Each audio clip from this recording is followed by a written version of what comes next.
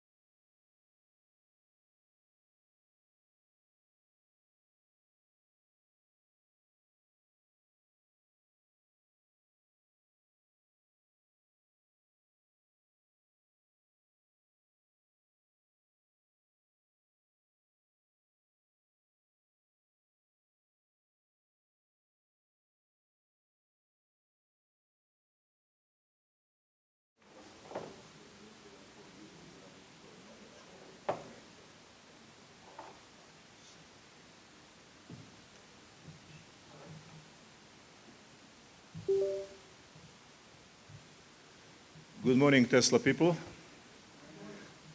Happy New Year. Hristos se rodi, braćo i sestre. Srećna vam Nova godina. Dobrodošli na našu konferenciju. Znam da ovo traje 12 sati, da većina naših posetioca, gostiju, prvo sinoć su bili dosta zauzeti, pa slavili su Novu godinu. Verovatno će početi da dolaze masovno tek oko podne. Ali mi ćemo imati to sve zabeleženo. Naš Craig video snima sve i nekoliko ekipa, tako da ćemo svi moći da pogledamo sve kako je to bilo. Now, please help me to welcome Ambassador of Republic of Serbia, Mr. Marko Djuric, who opened the...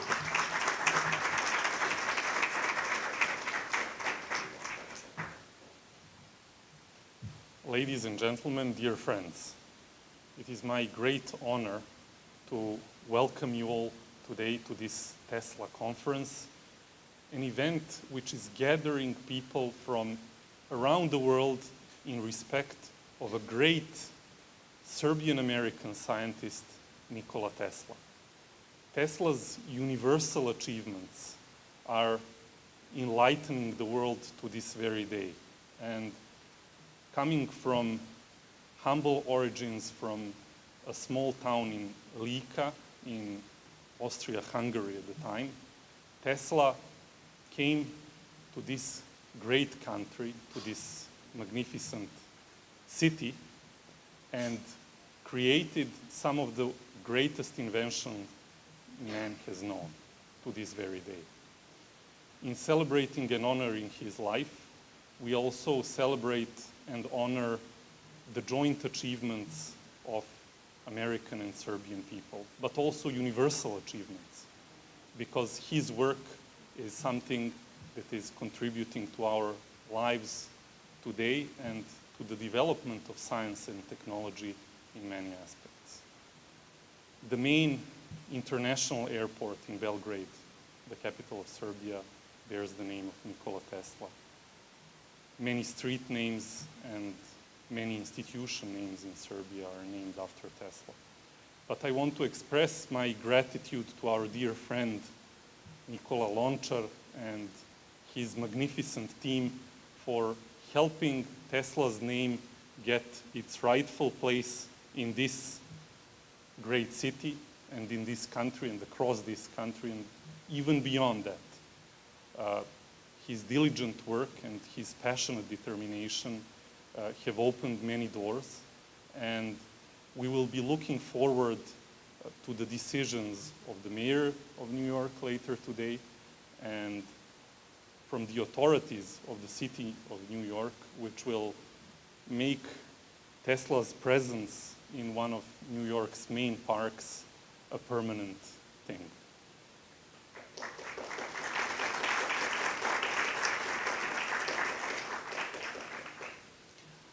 Finally, I want to thank all of you for being a part of our joint effort to honor Nikola Tesla.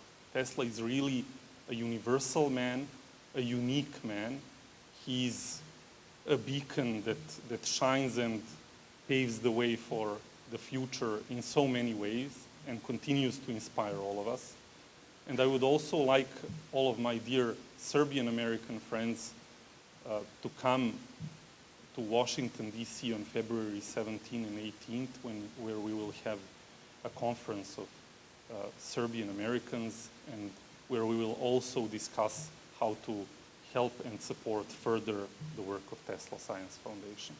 So thanking you once again, I declare this Tesla conference open. I wish all of you every success in your work, and let us keep Tesla's work alive. Thank you.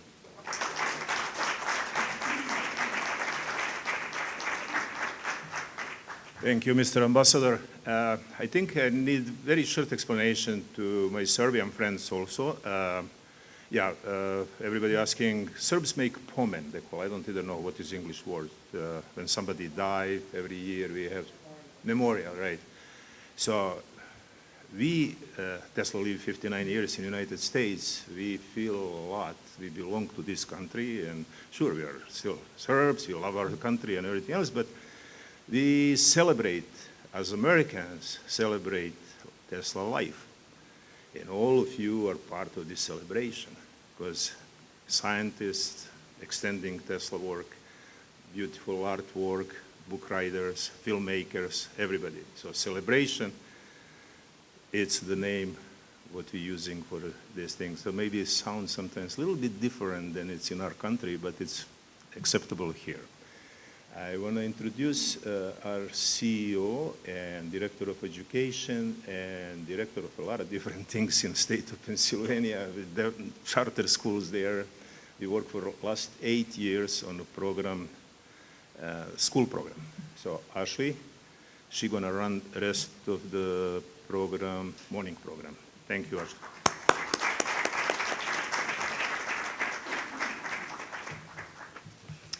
Well, thank you everyone for coming today, and thank you to NIKOLA Lonchar. NIKOLA continues to help bring us all together, all around the country, all around the world, all in the spirit of Nikola Tesla. And so let us take a moment to just thank him and really, really, really honor how special that is. In a time where many people want to divide and argue, we come together.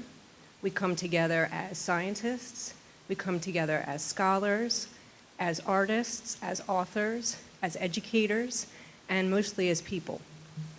I want to highlight some of the work of the Tesla Science Foundation. The Tesla Science Foundation in Philadelphia is a volunteer group of educators. We come together to promote the character and accomplishments of Nikola Tesla and honor his legacy. This happens in a variety of ways. We have science exhibitions at museums. We have an experimental program at the Tacony Academy Charter High School. And we're going to hear a little bit more about their Tesla Club work in a moment. But we hope that any of the work we do with Tesla Clubs can be replicated. Anyone can start a Tesla Club. Anyone can study about Tesla. Anyone can join into this work. We have developed a drama, Tesla Yesterday, Today, and Tomorrow, which is a free play available in Serbian and in English.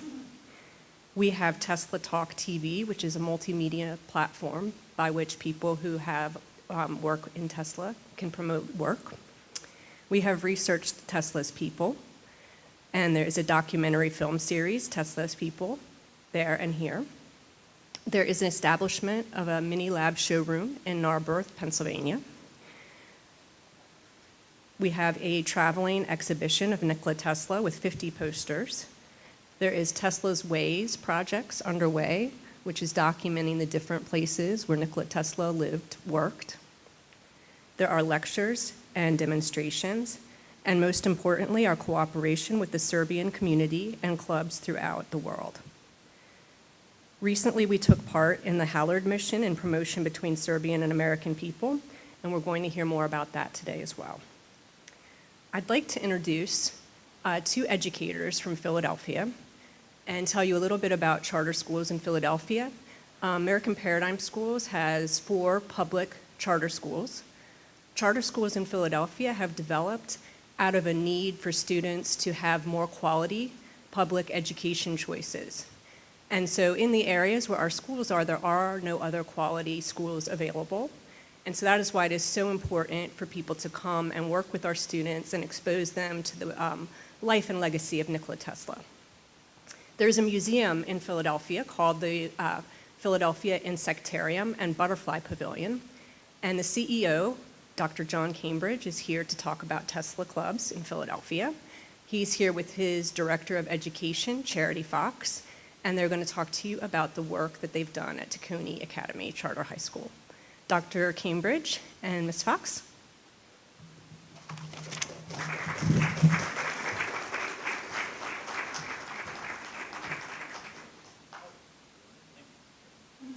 Well, hello. I'm glad we get to start today off with a little bit of fun. Oh, sorry, I'll speak into the microphone because I know you can hear me. All right, so my name is Dr. John. Everybody just calls me. Charity Fox, Charity. Yeah. And I get the pleasure of speaking to you today about the growing Tesla Club at Tacony Academy High School. And, well, I'll just hop right into it.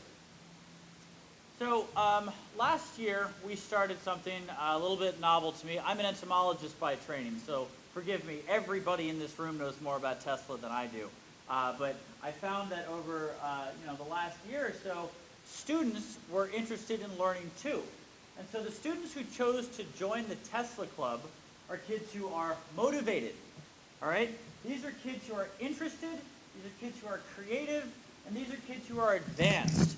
This is, microphone.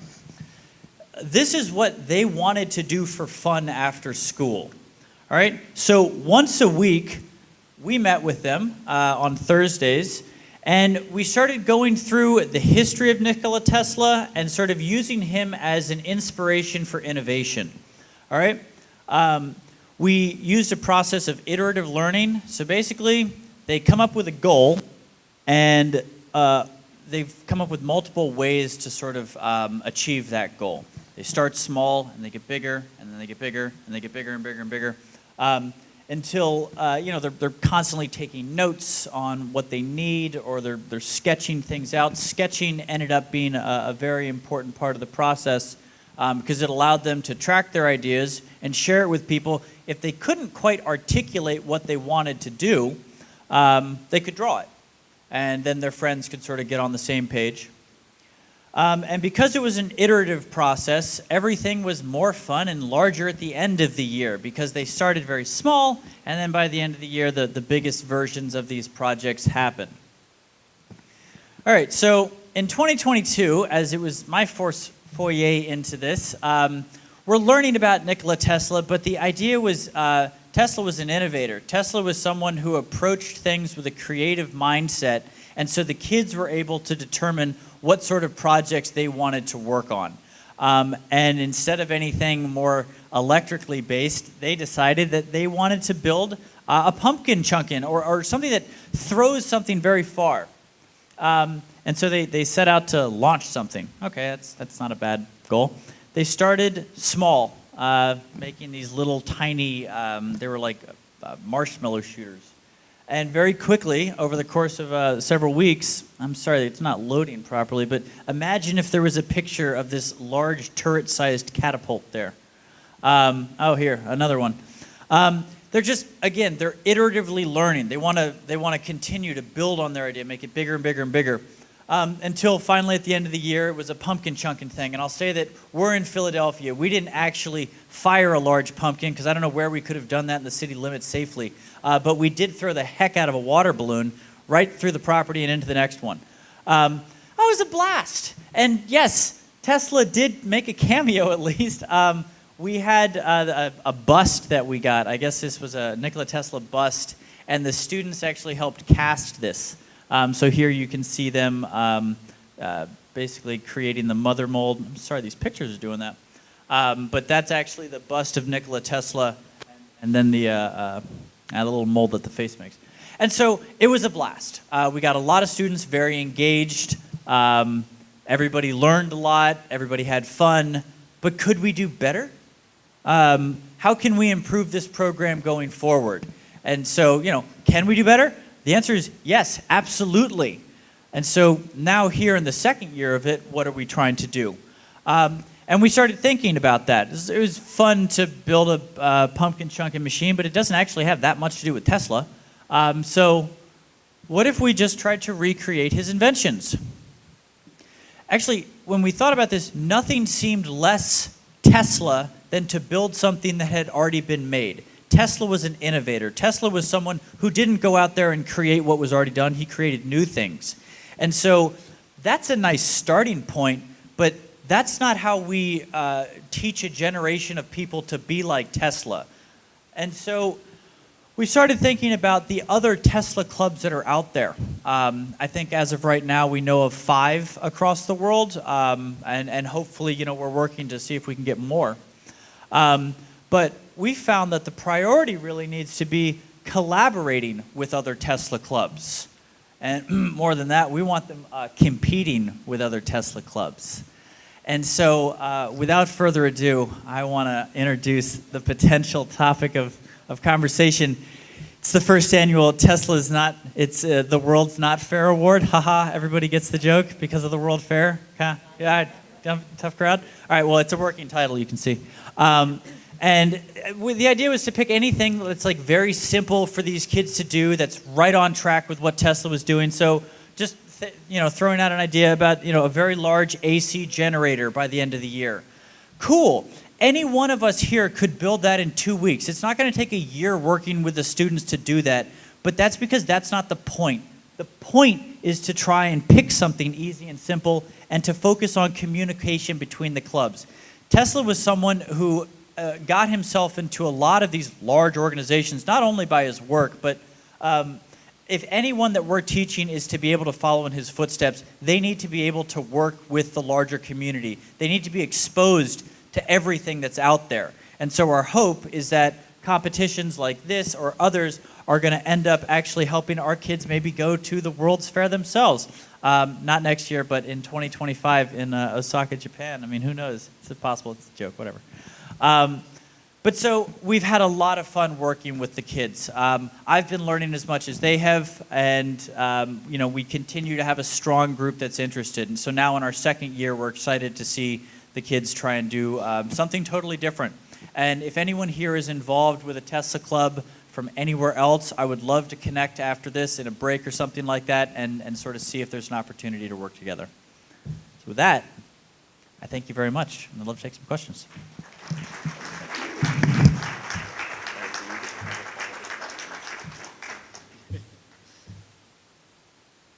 Come on, there's got to be at least one. Yes? So your work is focused at the economic end. You're bringing the mind to your work. Yeah, so his question is, is the work just based at the high school, or do the students have an opportunity to come to the museum? Absolutely, the students get to come to the museum. We were a very DIY, construction-oriented facility, and so there's a lot of opportunities for them to see what that process looks like. We're also neighbors with DeConey. We're right next to them. Yeah, we're fortunate.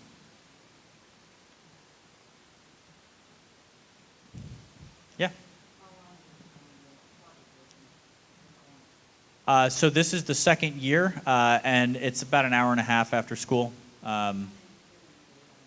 So we had up to 25 students last year. Sometimes it dropped down in sports season or whatever. It goes down to like 10 or so, but it fluctuates. I'm actually happier to have a smaller, more engaged group than a large group that, you know, they're just sitting there playing on their phones the entire time. So no, we were lucky. We got some really good students.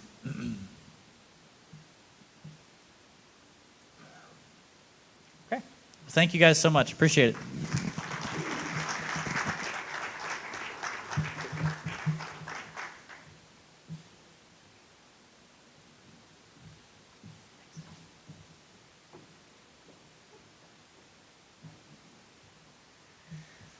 Okay, so I'm glad we had a presentation because I caught my breath a little bit. I was driving up this morning straight away, and so if you heard me a little flustered in the beginning, that was why. I was trying to gather my thoughts. But now I've put my educator hat back on, and I do want to let you know that Tacony Academy High School, the reason this club is so engaging for some of the students is those are the same students who, when we started this work in 2014, were at Tacony Academy Elementary School. And they were able to take part in all of our family invention and science nights. For many of the kids that take part in the club, this is what they have. They may not be someone who, yes, there are some people who drop off for sports, but the real dedicated Tesla Club members, this is their thing. This is what helps them want to come to school. This is what helps them engage. And I'm not sure if you've heard, but there is a teacher shortage right now. There's a science teacher shortage. It is very hard to find certified science teachers in Philadelphia to teach the courses. And so we really need people with technical expertise to come and share their expertise with the kids and the students. Bringing people together and inspiring each other is what we do here. Our next presenters are from the Serbian Cultural Center in San Diego. They also work tirelessly to make sure that the legacy of Nikola Tesla is prominent and celebrated. I'd like to welcome Vesna, Jovanovich, and Dijana Perich up to the stage, please.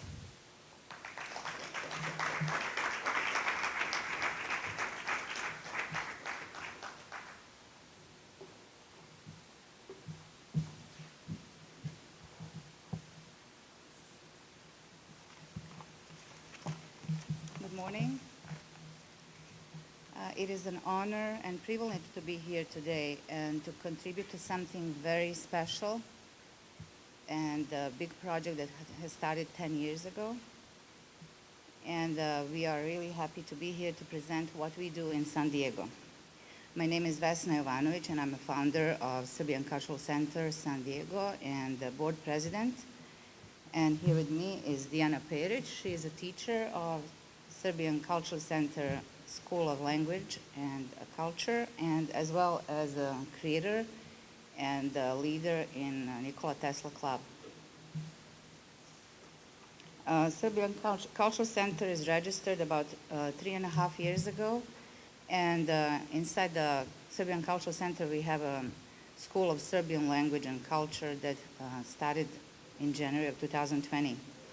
Our mission is to contribute to promote and preserve Serbian language and heritage by introducing Serbian tradition and customs to multicultural communities of San Diego. Our goal is to establish a permanent cultural center location and multimedia center with a library and expanding the School of Serbian Cultural Center and School of Language and Culture, as well as broaden our NIKOLA TESLA Club San Diego by outreaching to local American schools and nonprofit organizations. NIKOLA TESLA Club has been launched in September of 2022, and it's currently offering free of charge workshops to all children in San Diego, and it's been held in Serbian for now. Originally, we have 35 children enrolled, and we are proud to say that 6 engineers stepped in to volunteer in the workshops to work with children, as well as 2 high school students. And as an organization, we are encouraging high school students to share their talents in our organization and to volunteer and that way they get exposed to organization, to community. The first activity of NIKOLA TESLA Club was art and literary contest for children on a topic of Nikola Tesla, and we received lots of works from Serbia, from Kruševac, from Malta, from Detroit, and from San Diego, and the best work has been awarded. We are also thankful to our sponsors and partners. First of all, to Tesla Science Foundation, Mr. NIKOLA Lonchar, who inspired us and who encouraged us to work with children, to do this work, and we are proud of what we're doing so far. Also, our general sponsor for NIKOLA TESLA Club is Westpac Wealth Partners in San Diego, and they offered their building, and they providing the room where we hold workshops. We also established in cooperation with Pertini Toys from Belgrade, and with two NIKOLA TESLA clubs so far in the United States. One is Serbian Cultural Association NIKOLA TESLA Detroit, as well as elementary school Dragomir Marković from Kruševac.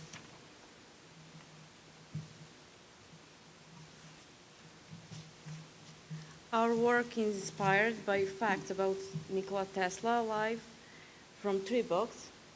Tesla, duhovni lik, written by presbyter Oliver Subotić, Tesla, Branimir Jovanovich, i Nikola Tesla, priča o djetinjstvu. Nikola Tesla Club San Diego currently enroll 40 children from 6 to 16 years old.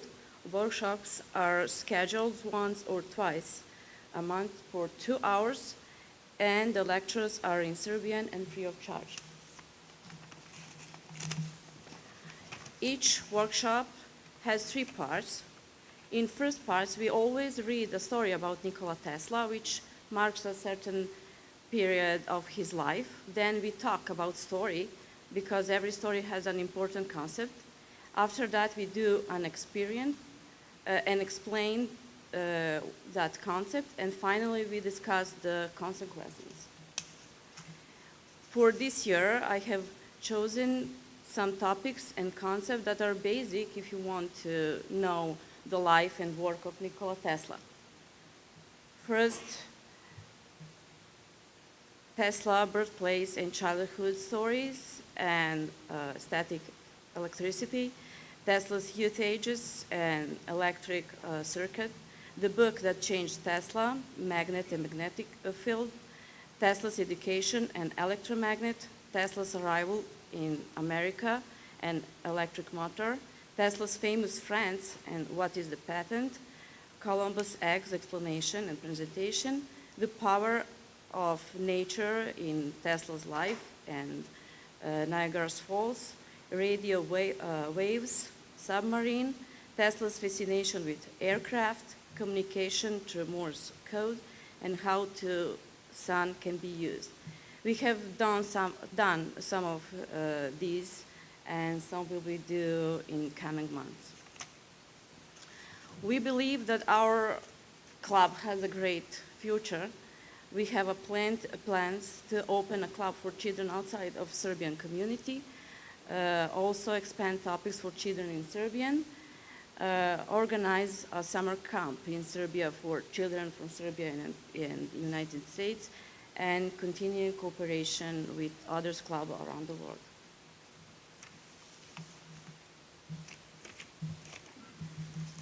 We like to teach our children and our students that the past before Nikola Tesla was in the dark. The present time has been illuminated by Tesla electricity, and that the future is in the children from Tesla clubs all over the world. The purpose of NIKOLA TESLA Club San Diego is to give knowledge and skills to children that will help them to better explain in a simple way who Nikola Tesla was, and to develop their innovational skills. And we also want them to feel free to tell their friends, I come from Tesla's people and I'm proud to be part of it. And now please enjoy the video that speaks for itself.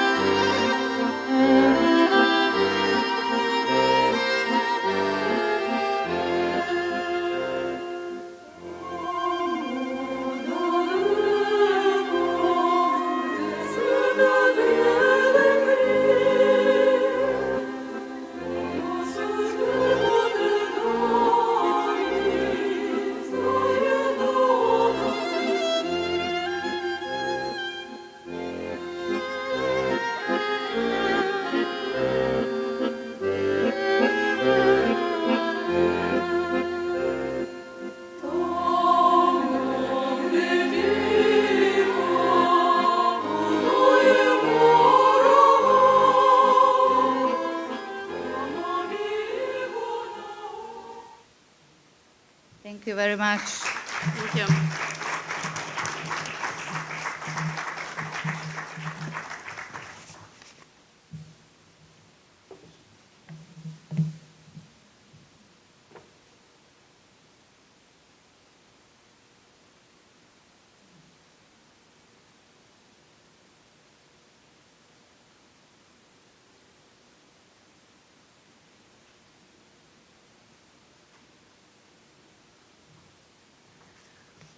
Well, nothing brings more joy to me than to see children learning and growing. And I heard something inspirational that there are engineers joining in the club to teach. I've heard that there's high school students coming in and really joining us all together. That's what this is about.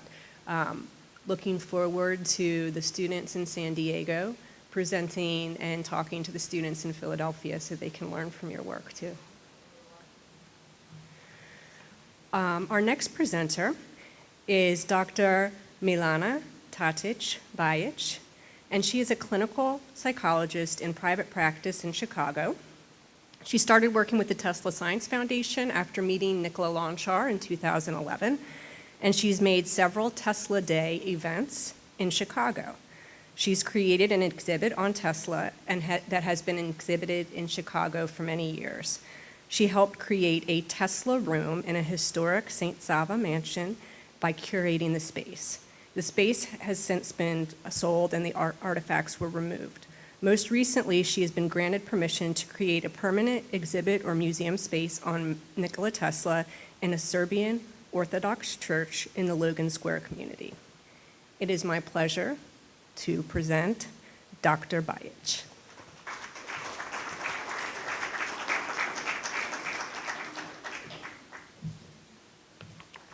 Hello, everyone.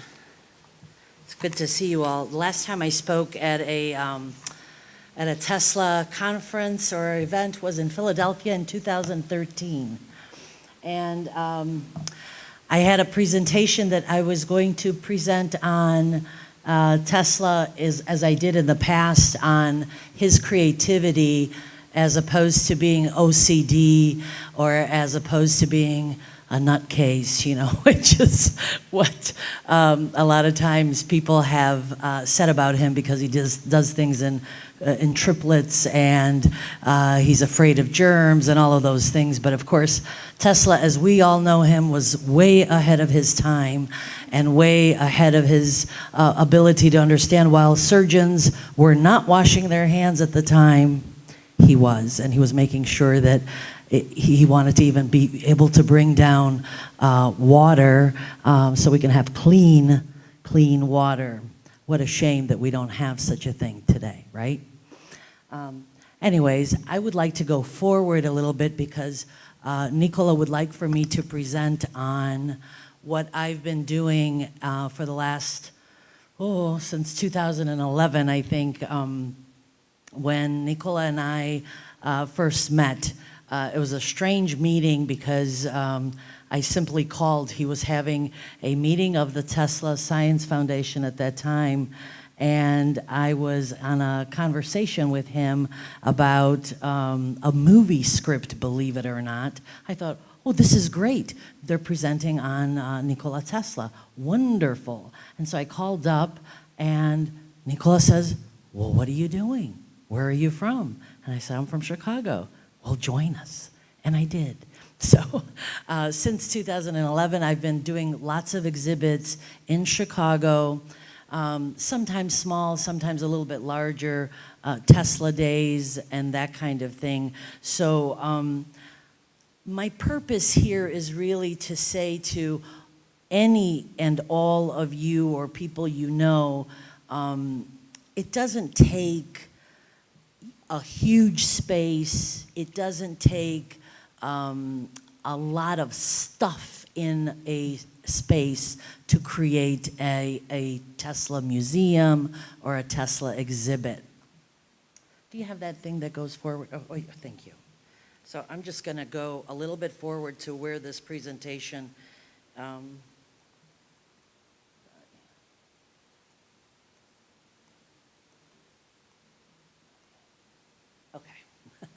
Build Yourself a Tesla Museum. So for many years, I've been doing presentations on Tesla. Sometimes I do presentations on famous Serbian people, and oh boy, we have a lot of them, and a lot of them who have given a lot to the world. So part of the reason is not only for an awareness for the American public, but also for an awareness for the Serbian people in the diaspora, our children who, you know, sometimes feel a little bit different, a little bit out of place, especially when people ask them, are you from Siberia, or what's that place called that you're from? So build yourself a museum. So what do we need? We need space. We can get spaces from a lot of places, whether it's from community centers, whether it's from high schools, whether it's from colleges. There are many places where we can go and have a museum space. So the idea is to have a story. The idea is to have some fun. So that's what I've been doing. And so if we go forward, I've made some wonderful displays using some traditional things like the gusle, which is an instrument that Nikola Tesla especially liked. And I have also received throughout this adventure of mine a lovely cup. It's like an espresso cup. If you go downstairs to the bottom floor, you'll notice that Nikola Tesla had these small cups for coffee, for espresso. So I received from a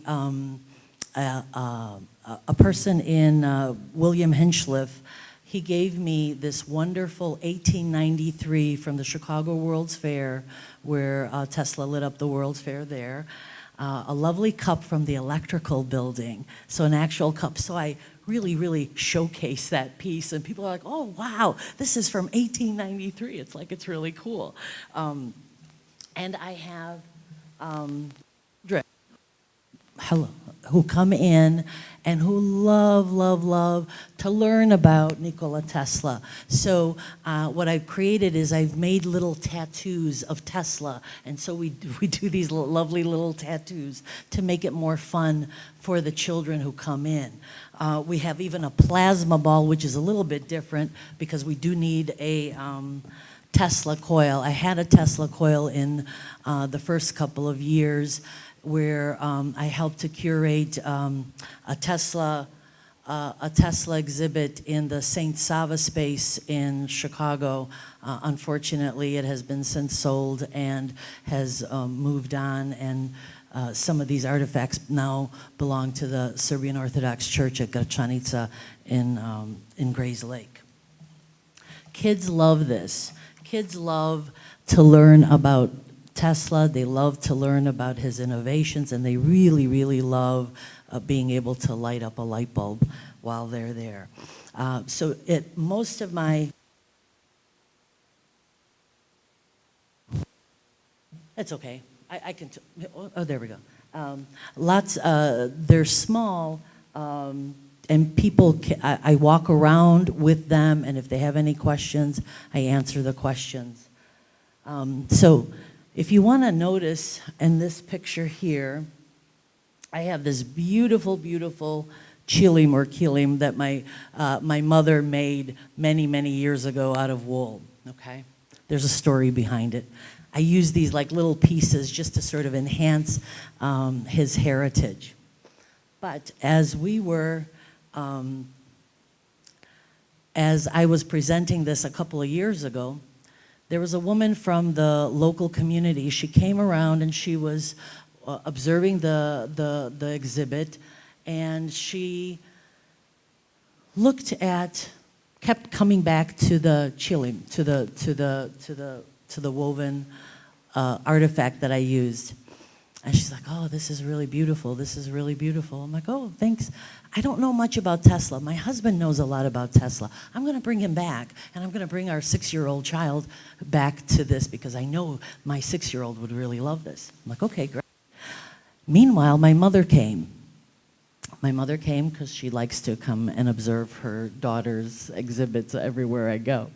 And while she was there, this lovely lady from the Chicago Reader, I didn't know she was from the Chicago Reader, she was observing us doing this exhibit.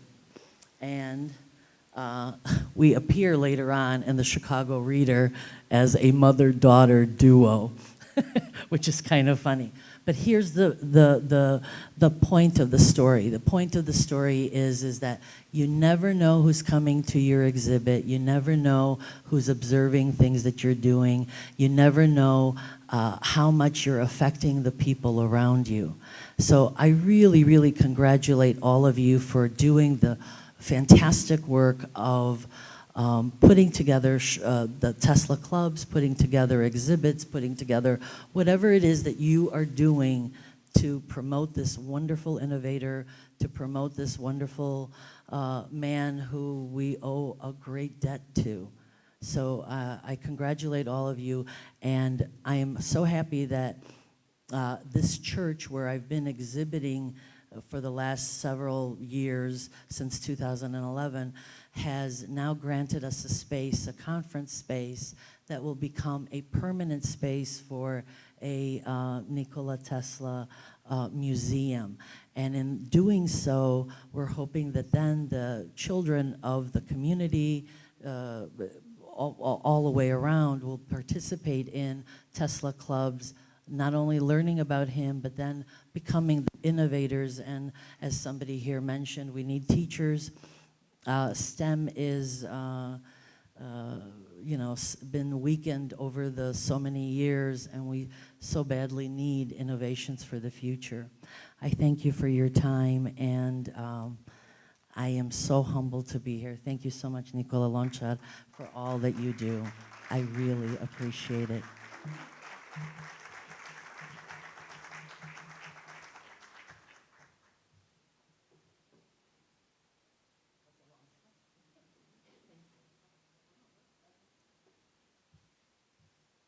For every great Tesla museum space, we need a Tesla coil, so we will be gifting this for your space as well.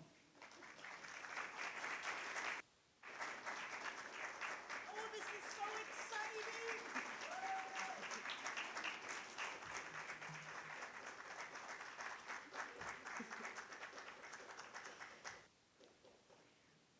Well, many, many more great ideas and more encouragement. No space too small, no time to start like the present. The Tesla Science Foundation has also created a space here in the New Yorker to honor Tesla's legacy.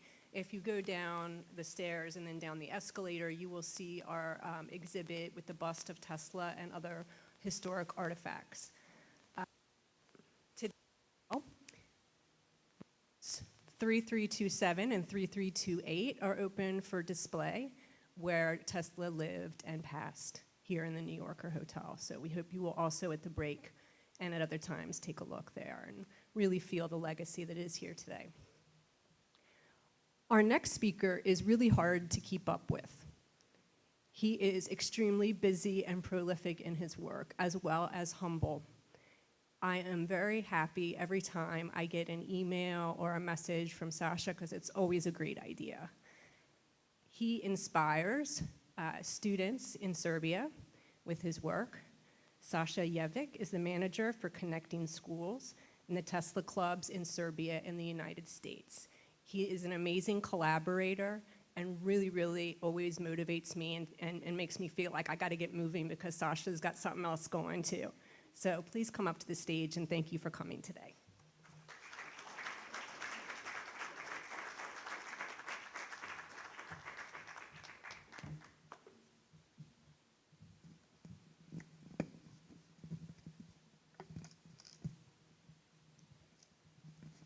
Vaša ekscelencijo, gospodine ambasadore Djuriću, dragi dame i gospodo, Moje ime je Saša Jeftić, dolazim iz jedne osnovne škole iz Srbije, iz grada Kruševca.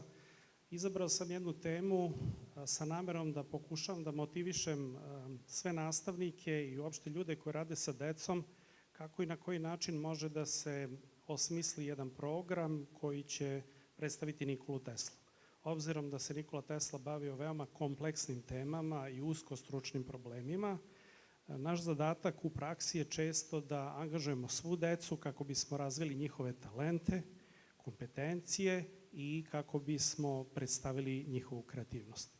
Ovo će biti jedan od primera, znači kako deca da se predstave kao istraživači, a ja sam to uradio u saradnji sa kolegama iz San Diega i mi smo danas ovde došli kao tim, tako da će rad predstaviti moja koleginica Vesna, a ja ću pomoći u prezentaciji. Hvala.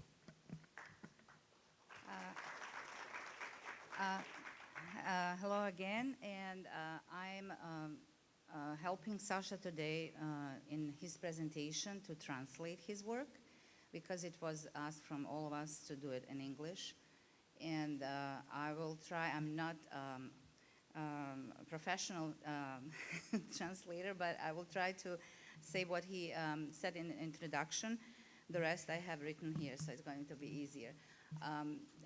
My name is Sasha Jeftić. I'm coming from Kruševac, from elementary school, Dragomir Marković. And in my presentation today, you will learn and see ideas what we in Tesla Clubs can do with children and what kind of work they can be inspired with. He welcomed all of you, Your Excellence, and all the guests. And Sasha will continue with his presentation, and I will read and translate in English. Thank you.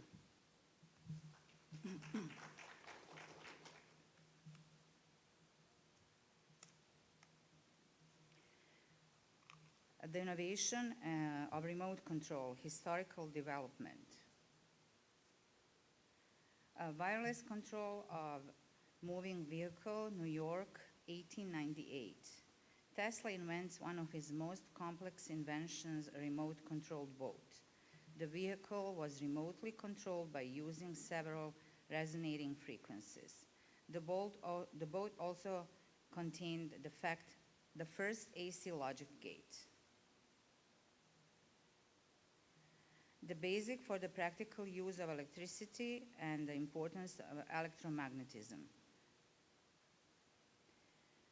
Poets, writers, as well as many books have always attracted Tesla's attention since childhood. The great poet Goethe from Tesla especially appreciated, noticed that the poetry of Serbs, there are examples of heavenly bodies in space talking to each other.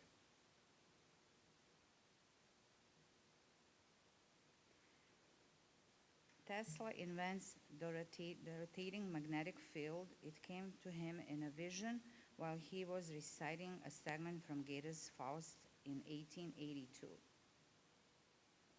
Part 1, battery, dynamo, and generator. Ceramic pot, a tube of copper, and rod of iron.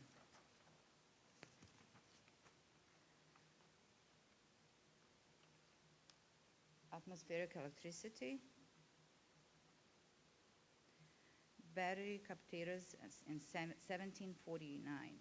Benjamin Franklin first used the term battery in 1749 when he was doing experiments with electricity using a set of linked Linden jar captators. Franklin grouped a number of the jar who what he described as a battery, using the military term for weapons functioning together. Experiments and observation on electricity. Alessandro Volta, 1800. Alessandro Volta built and described the first electrochemical battery, the Voltaic pile, in 1799. This was a stack of copper and zinc plates separated by brine-soaked paper discs and could produce a steady current for considerable length of time. John Frederick Daniel cell. The Daniell cell, invented in 1836 by British chemist John Frederick Daniell, was the first practical source of electricity, becoming an industry standard and seeing widespread adoption of a power source for electrical telegraph networks. It considered a copper pot filled with a copper sulfate solution on which was immersed an unglazed earthenware container filled with sulfuric acid and zinc electrode. I apologize, the lighting is not well, so I cannot read good. These wet cells use liquid electrolytes, which were prone to leakage and spillage if not handled correctly. Many used glass jars to hold their components, which made them fragile and potentially dangerous. These characteristics made wet cells unsuitable for portable appliances. Near the end of the 19th century, the invention of dry cell batteries, which replaced the liquid electrolyte with a paste, made portable electrical devices practical. Hans Christian Ørsted, Electromagnetism, 1820. Dynamo and the first engines. Michael Faraday. The Faraday disc was the first electric generator. The first dynamo from 1831-1832. The earliest electric generator and industrial applications from 1844. The Woolwich electrical generator of 1844 is the earliest electrical generator used in an industrial process for commercial electroplating.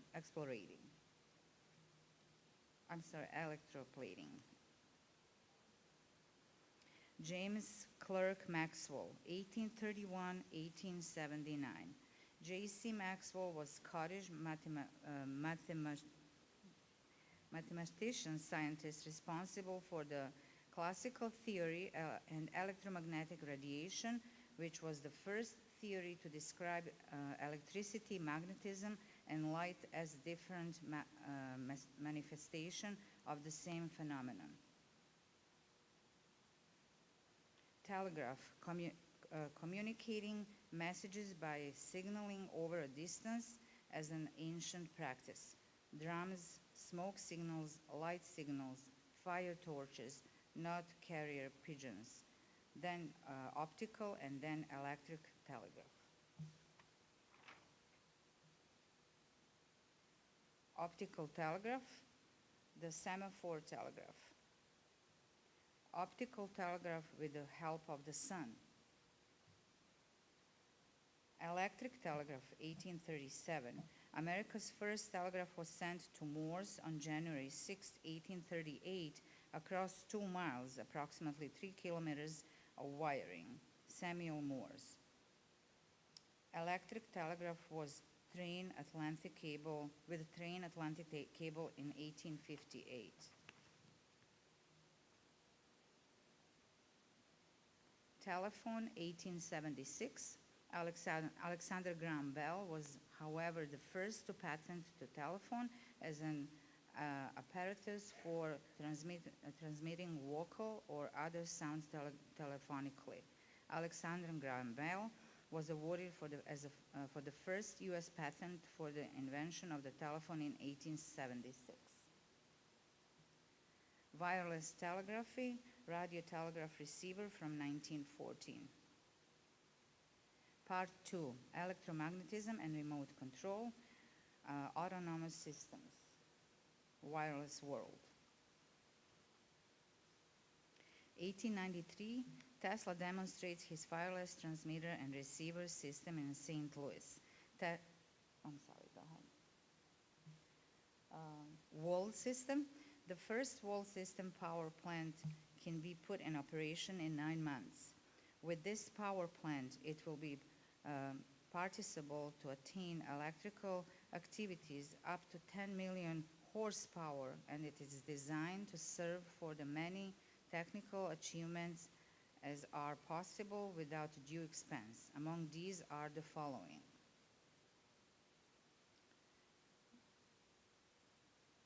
Number 12.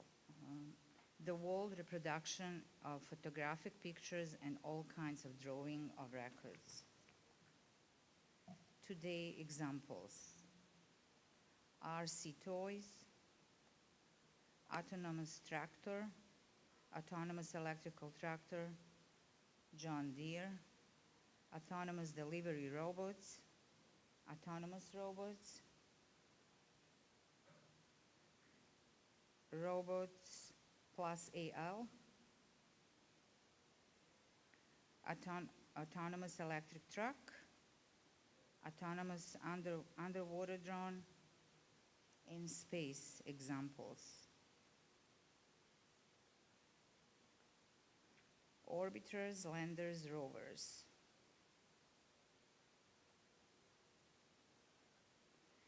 Helicopter drone on the march, deep space, July 1st, 2023. Voyager, greetings to the universe in 55 different languages. Auto greetings in Serbian. We wish you everything good from our planet, or želimo vam najlepše sa naše planete. Gifts, enlightenment. It is paradoxal yet true to say that the more we know, the more ignorant we become in absolute sense, for it is only through enlightenment that we become conscious of our limitations. Precisely one of the most gratifying results of intellectual evolution is the continuous opening up of new and greater prospects. That's the words of Nikola Tesla. A book, Tesla, Wild Orchards, Ovčar, Kablar Gorge. This is the birthplace of Nikola Tesla's father, Raduc. The Church of the Holy Prophet, Elijah. This is the end. Sasha, are you taking any questions, or is this? Okay, thank you.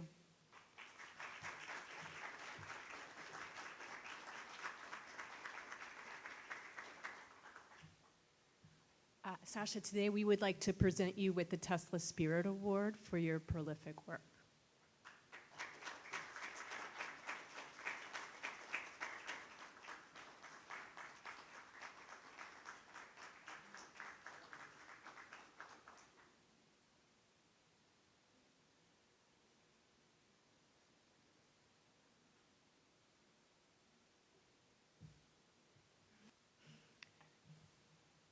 It's really been a gift to me through the years to be able to participate alongside you all in the Serbian American diaspora. And it is such a welcoming group, and I really appreciate that everyone has a sense of belonging, as was spoken of here, a place that they can feel comfortable, feel proud of their heritage, and really inspired by invention. We have a creative group coming up next. We have Serjan and Maya Sortivo, who have written the book, The Magical Ship. It is a creative endeavor, and it is really, really magical, and I can't wait to hear more about it.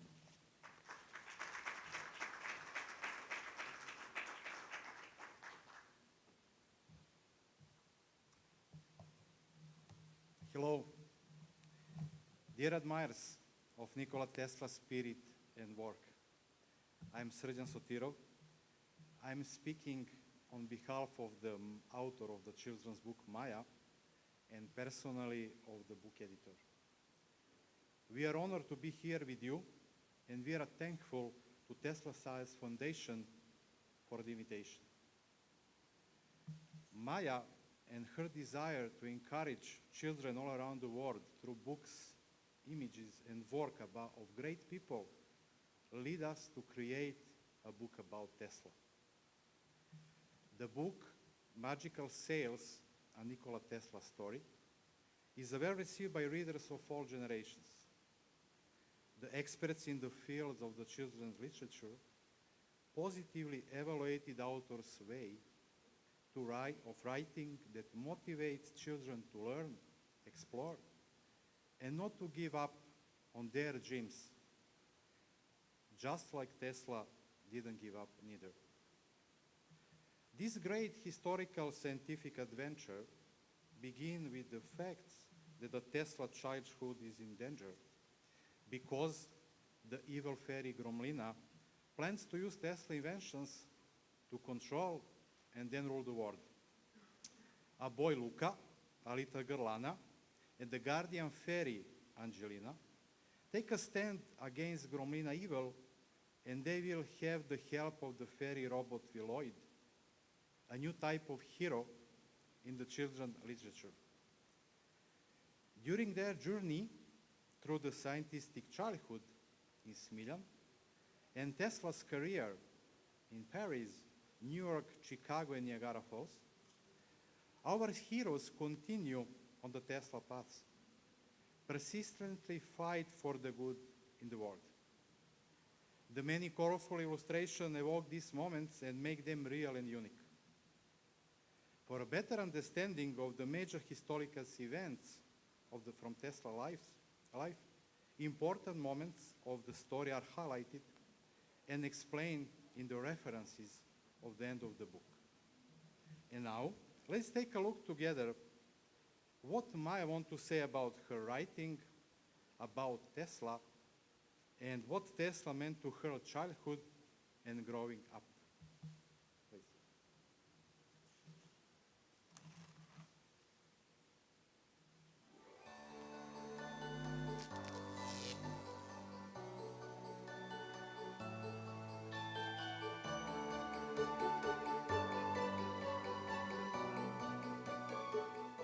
Još kao dete bila sam impresionirana Teslinim imenom. Sećam se kako je deka beleške svog rođaka koji je studirao elektrotehniku pretvarao u najlepše priče sa velikim porukama. Pamtim da me uhvatio jednom za ruku i rekao mi: "Dekina Majo i devojčice mogu biti Tesla." To su bile takve reči ohrabrenja. Kasnije sam kao učenica gimnazije prirodno-matematičkog smera nastavila da istražujem i čitam o Tesli, a i od roditelja sam dobila mnogo knjiga. I imam utisak, evo i danas, da je knjiga o Tesli Čarobni jedrenjak priča o Nikoli Tesli nastajala od mog najranijeg detinjstva pa sve do momenta dok sam tekst stavila na papir. Kad bi ja bila Tesla. Kad bih ja bio Tesla. Kad bih ja bila Tesla. Kad bih ja bila Tesla. Kad bih ja bila Tesla. Sela bi se zemlja tresla. Od mog znanja i umeća, snažna struja, mesto sveća, obišla bi svu planetu i donela dobro svetu.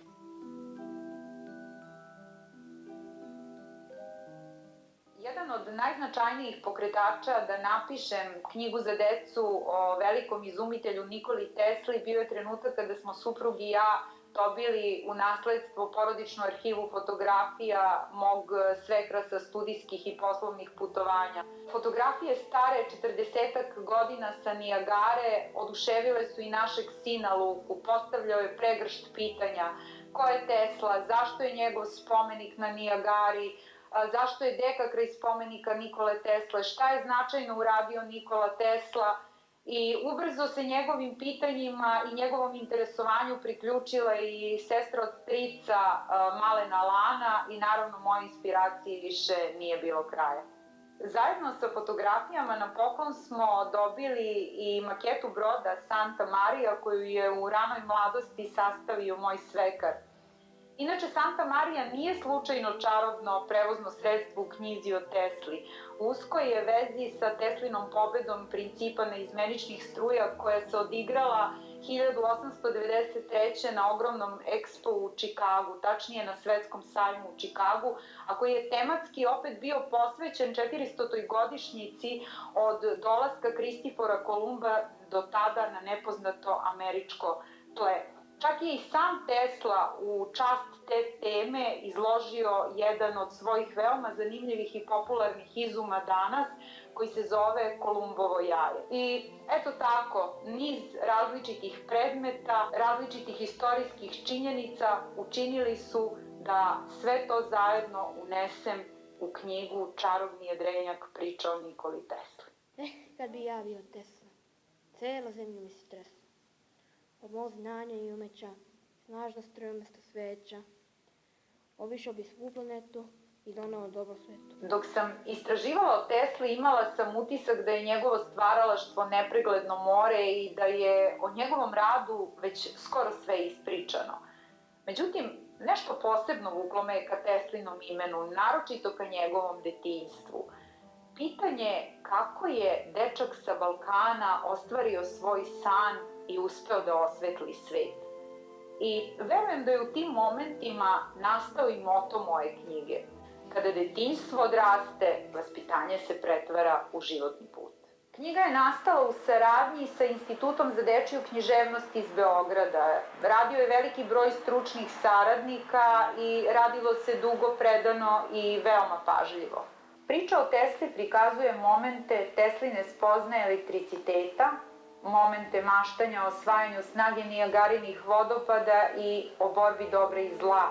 Govori o prijateljstvu, o čoveku koji mukotrpnim radom ubeđuje svet da je primena neizmenične struje isplativija od principa jednosmerne struje. Moja priča o Tesli je put kroz Pariz, Čikago, kada je upaljeno 100.000 Teslinih sijalica pred tadašnjim svetom na Expo. Priča o Tesli je isto tako i priča o upornosti i snazi da se dođe do cilja, bez obzira na breme koje nosimo iz detinjstva.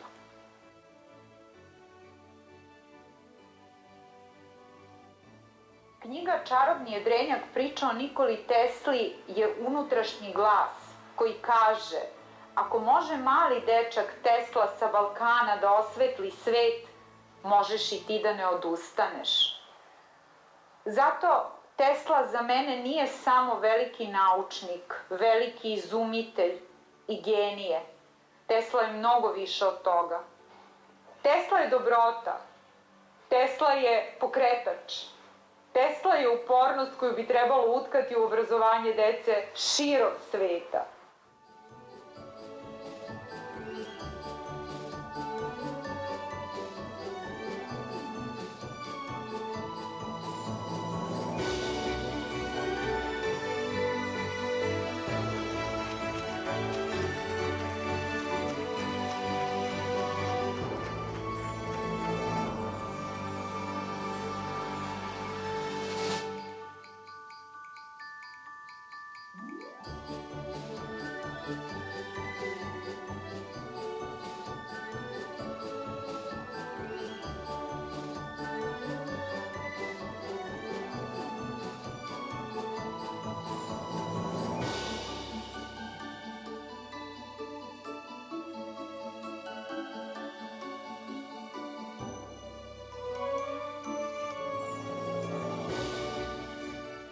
Curious Tesla gave us a new world.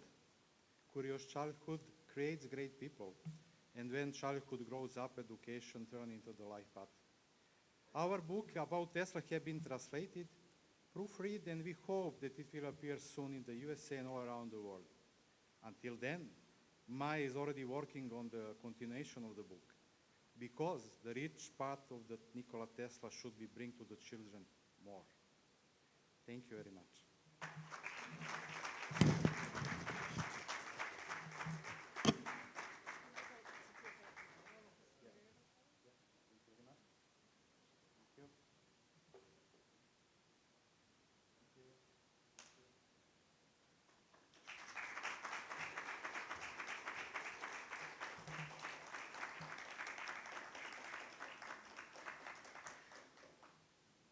Well, thank you for inspiring our creativity. And there's a lot of research out right now about equity in science education, and many students do not get exposed to science opportunities at younger ages. And as was just mentioned in the presentation, that is when their minds are most open to be curious, to invent, to innovate, to discover, before they've really learned the answer, no, it's not possible, this isn't possible. It's everything that is possible. And so we appreciate the creative work to continue to inspire children at the young ages. And we look forward in the book in the United States. We would love to use it with the Tesla Clubs. We are going to take a short break, And I would like for anyone who has already presented, if you can come up, we could take a group picture together. And then it will be a very short coffee break, and we will let you know when we're coming back in, so don't go far.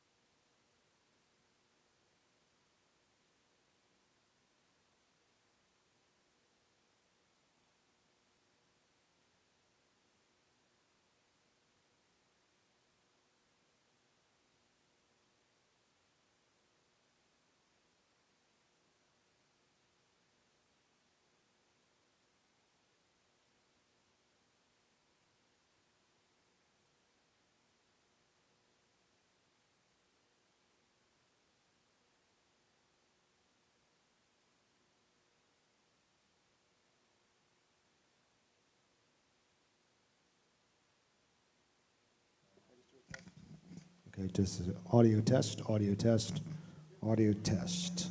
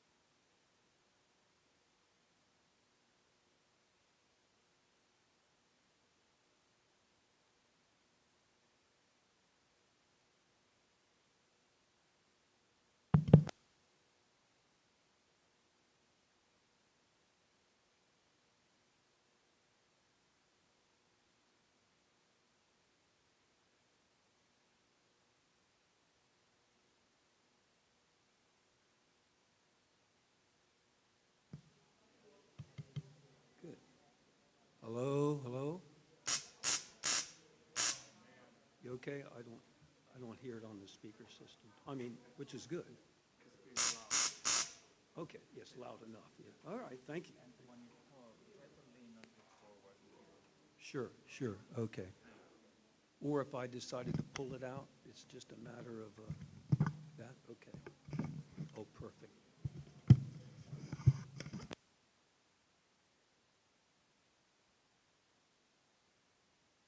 Okay, but talk for, but without the Ps. Okay, thank you. Perfect.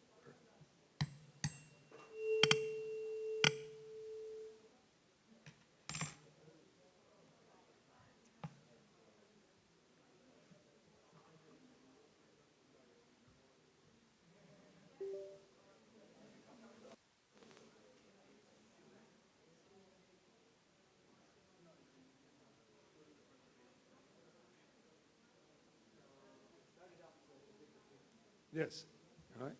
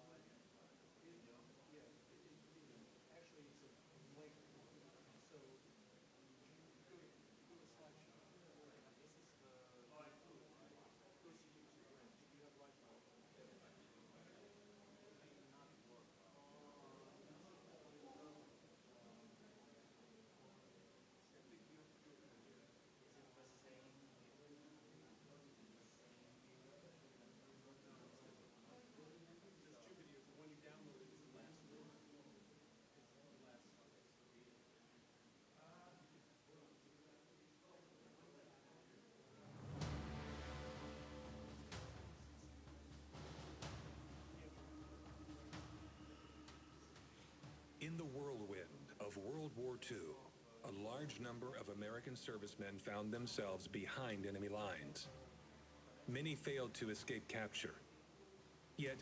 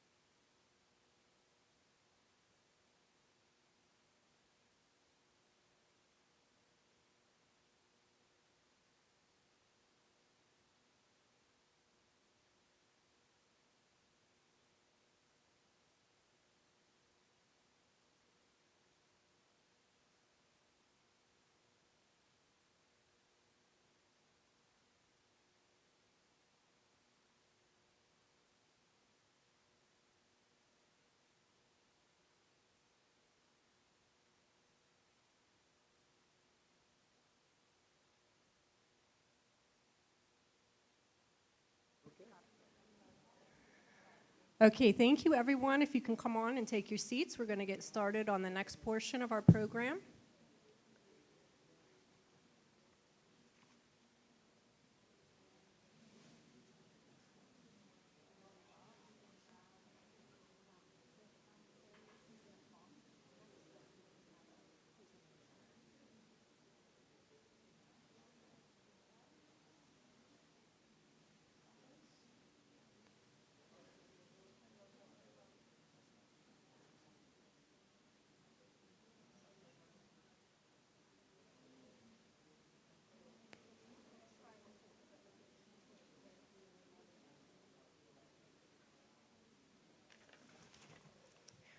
All right, our next speaker has done a number of volunteer opportunities for educating students and families in Philadelphia.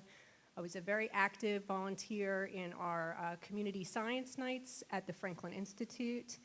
I was really looking for you the other day, Bob, because my son decided to do a Tesla coil for his science project, and he told me like 2 days before it was due that I would be able to do it no problem, because of course I work with the Tesla Science Foundation. I can easily build a Tesla coil.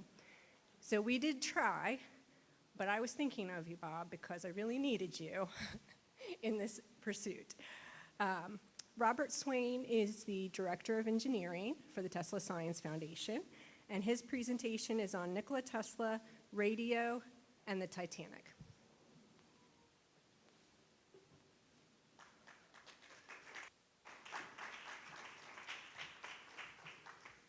Thank you all. Most of you are back. I hope fully caffeinated, so no droopy eyes here today. Thank you, Ashley, for the invitation. And we have lots of Tesla coils there in Norberth, so let us know. Again, my name is Bob Swain, and I'm involved with the Tesla Science Foundation for a little over 4 years, going on 5 years. I had the wonderful opportunity to work with Nick at the Franklin Institute until that five-letter word came up, COVID, and we haven't been back since. So today we're going to talk, of course, about Nikola Tesla in a little different vein. What he did for radio. And radio, as we think of it, way back when it was new. And of course, it's advanced greatly in the past 100 years. And one of the first uses of radio, by the way, I just want to jump ahead here a little bit, was to send telegraph messages, to send Morse code, and on ships, ship to ship and ship to shore, and that's what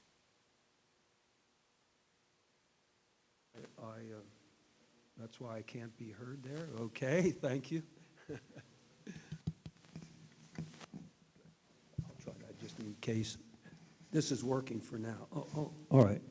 Okay. And so we're going to go back in time and just see what it was like. Sorry.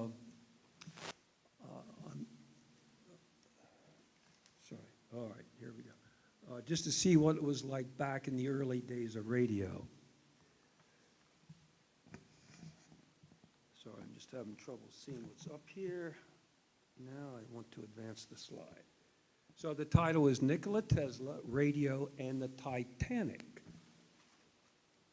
All right, now we'll go through this quickly. This is just a timeline of development of radio, and some of this was already covered in a presentation just a little while ago. Anyhow, real quick, going back to 1831, James Maxwell proved mathematically the existence of electromagnetic waves, which are radio waves. Just mathematically. No one had anything else. It took 60 years until 1890 to actually show, prove, and demonstrate transmission of radio waves by Heinrich Hertz. 1991, Tesla patents the Tesla coil, and which you hopefully saw right in front of you here. And we'll talk a lot about that. 5 years later, Guglielmo Marconi starts developing radio. Now, there was always a battle, if you will, or consternation between who invented radio. Well, a lot of people say Marconi, a lot of people say Tesla, and there's a lot of others out there too had a major role. So in a way, I'm just going to be cautious and say a lot of people over many, many years had a major part in inventing radio as we know it today. And we'll see how Nikola Tesla played a very critical role at the very start. Later, Tesla files for radio patents on the Tesla coil. Marconi requests patents, but he was turned down.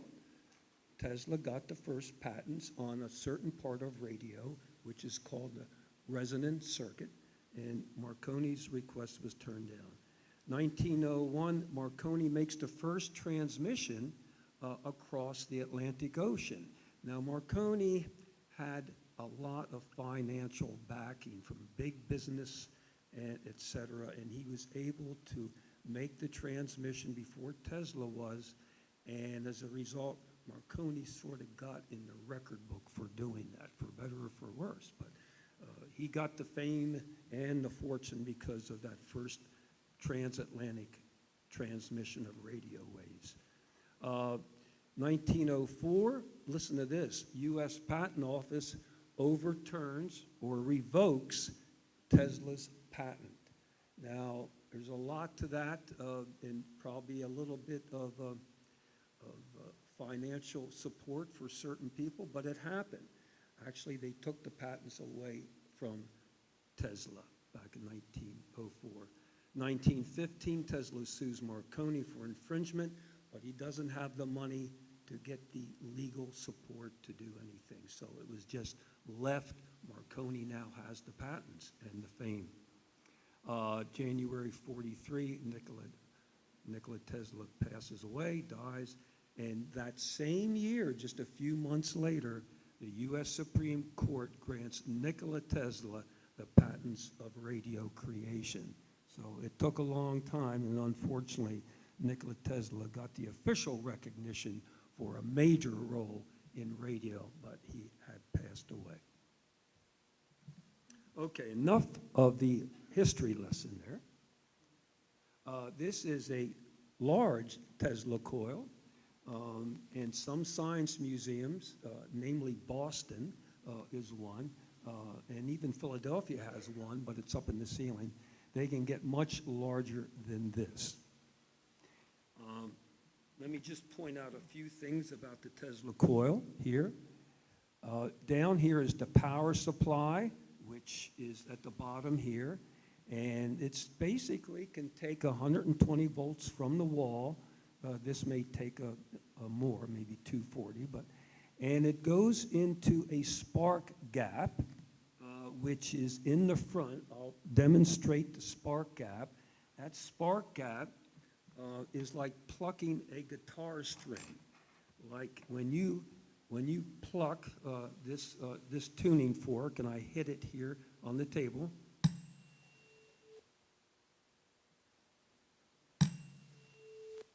it resonates. It resonates at a frequency. This is 440 cycles or 440 hertz.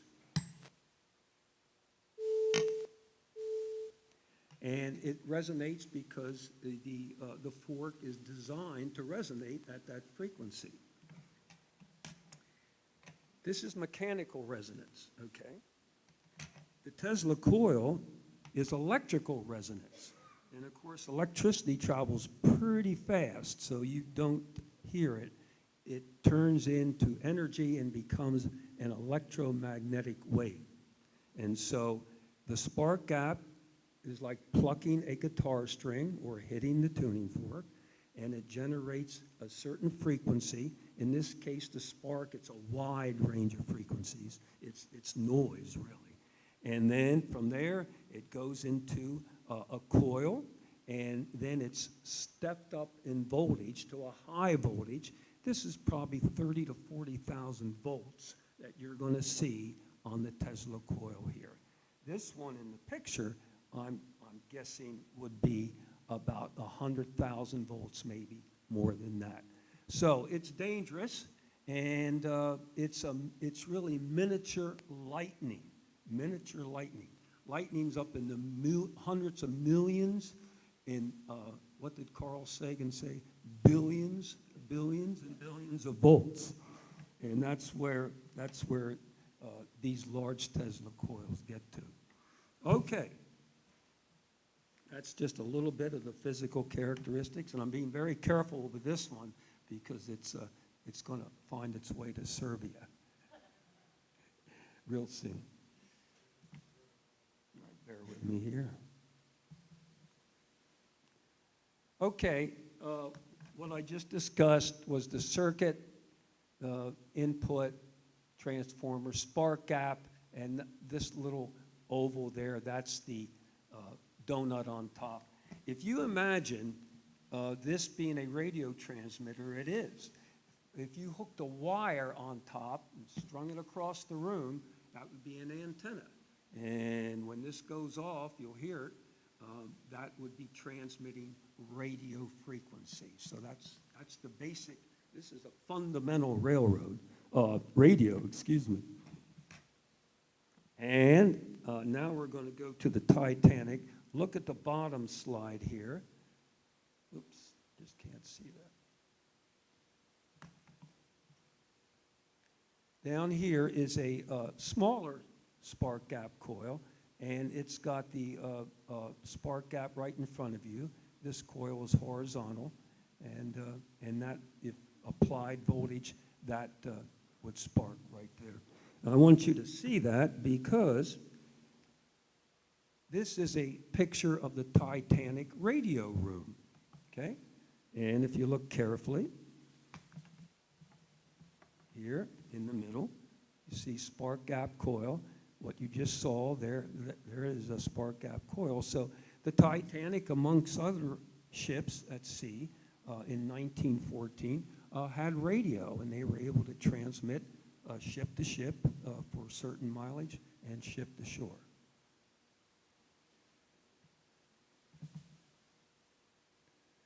So on the Titanic, we're going to get into that now. You see the mast on both ends of the Titanic, and that long line in between sagging down, that's the antenna. That's approximately, I think, 700-foot long wire. Antenna. Radio room was right on top of the ship, and very faintly you see the feed line, they call it, from the transmitter room up to the antenna.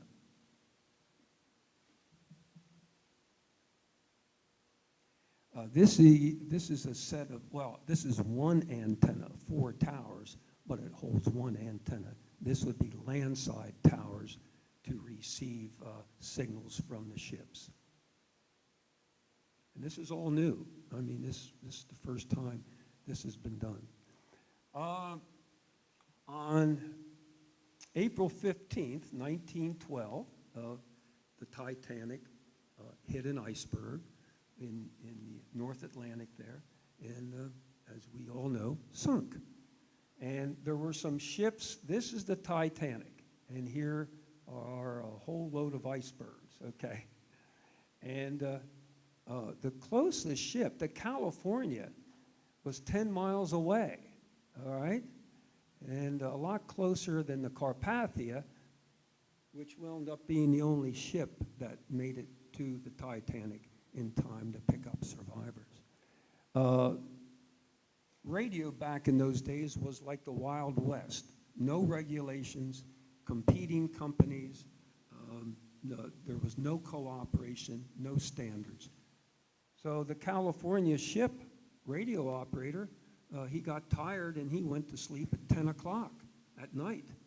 Well, an hour and a half later is when the Titanic hit the iceberg. So the California had no clue what was going on until the following morning. These other ships, the Mount Temple, the captain did not want to get close because of the iceberg. Probably a smart move.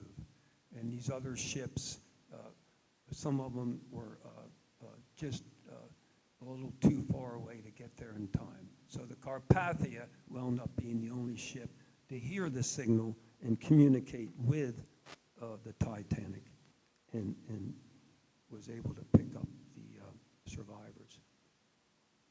So the timeline for the Titanic is the maiden voyage started April 10th, 1912. April 11th was the final stop in Ireland, and then they set out for North America. April 14th is when an iceberg was spotted, too late to do anything about it, and they hit the iceberg. Now look at this, 11:35 p.m., almost midnight. Roughly 40 minutes later, the first Morse code distress signal was sent out. Carpathia heard it and immediately rushes toward the Titanic. Lifeboats were lowered at 12:45, and of course you know there weren't enough lifeboats.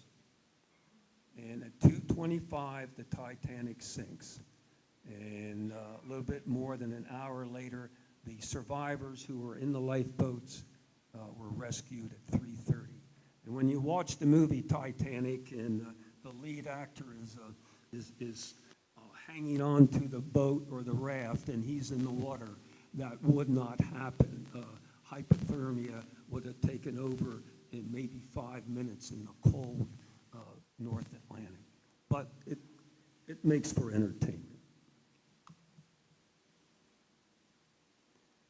Okay, the two telegraph operators on board was the senior wireless operator, Jack Phillips, and his assistant, Harold Bride. Just jumping ahead here, Jack went down with the ship. Harold was rescued and made it on shore. And when all the hearings and investigations were held, Jack was really put on the spot, like what happened.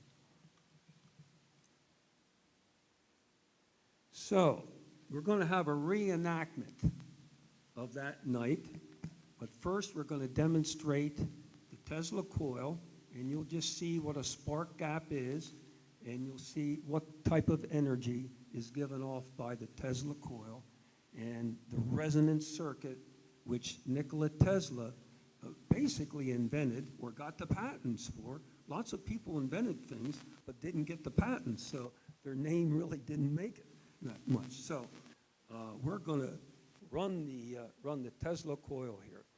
First, I'm going to run it without the lightning rod, so to speak, okay?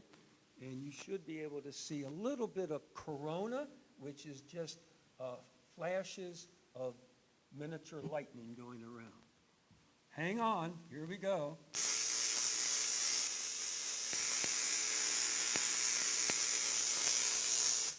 So that's high voltage, and corona is being given off, and that's actually the high energy electrons which are breaking down the air, just as lightning does. Now look down here at the bottom. You see that white spark going on down there? That is the spark coil. That is plucking the electronic circuit to resonate at approximately 1,000 kilohertz, which is if you have an old AM radio, if you look at the center of the dial and you see 1,000 on it, that's about the frequency that this radiates at. Now, if we put a lightning rod, if Ben Franklin was here, he would say, well, hey, we'll just concentrate that and we'll take that lightning right to ground. So when you have a point, like the top of a lightning rod, the electrons are drawn toward a point.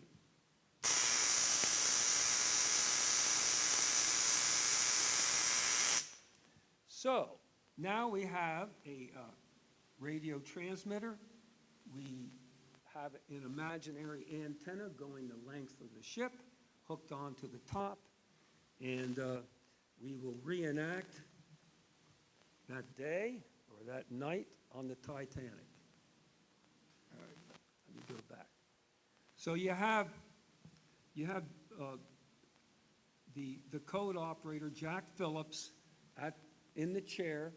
He's got a Morse code key in front of him that has all this equipment, and Captain Smith walks in and says, Jack, the boat, the Titanic, has been hit by an iceberg, or we ran into it, and it's sinking. Put out a distress call to ships, and hopefully they will come in time. So Jack sits down at his telegraph key, right there on the right side, and he sends out what? He sends out CQD. Come quickly, distress, several times.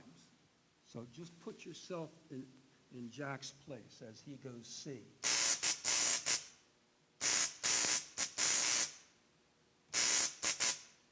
CQD, CQD, over and over again. And ships pick it up, and the Carpathia picked it up, thank gosh, and began to communicate. His assistant said, why don't you use the new distress call, SOS? This may be the last time you get a chance to use it. Those were his words.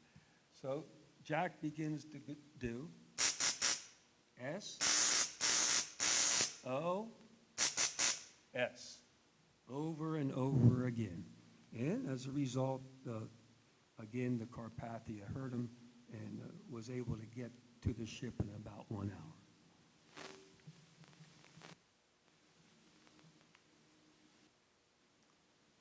So just a little summary here about how radio was used. The resonance circuit was developed by Nikola Tesla. He commented once when the Marconi began to get famous for his work, he commented, I'm not worried. Marconi is using 17 of my patents. So definitely, I'm not sure if that's me or not. Okay. So we'll just wind it up here. The aftermath of the Titanic sinking, there were 2,240 passengers on board, 1,500 plus perished, and 706 rescued by the Carpathia. All those who were rescued were rescued as a result of having radio communications. That's about it. Thank you very much for your attention, and thank you.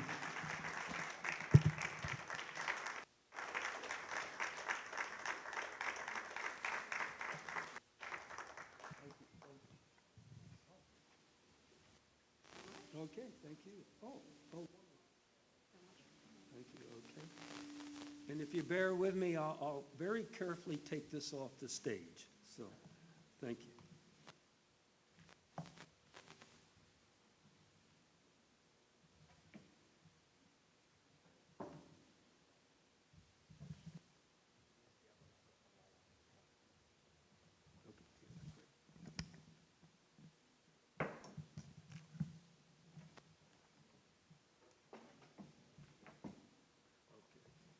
I'm holding my breath right now.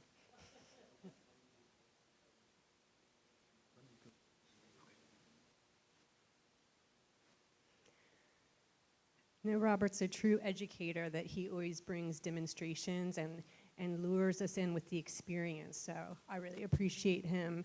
And students really understand what's happening when he explains the technology. So we appreciate his work, and he's a very valuable volunteer to us.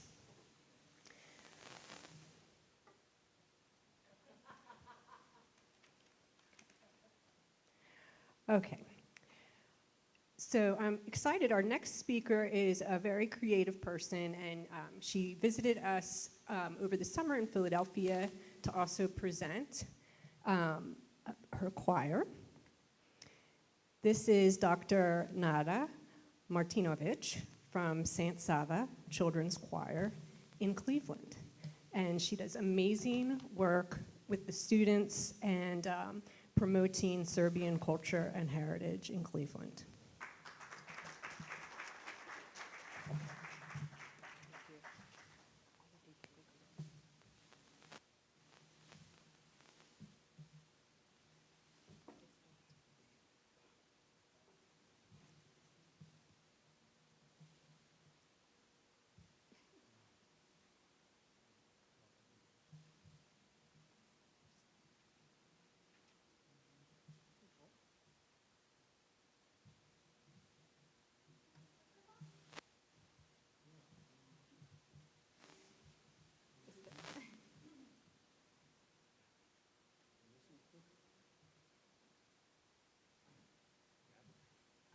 So we are all set.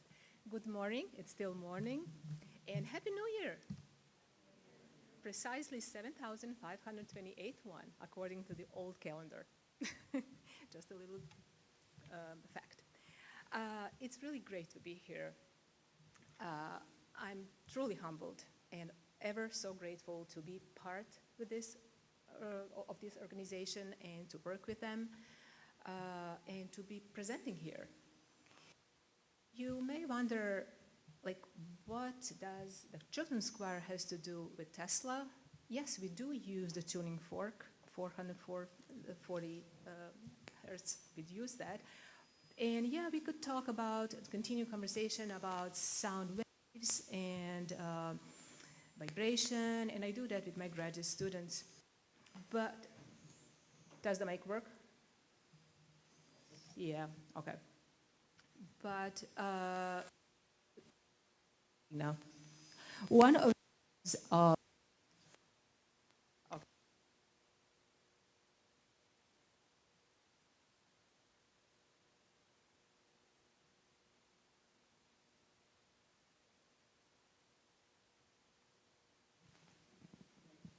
It should be working now.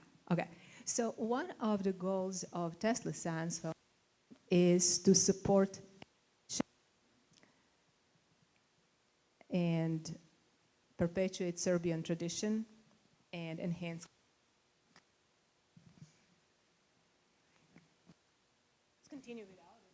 Is that okay? No?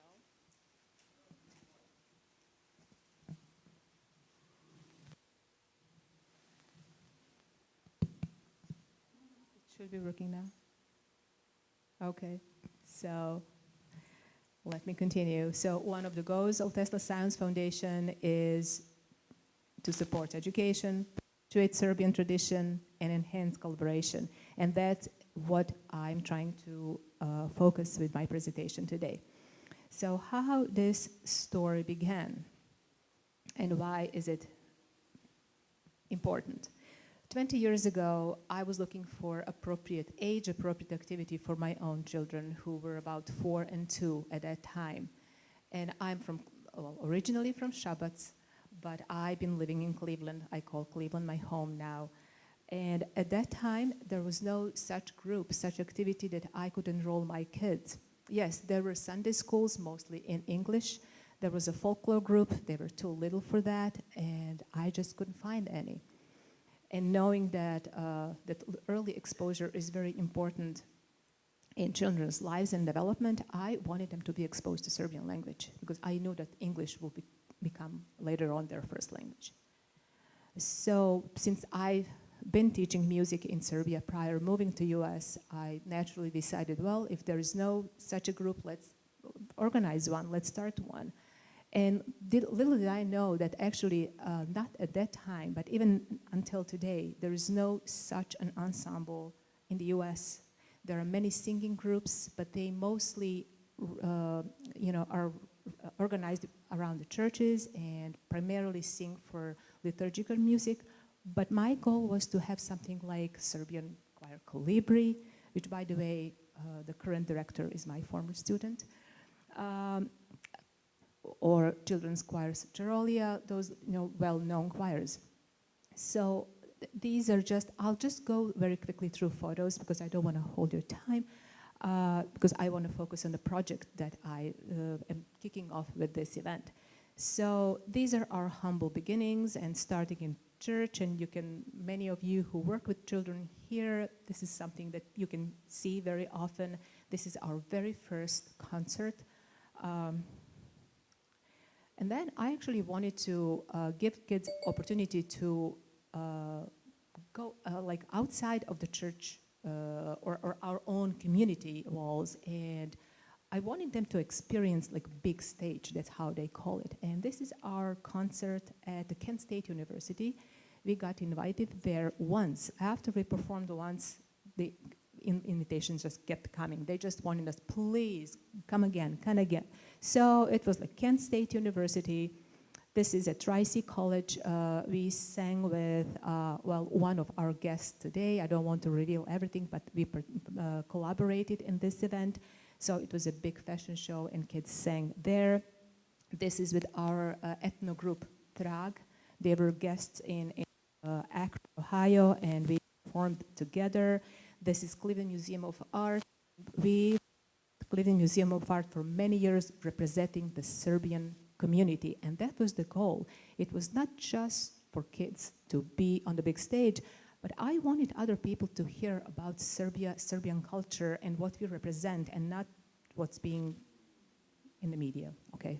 Just to stay there. Now, this is actually the turning point for our choir. So in Cleveland, for many of you who know, I'm sorry if I'm repeating myself, but for some that may be hearing this for first time, we have a unique complex of cultural gardens that each country, or as many as possible, have their own piece of land and they have their own garden. And of course, Serbia is proud to have a Serbian culture garden, and that complex that is unique in the world. So also along with the cultural gardens, there is a manifestation that's been held for the past almost 80 years called One World Day. And during that manifestation, I wanted to present something different. So instead of having choirs standing on stage statically and just singing for others, I decided, well, why don't we just walk through the garden? Because garden has so many busts of prominent Serbian people. And what we did, we actually stood by each bust and then either sang or performed something that's appropriate and that described that person, and that struck conversation, and that was the way to also introduce the audience with the Serbian garden. So here in front of Vuk Karadžić, we sang Serbian alphabet song. For instance, by Saint Sava, we sang Saint Sava anthem by Nikola Tesla. We actually sang Tesla's favorite song, Tamo Daleko, and that led into something like this. Couple, maybe weeks after, I received email from a Serbian journalist who was so inspired by this, and he said, you know what, I wrote a poem for you. If you guys don't have anthem, would you consider this song to be your anthem? And in that song, he literally described what he did in our performance. And every single of the prominent people, at that time we had only 8, he described in that song. So we went to studio. This is actually a great example of collaboration. I reached out to colleagues in Serbia, and I'll just play a few minutes of it. Oh, sorry, how do I go back? So then if you could just play that.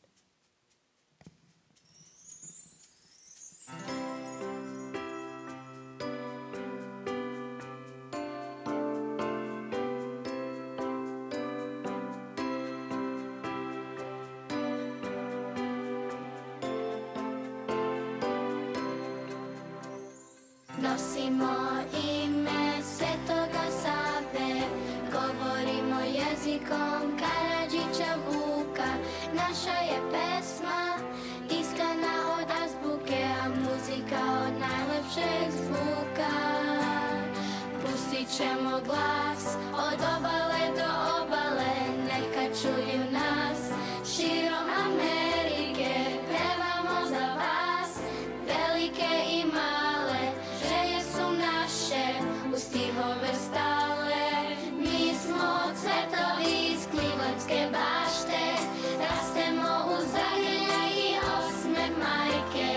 Putujemo svetom avionom mašte, letimo do Srbije, do čarovne bajke. Mi smo cvetovi iz Klivlepske.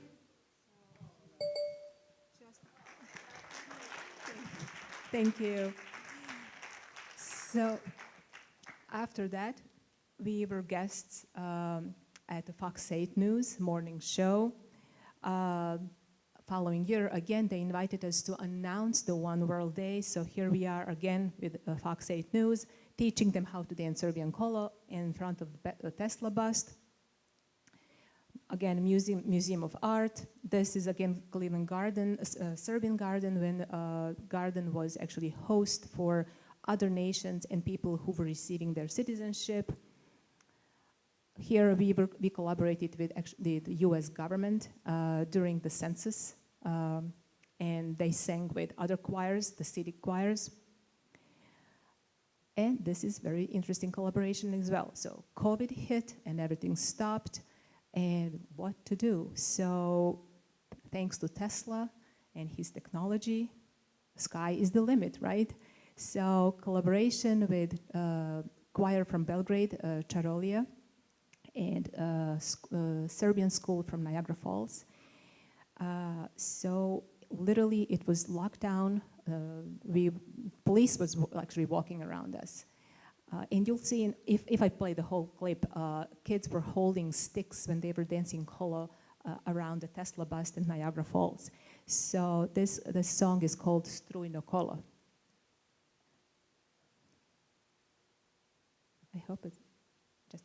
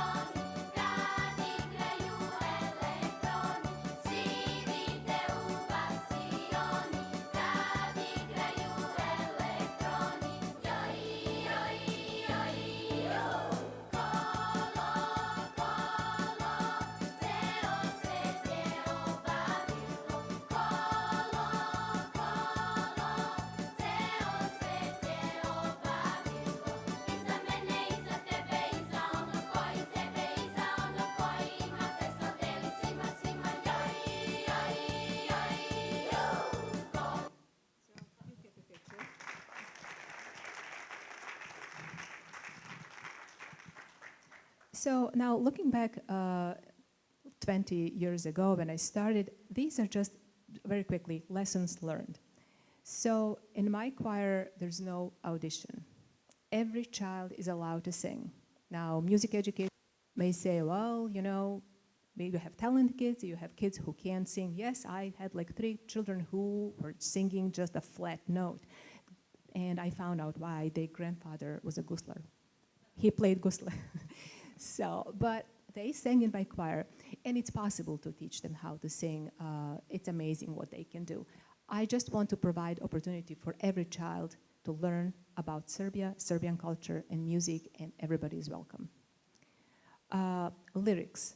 It is very difficult for kids to learn quickly song in Serbian, and we sing exclusively in Serbian language. Whatever we try, their first language is English. And learning lyrics is the first inhibitor when it comes to teaching them how to sing. So I have to change the rehearsal structure and my approach, how I do things with kids. So we do things differently. I'm coming up with ideas as I go, and as each generation needs, because that changes as well. And that also influences our repertoire. It's amazing how their interests change, and here I just put that I'm listening to them. I need to hear them, I need to follow their needs and their interests, and then I try to shape that a little bit the way I want. So, and song content. So since they stay with me for a short period of time, when they hit 11 or 12, they just leave. And then once like one person leave, oh, she's my best friend, they just leave. So I want to utilize that time the best possible way. So the songs that I'm selecting are educational, and I want them to, when they think of music, I want to recall that information about Serbian history or culture or heritage. So that actually leads me to this. I've recently, I would like to kick off this new project, which I collaborated with my former students and their students. Again, that symbolically, I want to show what just one educator can do. So my children are like my kids, my students, their students, and we call that project Music Without Borders. Again, in the light of Tesla and spirit, that there is no borders for art or for anything if you want to achieve. So this song I braved in the first time I wrote the music for this song, and I specifically selected and symbolically selected the song Mama for many reasons. We know that Tesla loved his mother and glorified his mom, and mom to all of us is mom, right? And also I perceive my students as my children. I love them so much. I know that some of them are watching right now live. I'm getting emotional. I want to, so I owe great gratitude to all of them, like 5 or 6 students, several schools involved, but I just want to point to 2 names. Nothing would be done without Snežana, Šala i Tibor, who so readily accepted to be a coordinator, and my colleague Nenad Bajich, who I never met him. We just contacted him. He just said yes when he heard that it's Tesla conference, what it was about. So I'm so grateful to them. Snežana and Nenad, hvala. I love you. One more thing. You'll see there are 2 soloists here. First soloist is Katarina Kacha. I discovered her when she was 2.5 years old. She has recently turned 10. The second girl is a daughter of my student. So tradition goes on, and here's what we come up with.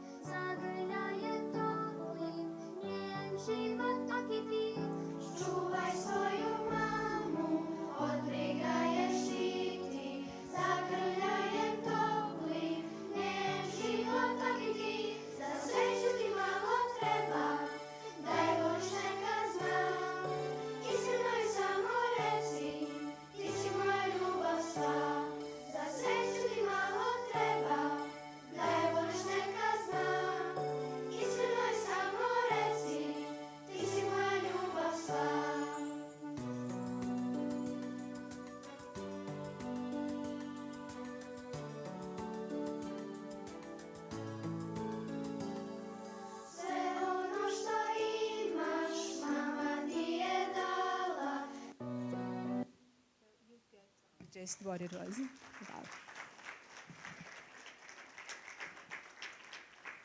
So I would like to invite all of you who work with children, or if you know someone who does work with children, to collaborate on next projects. Songs are ready, and they're Krsna Slava, and these songs describe literally what Krsna Slava is. Kolo, same thing, and of course, a song about Tesla. So we are open. Please find me after the presentation. So thank you very much.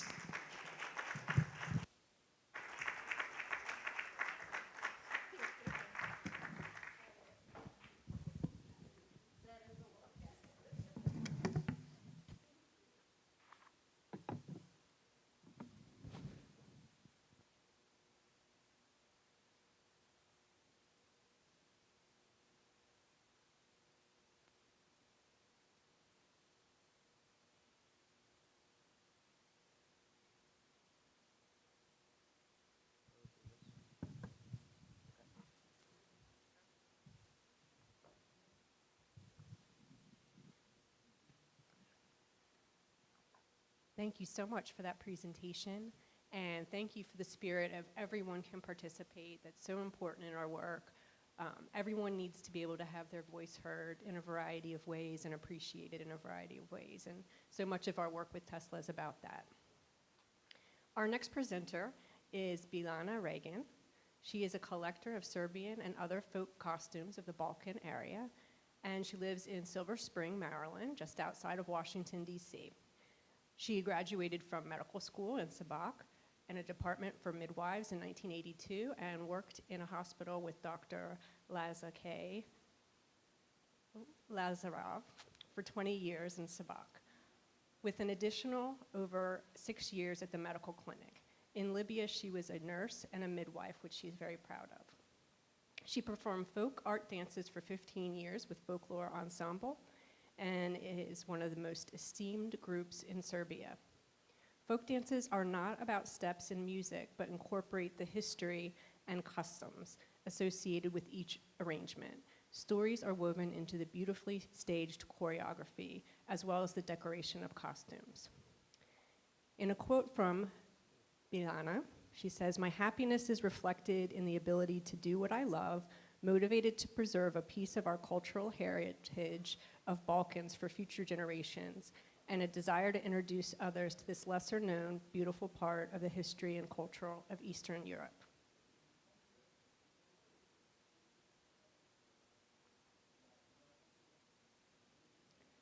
Is Milena here? Okay. Okay. I have next up then Gordana Nenadovich from Algora Fine Arts. She's a painter. Is Gordana here?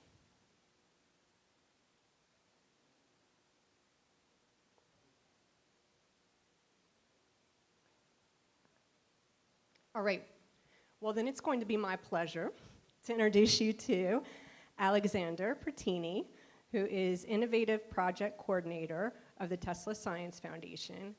He is an extremely creative and innovative individual, and he has developed several educational toys, games, other tools for children to learn, explore, and grow. His unique focus, especially on early childhood education and children, really is an inspiration to us, and we're so grateful for him developing materials based on Nikola Tesla's inventions and life. Alex?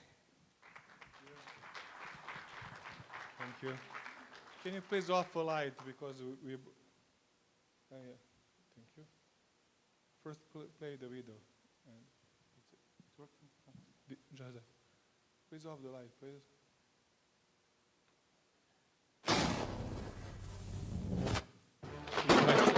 Once Tesla's ship docked in New York, the changes that one man would bring to today's world were unimaginable.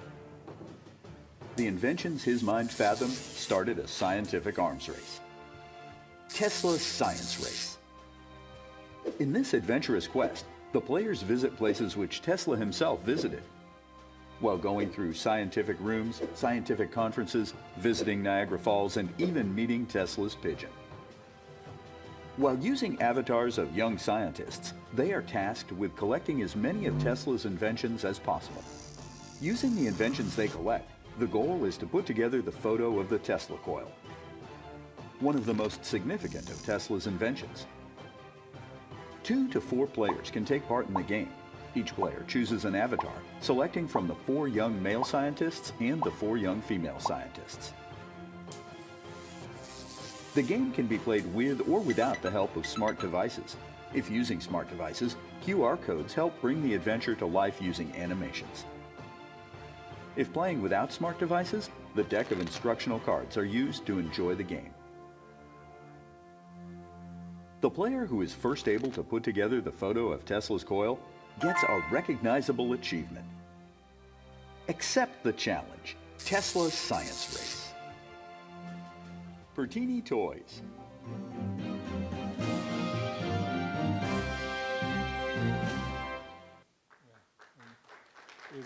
Thank you. This is the second edition of my game. Now is presentation. Yeah, can I have more light because I have. Okay, as we already know, the modern technology can shape a better future for all. But did you know that technology is connected with play?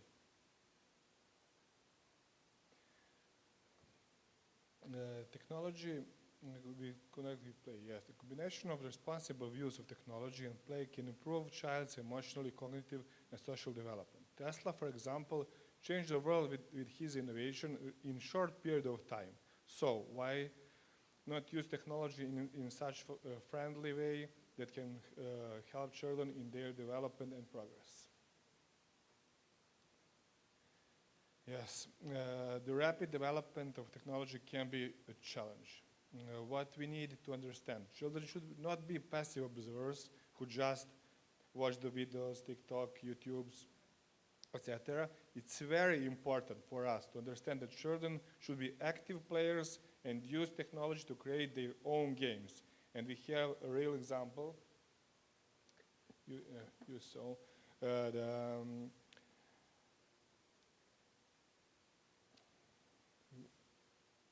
yeah, I'm sure that you're familiar with the great story about the life and work of Nikola Tesla. The Tesla game is important because of the message. The goal is important, but the path is even more. In this way, we transmit the children's system of values that should be established in an early age. Play develops all aspects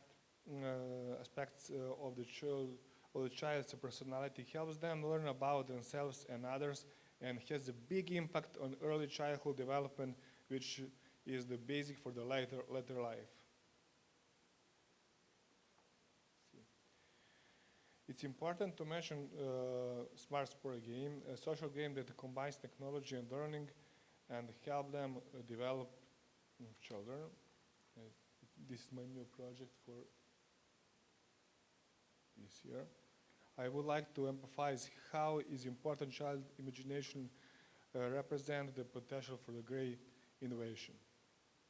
This is a child who has a healthy imagination grow up well, to play sports, for example, katas from karate is very good for self-esteem.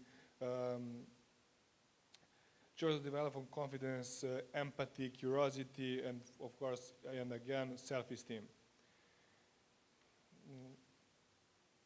The very important is the safe play is very important. The toy is not only safe if it's made of the good material, needless to say, a toy is safer for the child. It sends a correct and good message where the child look at it, touch it, or play with this toy, that toy.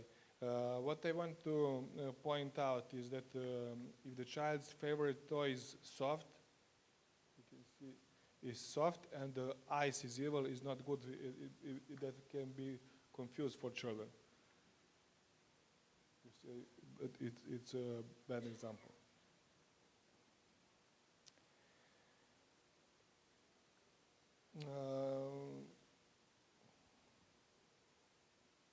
Also, we want to point out the praise in children. It's very important that the praise in children, the point of the praise a child can get for something in real life is stronger than praise in the virtual world. When a child praised for something in real life, all the senses are activated, not just sense of sight and hearing as in social video games. In this way, children will be able to draw the line between imagination and reality. And let's go and encourage children to be active and safe in play and to learn to stand up for themselves in the right way, representing themselves and others and their environment. Can you please put the Spark Sport game to show the video? And light off, please, Craig.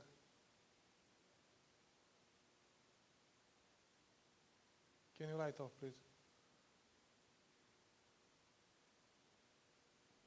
Nature gives us everything. No one is smarter than nature. Smart devices benefit us, but without nature, they would not exist either. Nature sets us a portal behind which is the path to success. It is necessary to learn to move smartly through life, to eat smart, exercise smart, and use technology smart. A healthy diet is symbolized by cards that contain vitamins, so eat smart. When you collect enough vitamins, you get the right to exercise, that is. Pull out a card with a QR code that shows you which exercise to do. Then follows smart exercise. When you do the exercise wisely, you get a health coin.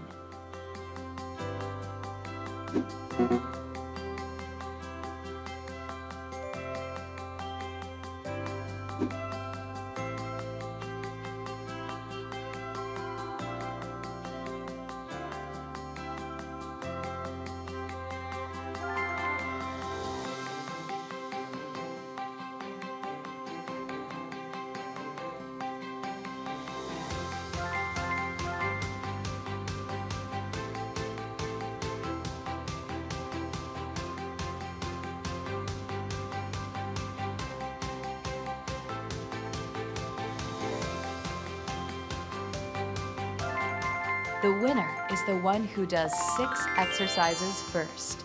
Smart Sport Game, Smart Child Development. Psychologists, pedagogues, and professors of sports and the Tesla Science Foundation supported this project. Smart Sport Game per Teeny Toys Family Game. Thank you very much. You can see my games in the exhibition hall.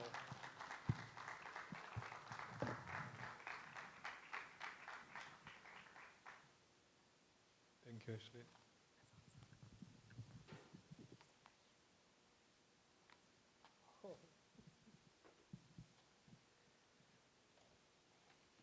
I can't wait to try the new games.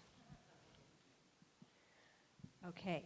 Our next speaker is here to talk to us about STEAM education. Her name is Milena Bajich.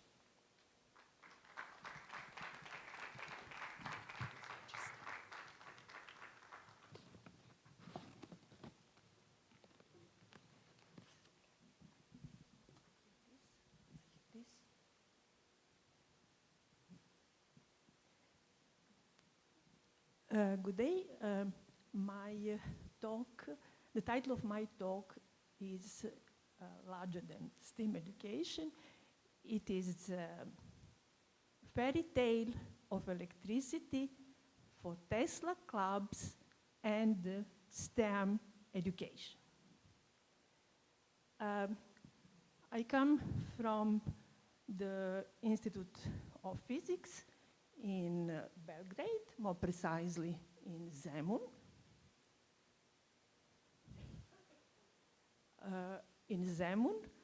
And you see there is Danube. Zemun is on Danube, and I also shall speak about activities of part of my team in Zemun High School, and it is fortunate that Tesla Science Foundation for Serbia has also headquarters in Zemun.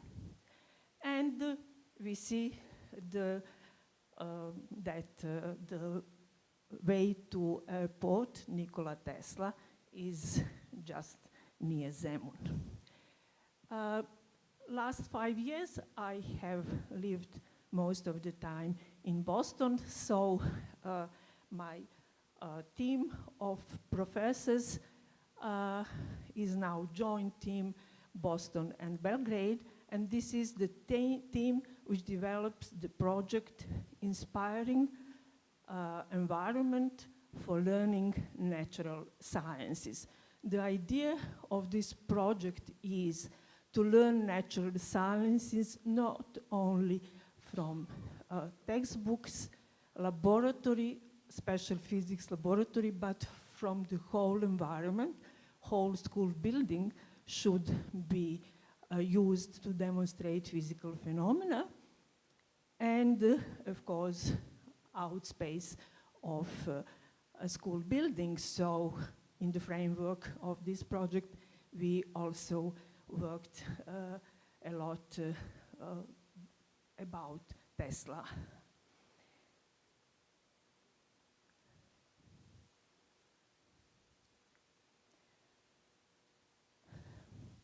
So the main question of this part of this conference is how to develop collaboration between Tesla clubs in Serbia and Belgrade, in Serbia and the United States.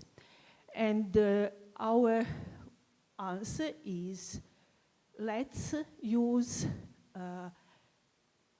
of course, as one of activities, Tesla article published in 1915, which has the title, "The Wonder World to be Created by Electricity." But the first part of this article got the name by the creators of Tesla Museum, Fairy Tale of Electricity, and you will see why. This Tesla article can be now bought as a separate book. It has only 10 pages. And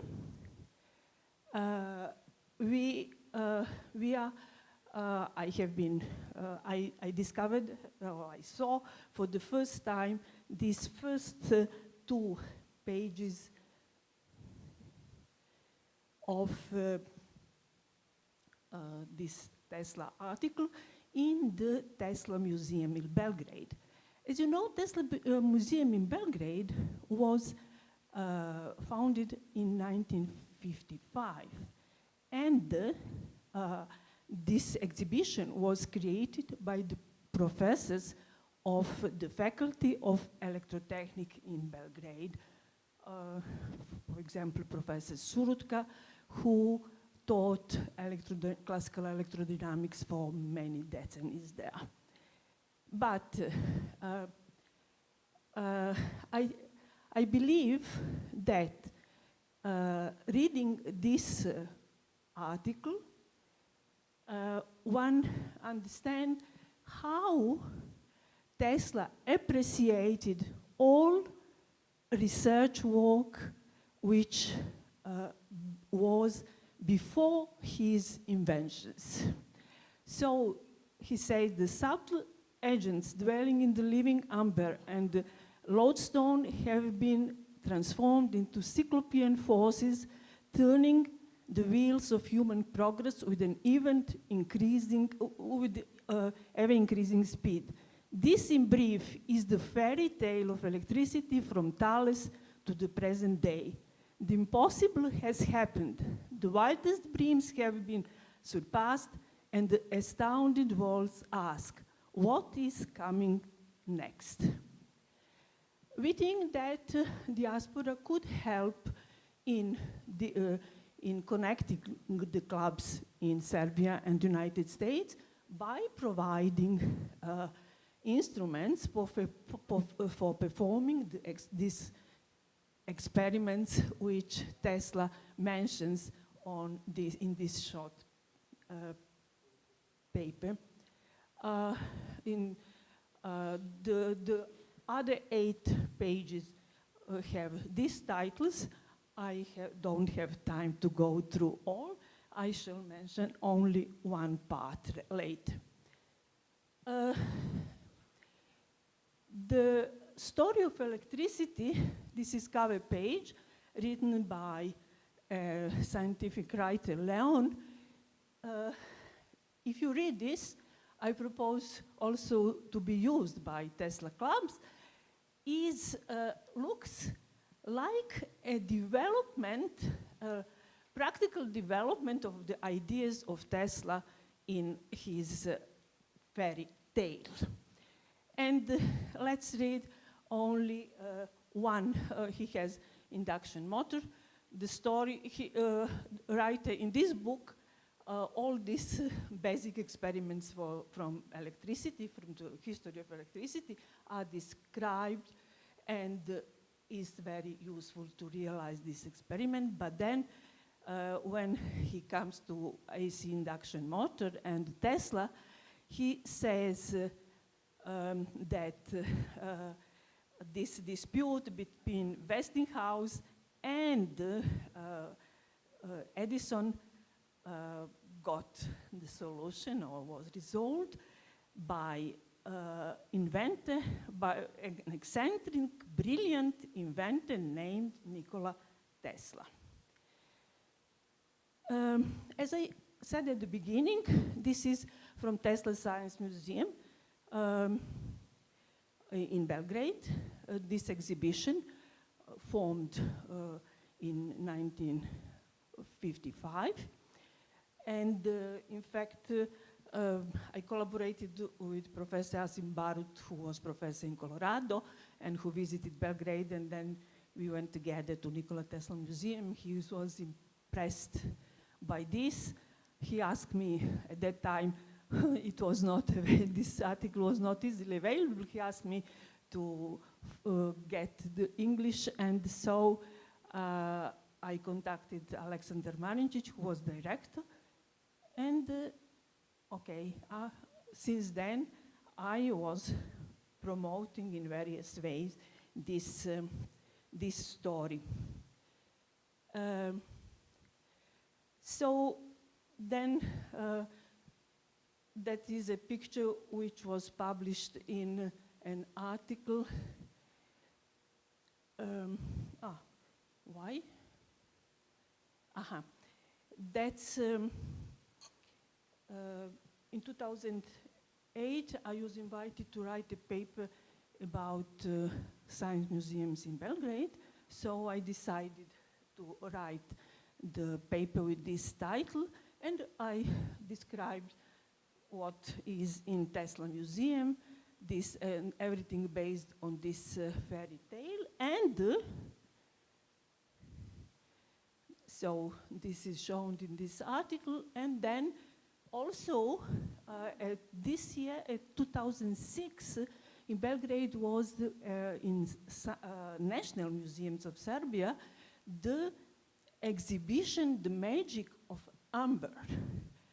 And a very big book was published after this exhibition, but what I just take from this is what is related with Thales, amber, and the electron. There is a story that, in fact, Thales' daughter was the first who noted the effects of electricity. She had a distaff, a spindle made of amber. And she told to her father that while she was spinning with amber spindle, a lot of wool fibers stick to it. And this exhibition showed how amber used to come from the north to, no, from the north to this region and Adriatic. So that's, I think, a part of this story about history of electricity, which I like very much. Then there is an important sentence in Tesla article. The wonder is why 2,000 years elapsed before Gilbert in 1600 published his famous work, the first scientific treatise on electricity and magnetism. And then comes all this description of condenser. Tesla thought that this is the most marvelous electrical device ever invented. And then Galvani, Volta, next 40 years, but I want a little to speak about Ørsted, who made the significant advances in deflecting a magnetic needle by an electric current. You will see why. Because the title of my talk is about STEM education. So I want to stress the fact that in this history we have nice examples of scientists who were at the same time the writers. I liked also the lecture made by Professor Kruševac, who made first Tesla club in Serbia, and who told me, I did not hear here, but he said this term should have an R at the end, reading.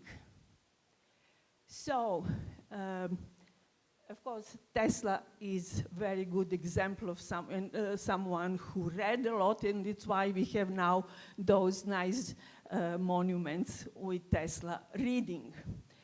But Ørsted is famous for being a man of the two cultures. It means science and arts. And this writer said the power ruling Ørsted, as he comprehended the purpose of his life, was a search for beauty uniting science and art. So that is, in this book is reproduced this article in which Ørsted described his experiment with current and the magnetic needle. And we go, this is the same thing, but with his colleagues, there is a long story here which says that in fact he noticed first during lecturing, but he was not sure. And then with a group of his colleagues, he spent 3 months using more currents with more intensity and was sure that he discovered a new phenomena. And now we come to Zemun. Zemun High School had collaborates in our project Inspiring Environment for Learning Natural Sciences. And so this is an example when they showed Ørsted experiment in the hall of Zemun High School. This is a group of students. Milena is their professor, and she also succeeded to convince Minister of Education to establish physics classes in Zemun High School. So these physics classes have students being in these physics classes, they have more physics lectures, astronomy lectures, and mathematical lectures per week than regular program. So, our scientist, I think we shall see her today, Gordana Vunjak, attended high school in Zemun, and she, in 2008, she gave a lecture, and one student recorded the lecture, and bioengineering, and you can see this lecture on YouTube. And after this lecture, she also had an interactive lecture with students from physics class, and after that, she has been in contact with many of them. And now, again, about science and art. I want here to compare Ørsted and Hans Christian Andersen and Tesla and Mark Twain.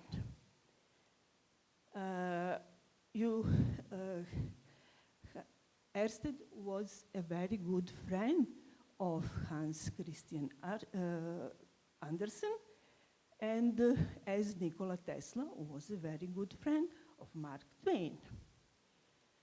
And now I would like to speak a little about Hans Christian Andersen, just because he was a good friend of Hans Christian Ørsted, and because he is mostly known for his fairy tales, but it's less known that he wrote a very long book about his travel from Copenhagen to Rome, to Athens, to Bosphorus, and back along Danube. And Danube, now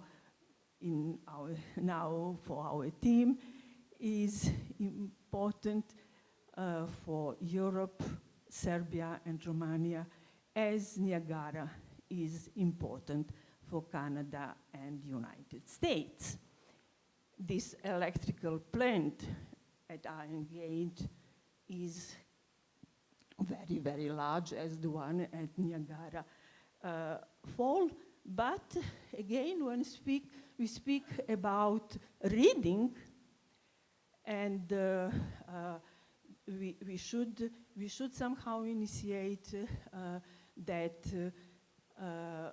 this Tesla fairy tale and this Andersen book, at least the part when he describes the travel up the Danube, becomes a part of books which should be read by students. The book was he wrote the books in the middle of 19th century, and 1842, and it was translated to Serbian language. And he was, what is nice, about Serbs, a lot of bad things in Serbia were written, but we have an example of a famous writer who writes about Serb and Serbian history with admiration. We cannot read this, but I propose you to read, because the book is available on internet, and that's very, very, very nice to read history of Serbs in a way how Andersen present this.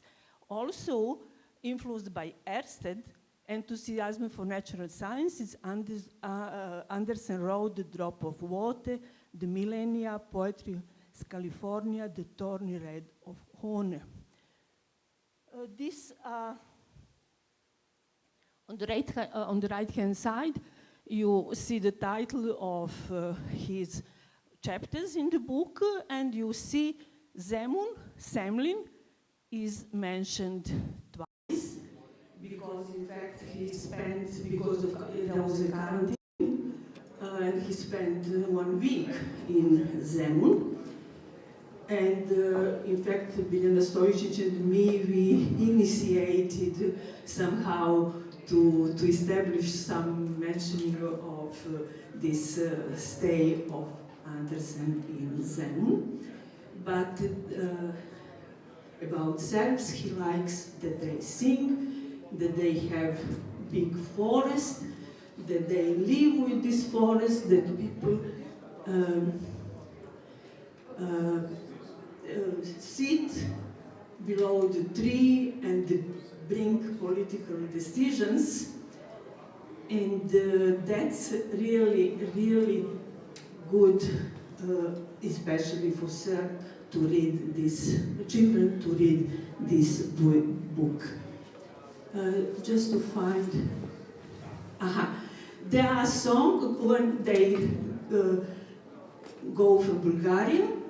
They say there are songs on the people's lip as numerous as the leaves in these woods, and as the fertile green branches remind Dane of his green islands, so these songs remind him of his land's ballads. And at the end, to come back just directly to Tesla, I take only a passage from this section which has the title Hydroelectric Development. I just want to say how this passage shows that Tesla thought about production of electricity and about environment as a whole. And you see at the beginning, he speaks about rain and energy, which is potential energy which is transformed to kinetic energy and could be used in principle by falling rain. But, and how much horsepower could be obtained, but then, as a matter of fact, the largest portion of the potential energy was used up in air friction. This, while disappointing to the economist, is a fortunate circumstance, for otherwise the drops would reach the ground with a speed of 800 feet per second, sufficient to raise blisters in our bodies, while hail would be positively deadly. I like this because, since I'm a physicist, we often use, do these homeworks in which problems, in fact solve problems in which we calculate how much, what is the velocity of a falling body from a certain height. But never we thought we do such an example.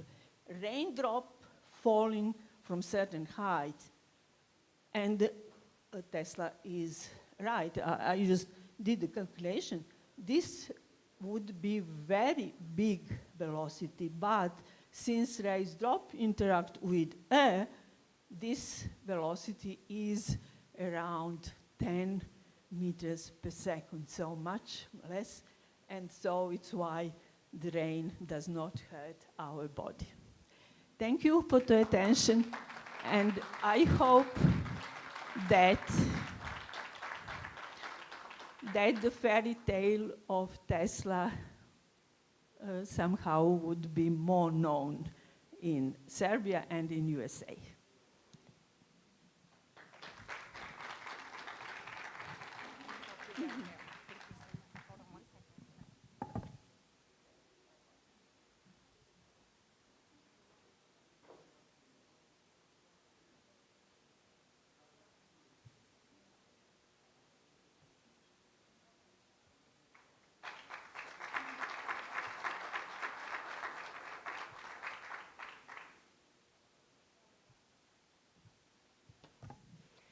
Well, you were right. That was much more than STEM education. Thank you so much. That was amazing.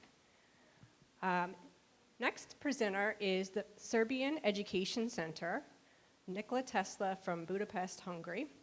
We have David Sivatovic, the Student Excellence Center, and Bogdan Karapic and their entire team.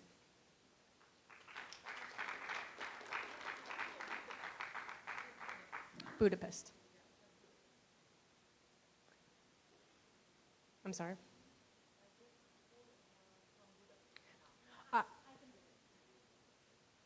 So those are the next presenters that you just said. Okay. We are only the school from Budapest, but it's Only okay. the school. You are the school from We are the school from Budapest. Let me present you our principal, Jovanka Lastic.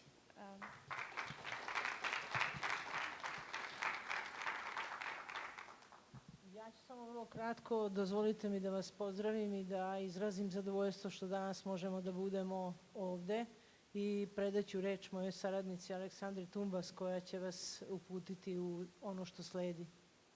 I will only say, hello, everyone. I will only say a few words. I don't want to take up your time, and it's lunchtime almost. So we are a Serbian school in Hungary, in Budapest.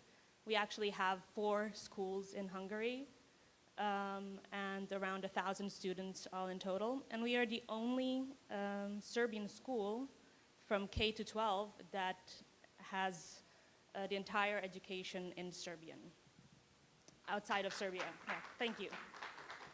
And we will show you a short video about the relationship. Moderno doba je Sorry, the relationship of our school with Nikola Tesla. teško zamisliti bez električne energije. Gradovi današnjice dobijaju svoju prepoznatljivu vizuru tek kada su okupani svetlošću.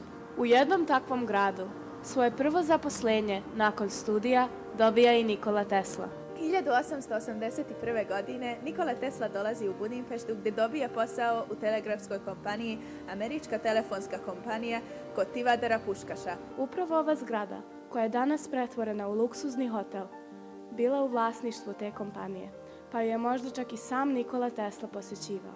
Nikola Tesla je u Budimpešti živeo samo 2 godine i za ovaj period njegovog života su vezani neki važni događaji i pronalasci.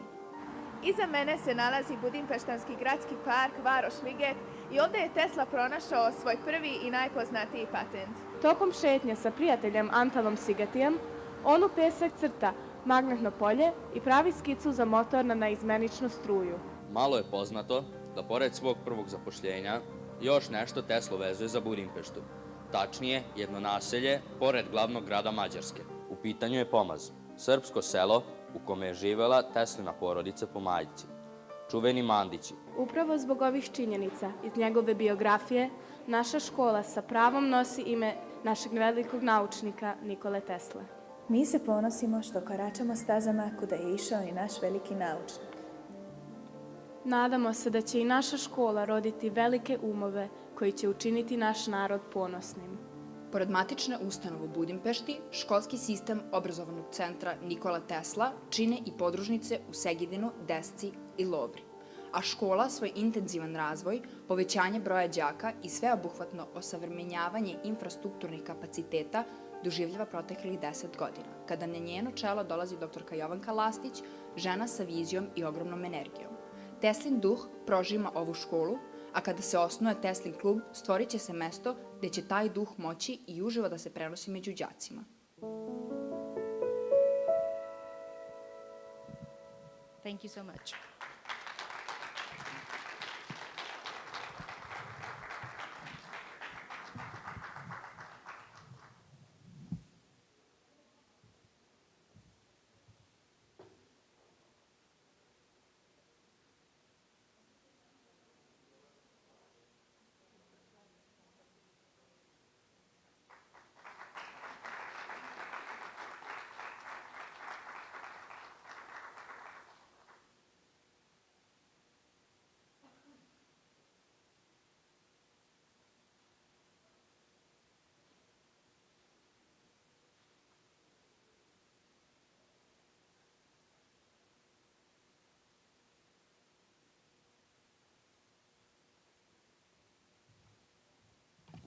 Okay, we have a special visitor here with us we'd just like to recognize, please. I have Quinn Ireland in the audience, and if you could come up here, Quinn. Quinn has been working with the NIKOLA Tesla Club in Rahway. And so we are very happy to have him here. We wanted to award you the special medal.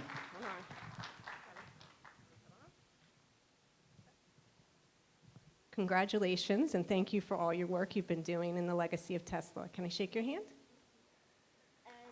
There's somebody I'd like to thank today. His name is Sam Mason. He has been so influential in my science journey, and I have so many new ideas that I wouldn't have gotten without him and the Tesla Science Foundation. He is the reason I am here at this event, and I have not just been changed myself, but I have also changed my school. In my school, I have created a STEM club for students who are interested in learning more about science, technology, engineering, or math. So far, the STEM club has shown great results. We have 10 members and growing, and according to the teacher who runs the club, grades in her class are improving thanks to it. This is just one step to continue Nikola Tesla's legacy and his dream. And I'm so glad to be here today among so many thoughtful, interesting, and creative people who are devoted to giving Tesla what he wanted, which is a world full of innovation. Thank you. Thank you so much, Quinn. The Tesla Science Foundation is very proud of you and your work.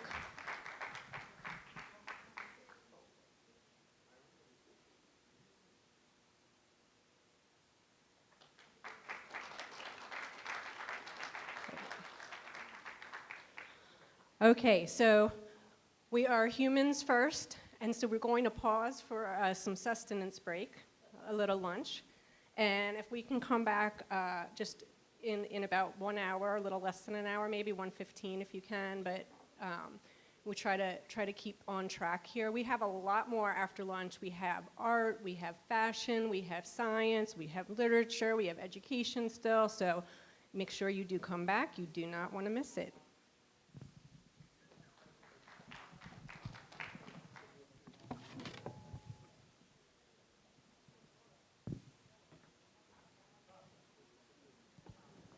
Thank you.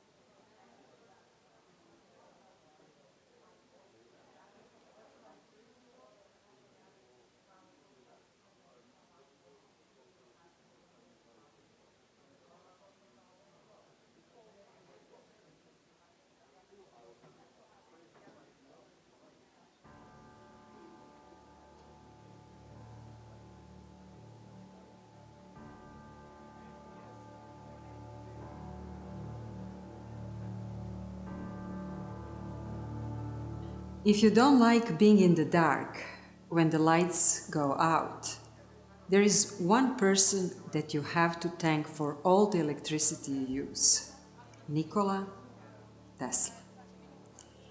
As a pianist and composer, I have always been inspired and intrigued by my fellow Serbian American NIKOLA TESLA, whose inventions are recognized as vital foundations for the technological era of both the 20th and 21st centuries. Even Albert Einstein acknowledged the significance of Tesla's work in response to reporters' question.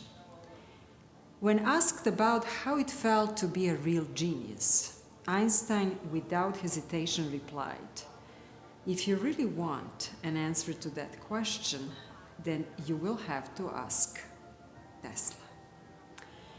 I wanted to pay tribute to Tesla through the universal language of music, so I composed the Tesla Rhapsody, a 20-minute orchestral piece for piano and symphony orchestra, combining elements of classical music, folklore, jazz, and blues.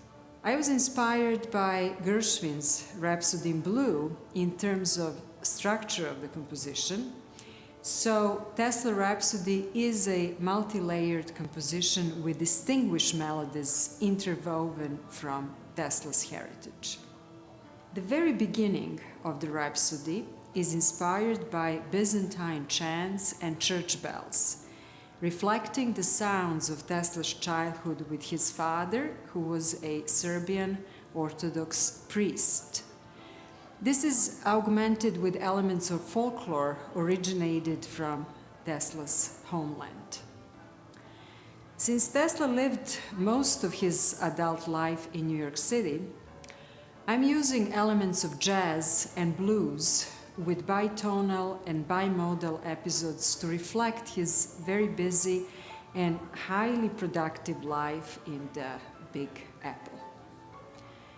Tesla Rhapsody concludes in a heroic crescendo reflecting the overwhelming impact of Tesla's genius on the entire world. The legacy of Nikola Tesla lives on through the continued application of his inventions even today. The name of Tesla already has been memorialized since 1960 by the entire scientific community as a unit of magnetic field strength, that famous symbol T, in the International System of Units. Today, his name has become more universally known through the amazing success and popularity of the Tesla electric car and the efforts of our modern-day genius, Elon Musk. And now, just a taste for your enjoyment of Tesla Rhapsody.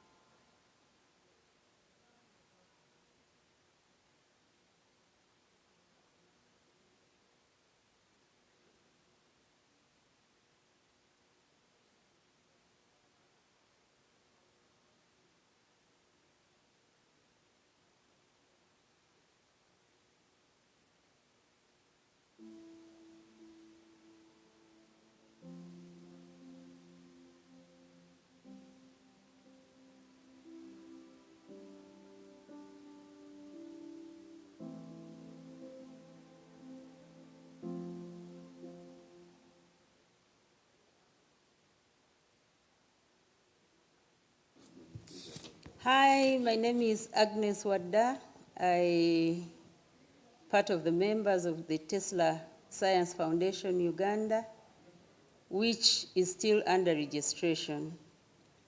Its background, I met my friend Lawrence, who has been having close interest in the works of Tesla Foundation, I think Serbia and USA. And he had a very good concept following Nikola Tesla's work internationally. And he interested me in the projects, knowing that I have been in other projects before. I've worked with the private sector, I've worked with the public sector, and I've also worked as an individual, and my background is a multimedia developer. However, I do a lot of public relations, and currently I work with the government of Uganda.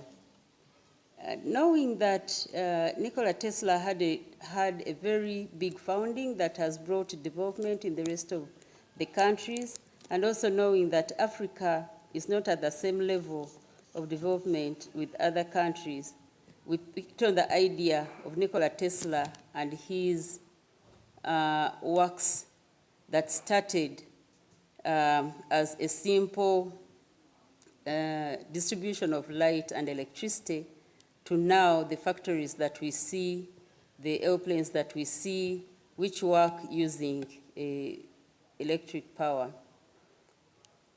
In Uganda, we have drafted the Memorandum of Understanding. We intend to start with a company limited by guarantee and not by shares, which later we intend to register as an NGO operating in the rest of Uganda. And our objectives are in line with the works of Nikola Tesla, but we have benchmarked with the Tesla Foundation in Serbia and that of America in terms of reading their literature and having to base our objectives on the same.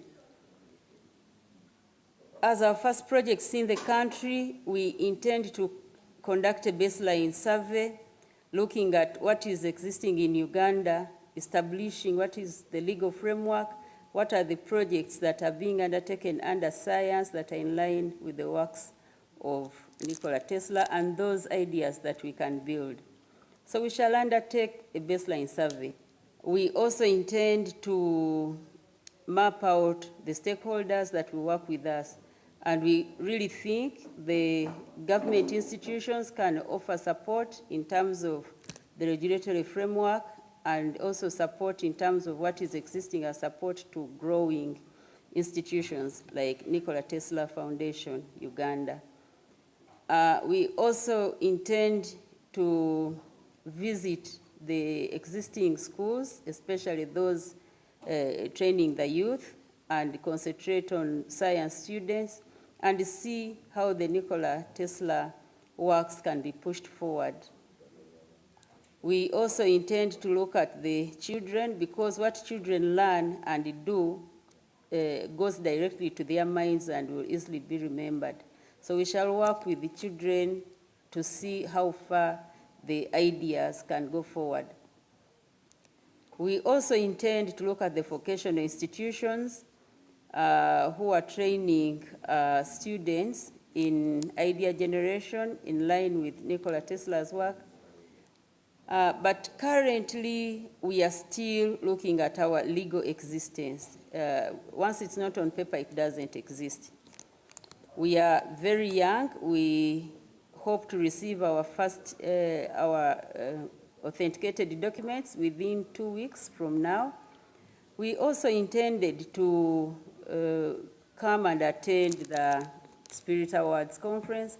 However, the travel documents of the young people who are working with me could not be processed in time. And that's how we missed the exercise. I was going to sponsor all of them, 2 of them to join me to come along. I hoped that Lawrence will be there. And we also intend to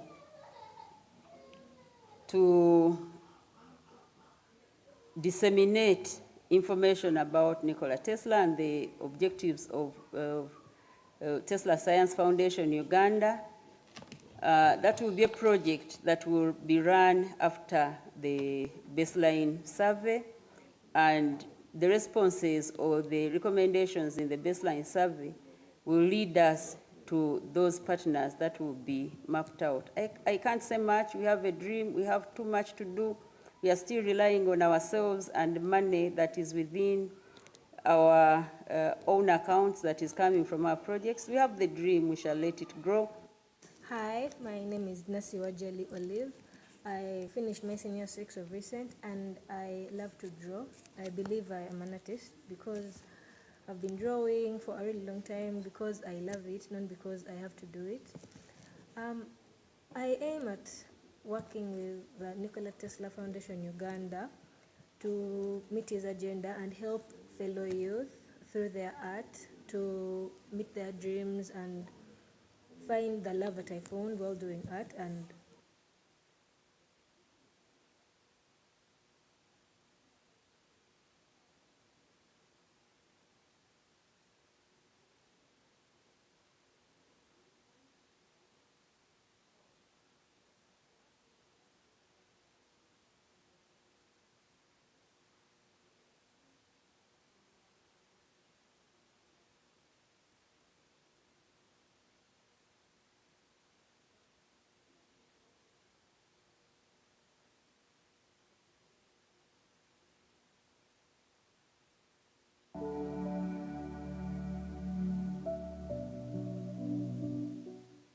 Energija i voda. Dva su osnovna činioca zdravlja svakog organizma, smatraju oni koji su dobro proučili život i rad velikog naučnika Nikole Tesle. Upravo po ovim principima kompanija Lemark konstruisala je kapsulu, čije korišćenje blagorodno deluje na zdravlje, a koja je prezentovana u Staroj Pazovi. Ako se setimo Tesline rečenice da je, ako hoćete da imate dobro zdravlje, onda treba da utvrdite svoje energije i da uskladite balans energije vašeg tela i zemlje.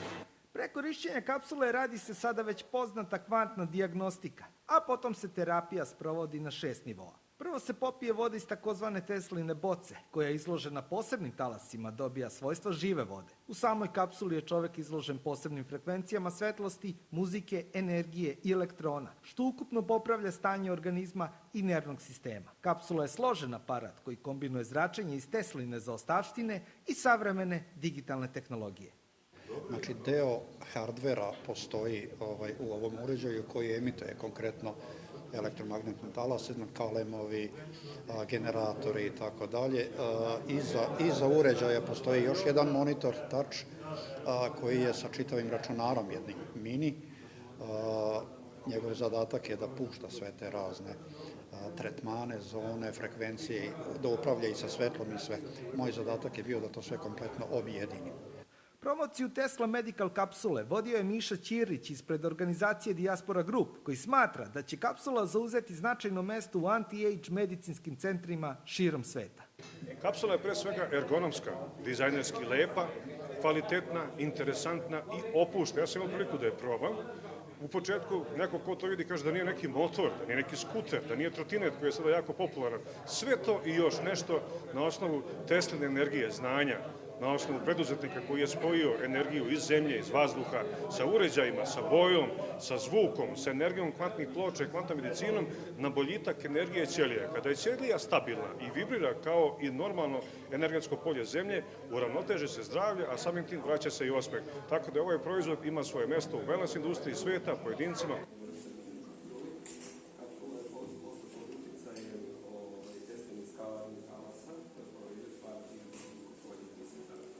Ovaj aparat ovde koji vidimo ima trojno dejstvo, dakle ima medicinski deo, ima relaksirajući deo, relaksirajući, opuštajući koji se odnosi na podsvesne programe i deo sa Teslinim baš skalarnim programima. Dakle, sam aparat prepoznaje slabo mesto, usnimi frekvencu i po automatizmu daje odgovarajuću frekvencu po tipu sinhroniciteta za regeneraciju. Dakle, u osnovi su regenerativni i isceliteljski procesi.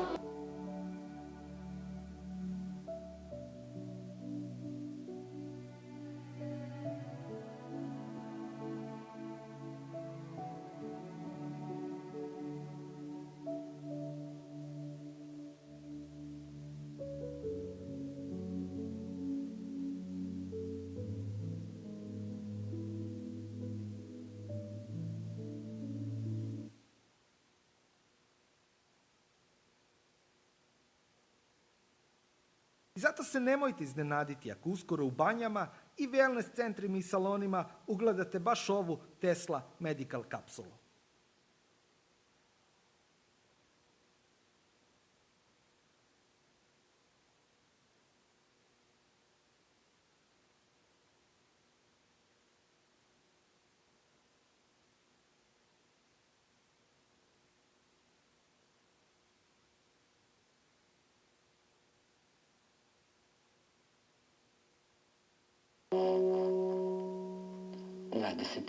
sat.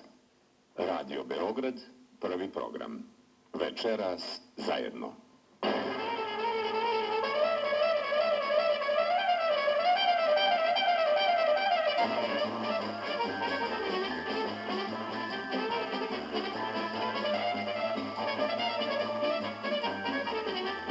Ovo je program za vas koji živite i radite daleko od rodnog kraja.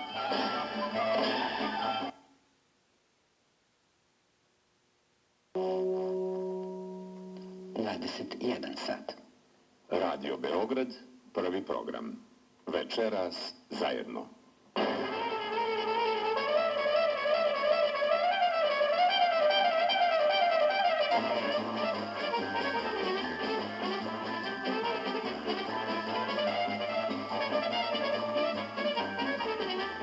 Ovo je program za vas koji živite i radite daleko od rodnog kraja.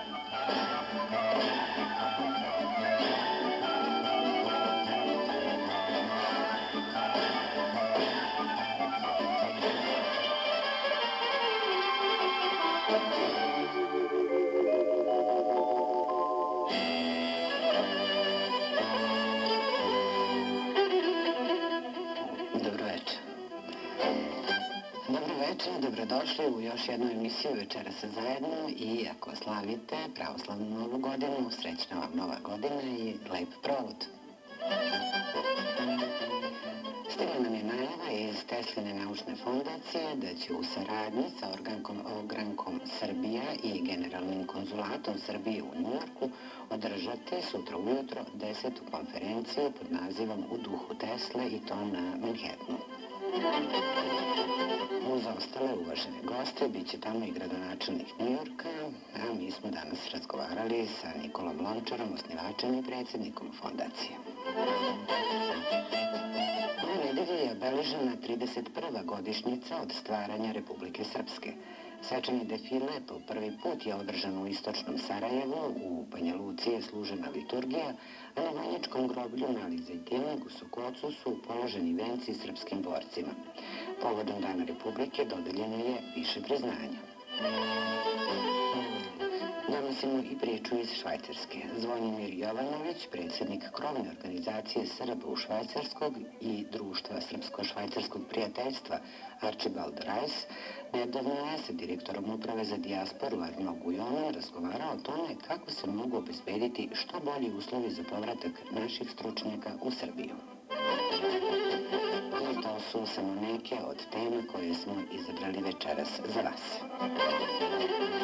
U narednih sat vremena sa vama će biti Snežana Stanojević, Damir Kođevac, Saša Hajdin, Srđan Manojlović i Ružica Zorkić-Radičević.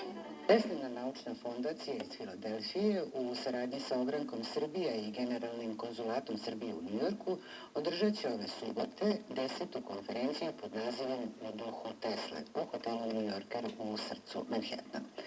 Sa nama je gospodin Nikola Lončar, osnivač i predsjednik Tesline naučne fondacije. Srdačan pozdrav iz Srbije. Pozdrav i vama i vašim slušalcima. Hvala na pozivu. Prije nego se posvetimo konferenciji, molim vas da naše slušalce podsjetimo. Teslina naučna fondacija je nastala kako bi promovisala zaostavštinu Nikole Tesle i doprinela podizanju svesti o njegovim dostignućima. Šta ste još do sada realizovali od osnivanja? Da krenemo sa dva najosnovnija programa. Da, tačno je, mi radimo promociju Nikole Tesle i njegovog dela, ali je jedan od najvažnijih projekata u tom Nikola Tesla klubovi. To su aktivnosti posle škole gde imamo klubove i ogroman broj zainteresovanih po celom svetu. To nam i jeste glavna tema konferencije, gde će da dođu svi ovi koji su najistaknuti najviše radili do sada na tim projektima. Drugi projekat je Teslin narod. Mi smo uradili jedno istraživanje i još uvijek postoji taj website i sa celim istraživanjem da teslinarod.com gde tražimo rešenje za maksimalnu saradnju između Matice i nas po rasejanju dijaspore, već kako hoćete da kažem. To je dosta dobro istraživanje, dosta veliko istraživanje, međutim nije to došlo još na taj nivo na koji treba da dođe i nastavljamo to. Mi smo od 2014. godine, kad smo napravili 200 godina Srbije u Americi, krenuli sa projektom Teslin narod, da snimimo film Teslin narod. Sada nastavljamo kompletno Teslin narod tamo i ovde. Uradili smo ponovo istraživanje u Srbiji, u otadžbinskim zemljama i istraživanje sa našim ljudima po svetu i nastavljamo snimanje zajedno sa Draganom Rakoncom i sa još nekoliko ljudi, Dulovićem u Srbiji, gde će da bude verovatno u junu mesecu, 2. juna, premijera tog filma. Da se vratimo konferenciji. Nikola Tesla je preminuo pre 80 godina, komemoraciju povodom njegove smrti tada je prenosio radio New York i tadašnji gradonačelnik New Yorka je pročitao oproštajni govor. Prema najavama koje su stigle do nas, 10. Tesla konferencije će prisustovati aktualni gradonačelnik New Yorka, gospodin Eric Adams. Koga još od specijalnih gostiju očekujete na konferenciji? Za mene specijalni gosti su isključivo ovi ljudi koji rade sa nama na tim projektima. To su najspecijalniji gosti koje možete da vidite na našem website TeslaScienceFoundation.org. Oni su ti koji su uložili rad u ovu konferenciju. To je, znači, imamo Ashley koja je direktorka svega toga, Vesna Jovanović, Milena Bajich, doktorka, Saša Jefić, Srđan, Maja Sotirov, Bob Svein. Sva ta imena, imamo 40 učesnika, sva ta imena su na našem website TeslaScienceFoundation.org. Što se tiče ovog dela bi samo da dopunim. Mi ne kažemo da je Tesla umro. Mi ne pravimo u New York hotelu, mi ne pravimo pomen. Pomen pravimo u crkvi srpskoj. Nažalost, sad ne možemo, ali svi godina smo pravili pomen u crkvi. Mi živimo ovdje, to je ovdje živio 59 godina, mi to radimo kao svi Amerikanci što rade. Slavimo nastavak Teslinog života. Svi oni ljudi koji su pozvani, koji rade na istoj misiji koje mi radimo, znači promovišu Teslu time što su napisali knjigu, naslikali sliku, uradili film, uradili nešto što će dalje da promoviše Teslu, naučni radnici, svi oni su u stvari prvi i najveći gosti. Svakako da je veliki gost gradonačelnik New Yorka. Gradonačelnik New Yorka treba da nam pomogne da dobijemo proklamaciju da je taj dan praznik u New Yorku. To smo tražili, to očekujemo da ćemo da dobijemo. A drugo, da postavimo u Bryant Park Teslinu bistu, Teslin spomenik koji je 1,5 veličine Tesla. Tesla sedi i čita knjigu kao u nas slika iz Colorado Springsa. Tu grad New York nam je neophodan za tu saradnju. Ali kroz celu našu priču, mi nismo politička organizacija, mi ne želimo nikakve političke manifestacije, mi promovišemo kroz celu tu priču edukaciju. I grad New York, američka vlada, gde smo mi registrovani kao 501c3, kao organizacija ne za profit, podržavaju isključivo obrazovanje. Možete li da izdvojite neke teme koje će biti na konferenciji? Tema Nikola Tesla klubovi. Svi ti ljudi treba da kažu šta su radili, na koji način žele da promovišu to. S druge strane, teme Teslin narod, znači tu će da otvori Dragan Stanić, predsjednik Matice Srpske, da otvori taj deo konferencije, a posle toga nastupaju naši i američki ljudi koji rade na dobroj saradnji Amerike i Srbije. Tu je i John Capello sa Halyard Mission koji će da objasni američkim građanima ovde spašavanje 500 američkih pilota, što je jako važno za nas, da prikažemo to šta je to sve Srbija uradila za Amerikance. Ne ulazimo u onaj drugi deo, naravno svi znaju šta je drugo bilo i to mi probamo da prikažemo sa lepim, da eliminišemo sve što nije lepo. I ponovo, nismo politička organizacija, nijednu političku organizaciju ne pripadamo. U ovoj emisiji nema politike, ova emisija je okrenuta svim našim ljudima koji žive u inostranstvu, bez obzira na njihova politička, verska i ostala ubeđenja. Hvala. Drago mi je da ste i vi okrenuti lepim stvarima i tokom prethodnih godina Teslina naučna fondacija je nagrađivala medaljama, reljefima, bistama veliki broj institucija i pojedinaca koji se bave proučavanjem Teslinog dela i promocijom Tesle. Možete li nam izdvojiti ko su ove godine laureati? Ovako, 32 biste smo postavili po celom svetu Teslina. Ja ne znam tačno koliki broj medalja i ti drugi ljudi koji su dobili priznanja od nas, ali to je jedan jako dobar način da ti ljudi koje niko malo ne nije bio priznao do sada, mi smo ih stavili u prvu liniju i motivisali sa tim našim priznanjima njima. Nažalost, mi smo izgleda jedini koji to rade za te ljude i izvlačimo ih iz maltene mraka. Jedan od glavnih je Stan White, čovjek koji je napravio skulpturu, koji je jako lepo to uradio i veliki je borac za to da Tesla zauzme svoje mesto.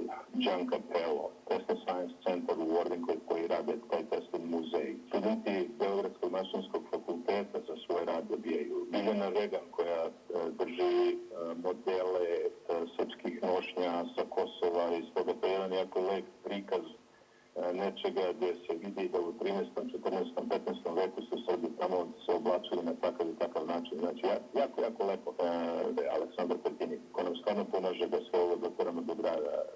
Dragan Rakonjac, koji snima neumorno, radi sve te emisije, pomaže nam sa svih strana. Gordana Nenadović, slikarka, Gordana Vonjak, doktorka sa fakulteta. Vaš dug spisak. Ja se nadam...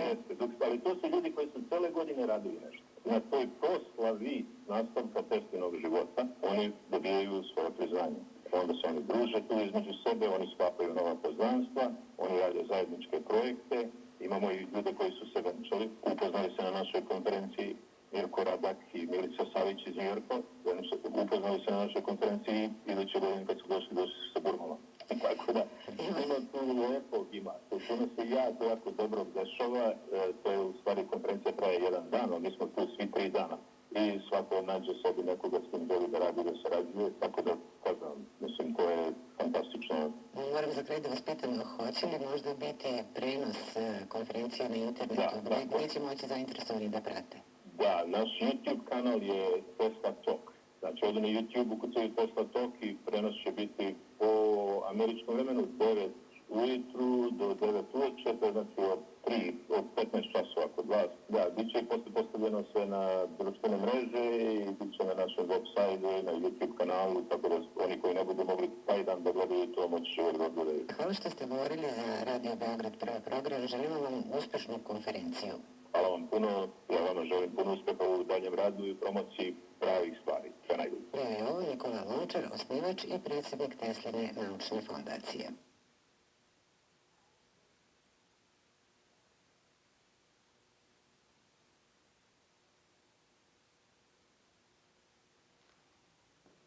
Hvala vam svima zajedno u Teslinoj naučnoj fondaciji, to je s vama koji ste deo te fondacije. Naravno da je za mene velika radost i čast da dobijem ovaj orden iz vaših ruku. Ta čast je naravno dvostruka, pre svega što orden dobijam iz ruku Srba koji geografski žive daleko od matice, to jest u Americi, Srba koji su vezani za svoju veru i za svoju crkvu, a naravno kao drugo, ali ne manje važno, nego jednako važno ili najvažnije, što je orden upravo orden koji nosi lik Nikole Tesle. Danas, što god bismo rekli o Tesli, verovatno bi bilo s jedne strane suvišno u smislu da se o njemu veoma mnogo zna, s druge strane bilo bi nedovoljno zato što ne postoje naše obične ljudske reči koje mogu da izraze takve veličine kao što je bio Tesla. Ono što bi on trebao da bude za sve nas koji smo istoga roda i iste vere kao i on, ali i za čitav svet, to je da treba da bude inspiracija, da bude pokretač i da bude primer za ugled u svakom smislu te reči.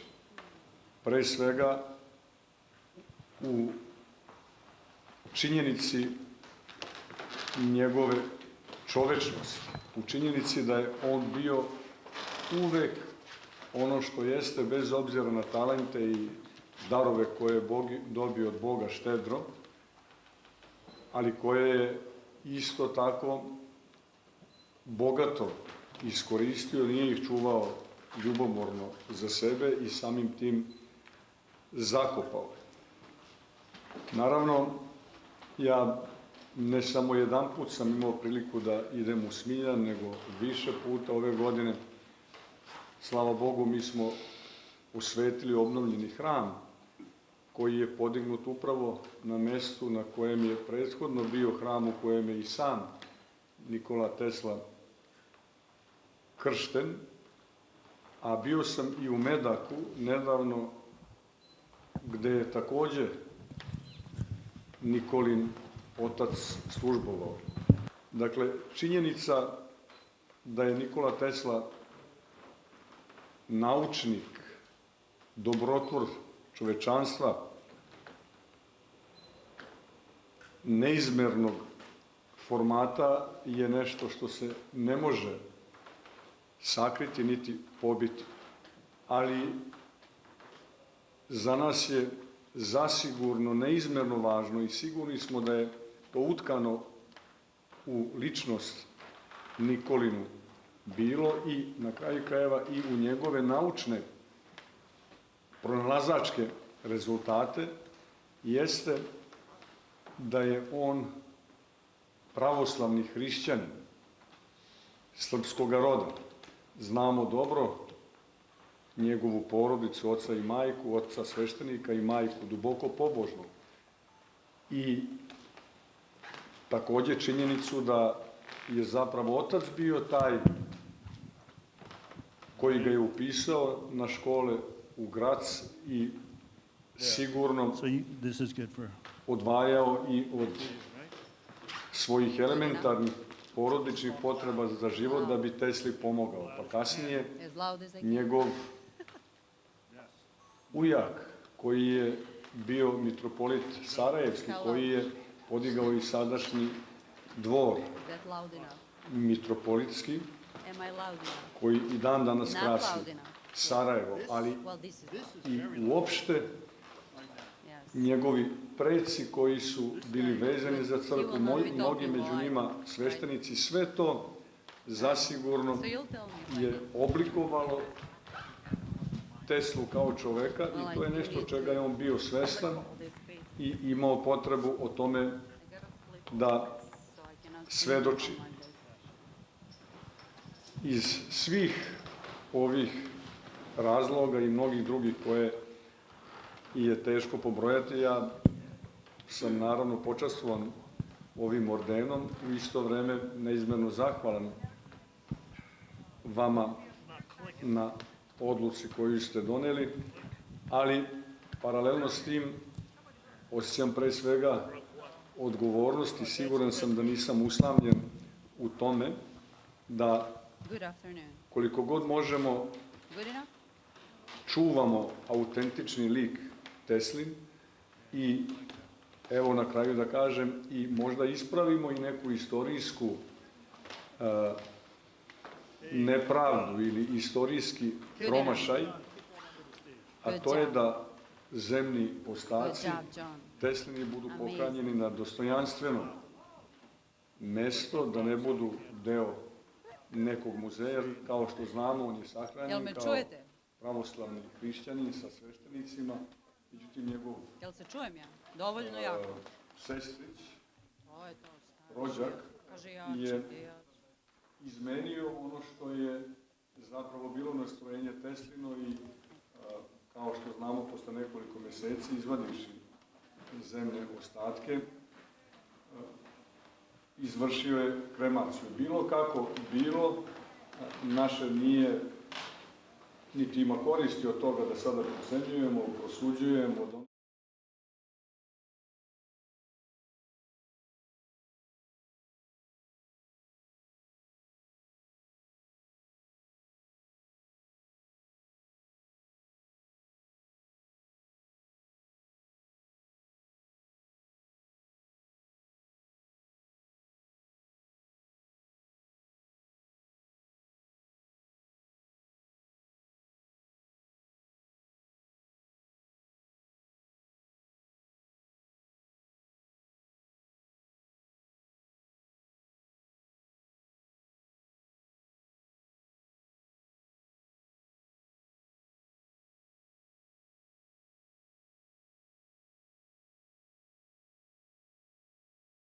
Kao što je Nikola Tesla, koji jeste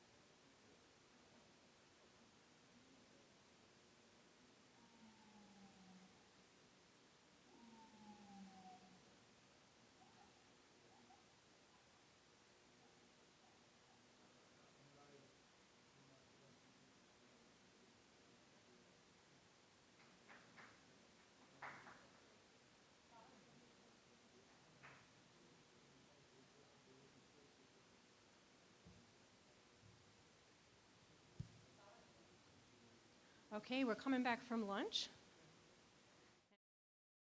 Come on back.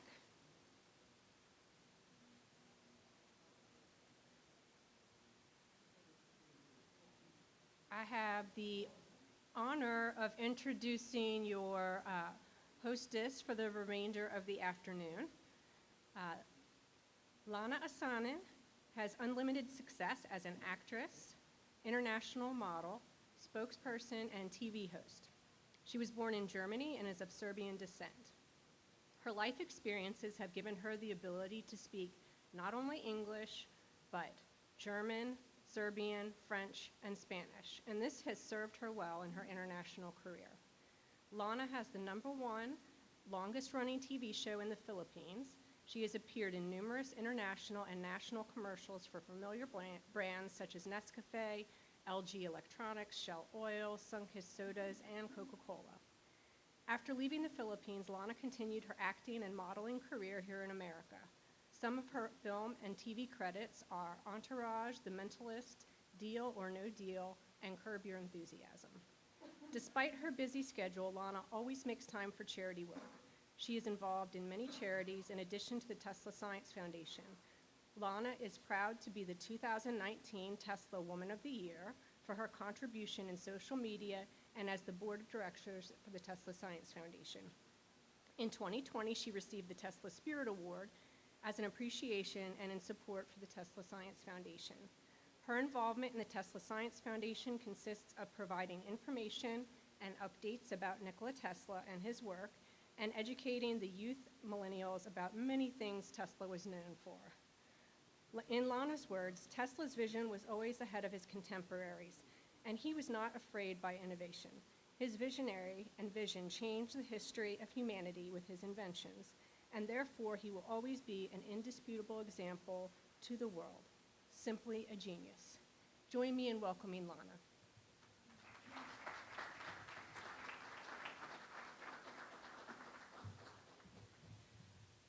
Well, that was a very nice introduction. Thank you, Ashley. And good afternoon, ladies and gentlemen, and Happy New Year. Thank you. I think we've forgotten already that it's Happy New Year, right? So welcome to the 2023 Tesla Spirit Award Conference here at the New Yorker Hotel.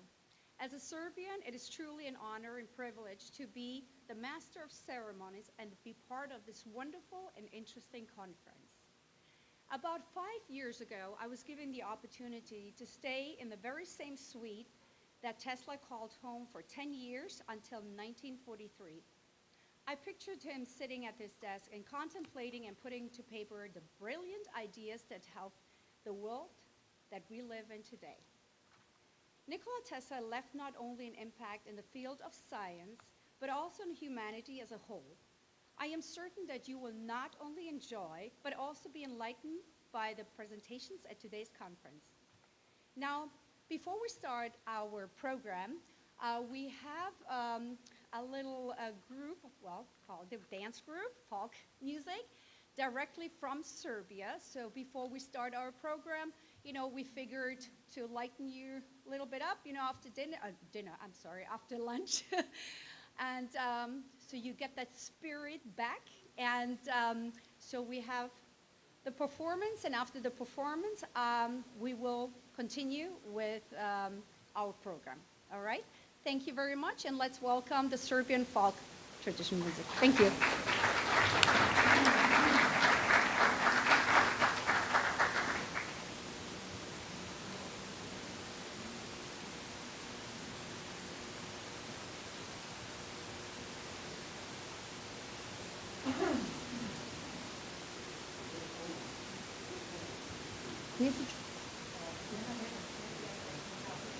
Okay.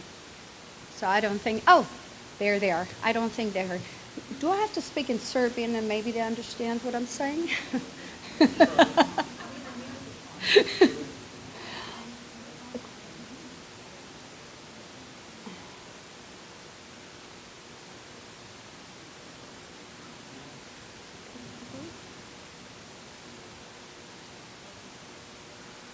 Milena Reagan. Oh, this is the, okay, so something is confusing here, so that's not.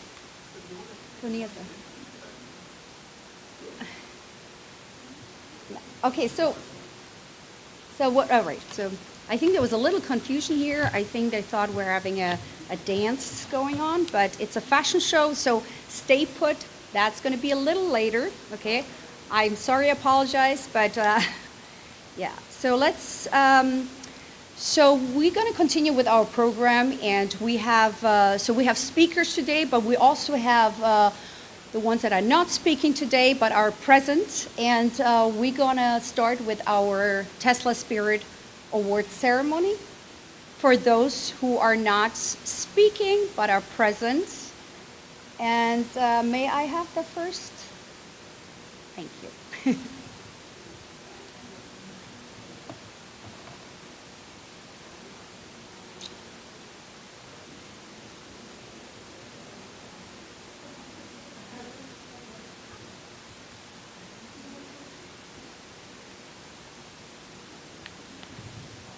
Mm-hmm.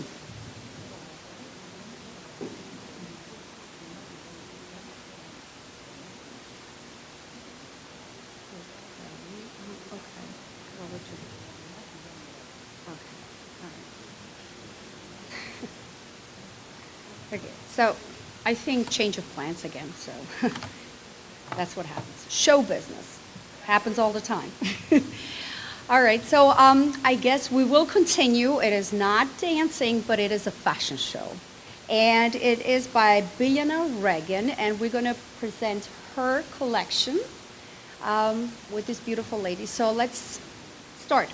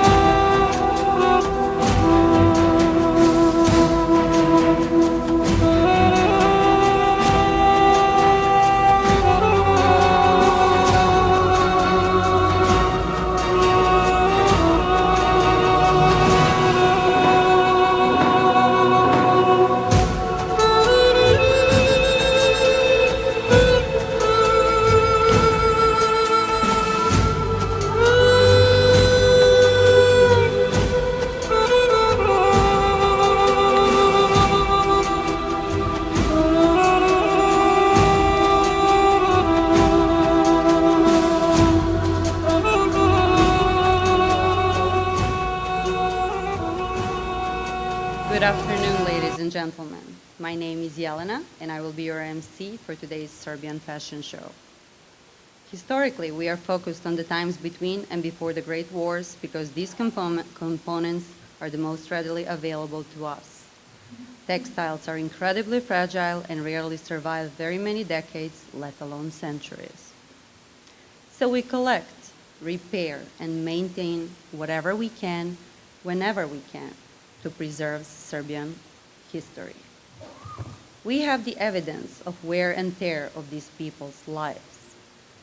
We deal with the stains, sweat, and dirt embedded in the clothing that are frequently the most challenging repairs, and not everything can be fixed. Most of these costumes presented here are local, affordable ensembles, and we have to remember that each represents a life lived in Serbia. Religious influences, superstition, and often just plain female vanity are included in their dress. Many cultures have washed through this region of the Balkans over the millennia, leaving behind traces of their own culture. Romans, Hun's wandering armies, Byzantines, Austro-Hungarians, and the overwhelmingly dominant Ottoman Empire have all contributed to the clothing styles that are the interconnected, unique Serbian costumes we will see today. My costume is from Bosilegradsko krajište. My garment is based on a very old Slavic design. Dominant in this costume is short-sleeved jacket made from dark wool cloth, saya, trimmed at the shoulders, bodice and hem with rows upon rows of colorful gaitan and gold metal threads, sirma, silk embroidery.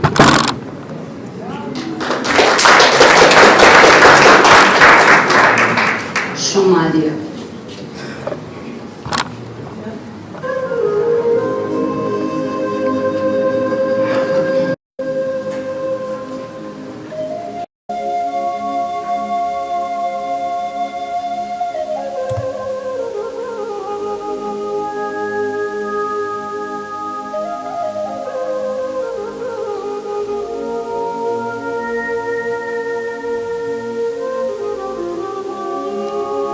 Nada is wearing a very beautiful and colorful costume of Shumaria region. The apron in front is the most beautiful part of the costume. Every girl and woman try to create one for themselves, which leads to many variations in terms of technique and design.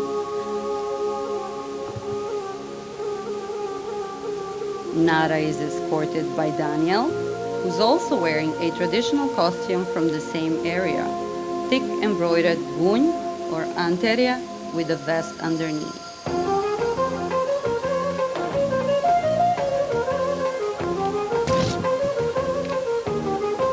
Thank you, Nada. Thank you, Daniel. Prizren.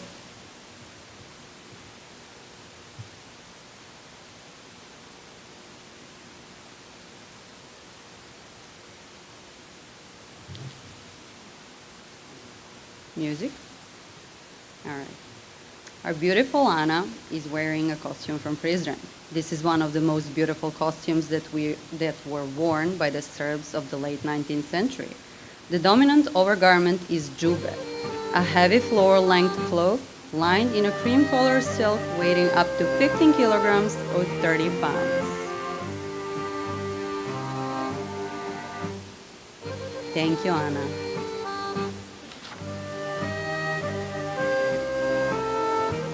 Vranjsko polje, bridal costume.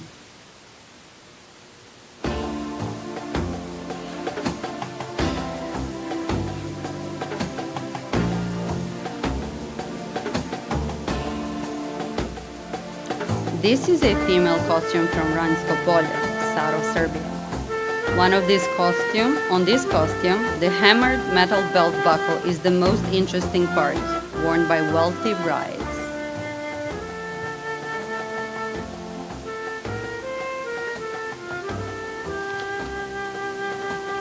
Thank you.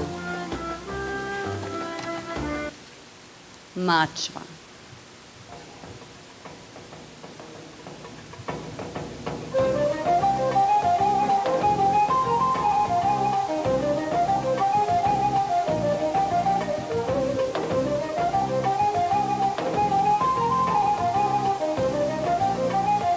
Women's fall costume in this area are diverse and flamboyant, used to be worn with various and rich jewelry and gold coin. The decoration and jewelry served as a sign of wealth, honor, and social status. Thank you, Vesna. Bačka.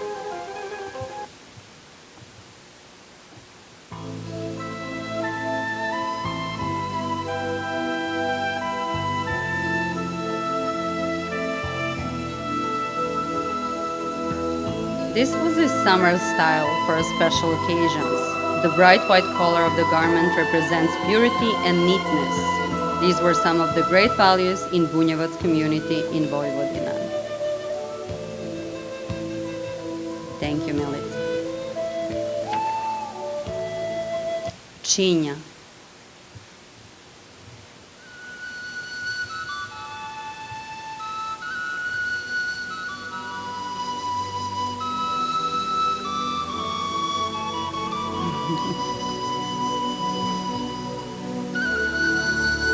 Pčinja is located in the south of Serbia. between borders of the former Yugoslavian Republic of Macedonia and Bulgaria. The female costumes of this region illustrate something of an extraordinary beauty. The most striking element is pervaz, skirt with diamond-shaped design and geometric patterns that are crisscrossed with stripes and white vertical zigzags. Thank you, Jasmina.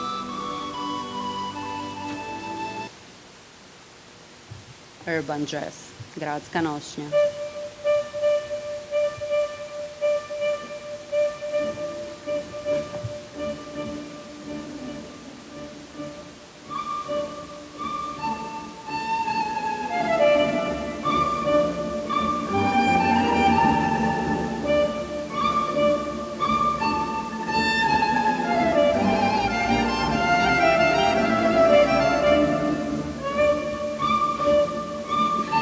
This is an urban dress style dating from the mid-19th century, worn for special occasions such as balls. Balls were a very popular and important way of socializing and networking in those days, and everyone loved participating. Biljana is wearing libada, short jacket with bell sleeves, and the edges were decorated with silver embroidery in the shape of grape vines and flowers. Nenad is pretty sharp in his top hat and tails. He's an expert dancer, has a beautiful rich bass vocal, and he is a professor of music. So dear guests, I would like to ask you for a round of applause for Biljana, because without her passion and commitment, we wouldn't be able to share this treasure with you. Thank you.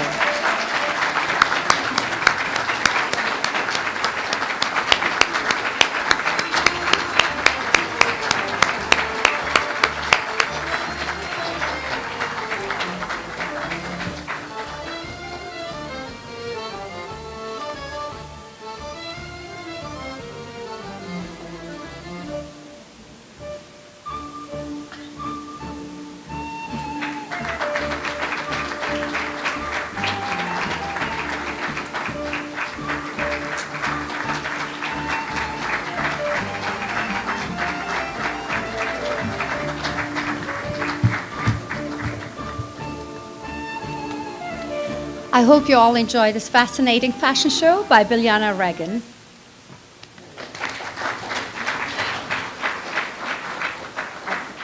So let's continue with our program. So if you take a look to your, sitting there, probably to your right over there, do you see some of these beautiful creations and paintings?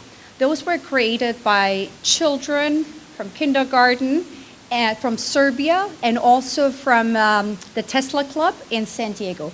And we have two ladies who are going to take the Tesla Spirit Award. Please come up stage. Thank you. San Diego, yeah.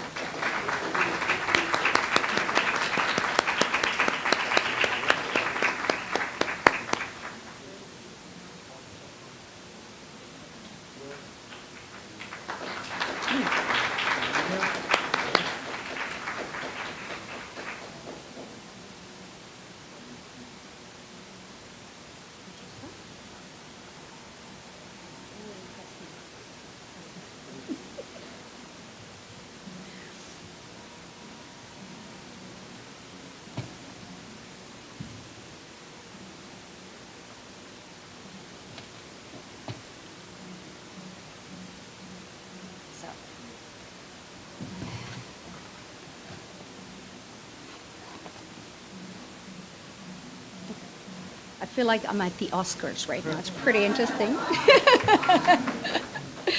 So as I said before, we have this ceremony. It's called the Tesla Spirit Award ceremony, and we're going to start off with people that are not speakers, and the speakers will come later. So we're going to start with the first Tesla Spirit Award that goes to Vukica Mikaca. Did I say that right? Okay. Vukica Mikaca.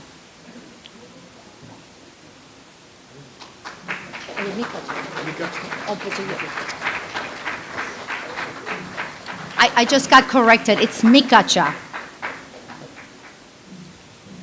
Is he? I'm not ready with my dress.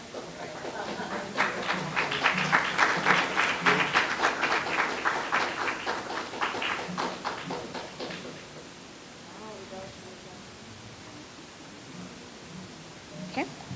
Now, continue. The next Tesla Spirit Award goes to Jasmina Stojkovic.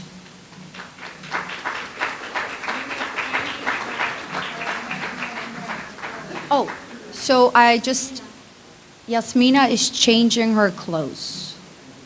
Is she coming back in a gown? Yes. Okay. After, all right, so we'll wait for her and we'll just keep going. And the next award goes to, doesn't it sound like the Oscars? Yeah. The next Tesla Spirit Award goes to PhD Zorica Pantic.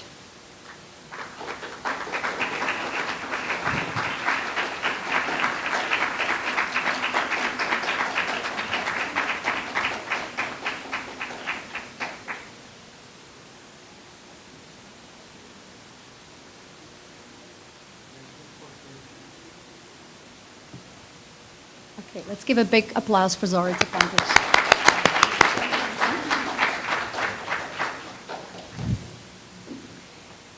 Next Tesla Spirit Award goes to PhD Vladimir Smiljanovic.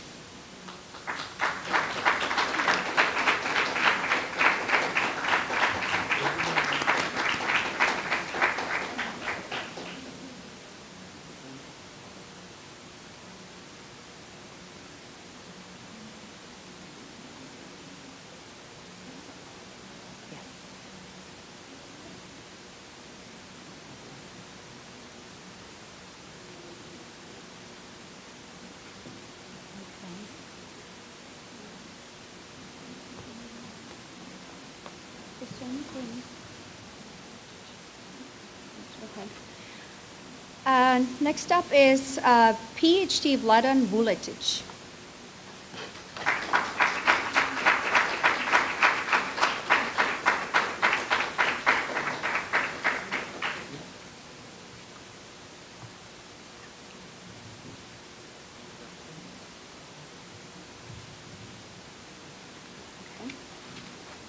He's absent. Okay.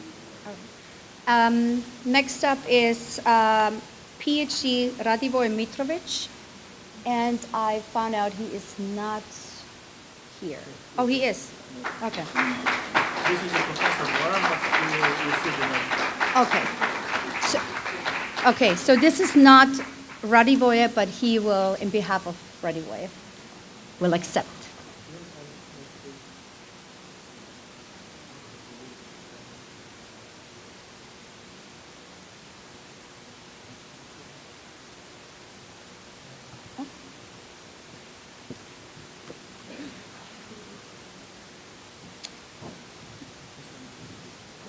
This one first?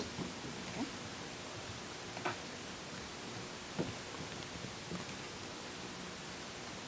Next one is PhD Goran Mladenovic.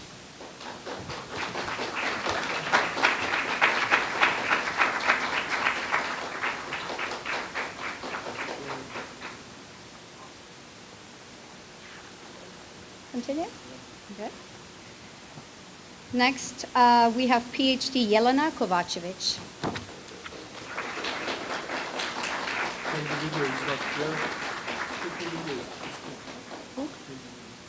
Okay. And then we have an acknowledgement for a very special person. If you look behind you, is the guy behind the camera. He's already smiling. Our very own Greg, the video. Hold on, Greg. I need to be in the camera. I think you need to go back.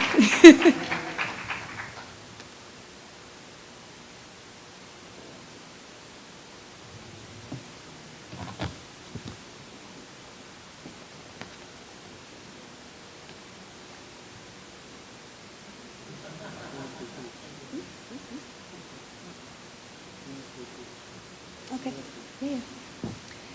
All right, so let's keep moving, and we have, is this the last one for the ones or more? She's ready. Yasmina is ready. Okay, now we have the beautiful Yasmina Stoljakovic. Please.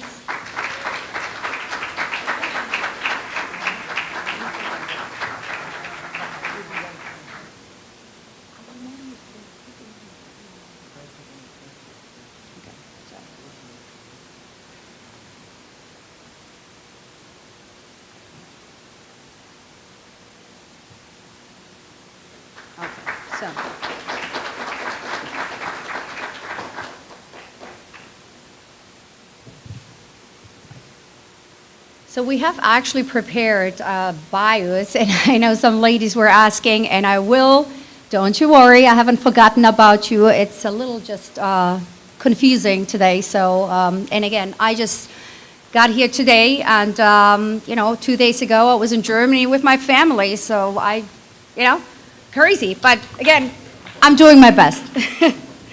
So thank you. All right, before I announce this Tesla, I would like to say something about Bijana Regan. Bijana Regan is a collector of Serbian and other fall costumes of the Balkan area. She lives in Silver Spring, Maryland, just outside of Washington, D.C. Bijana owns approximately 100 complete costumes, which she presents at the fashion show around the metropolitan DMV area. She has also taken them on the road occasionally as special traveling experiences for fans of Serbian culture. And here we have the beautiful Bijana Regan. Please, a big applause.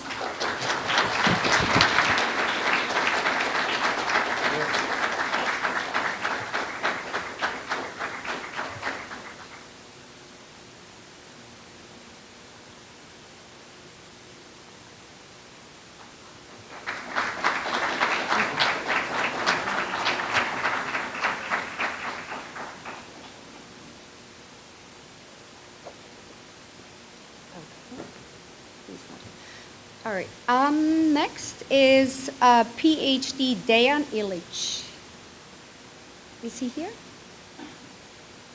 Dejan Ilic? Okay. Most people are not here. I just found out. Maybe I can get it. All right.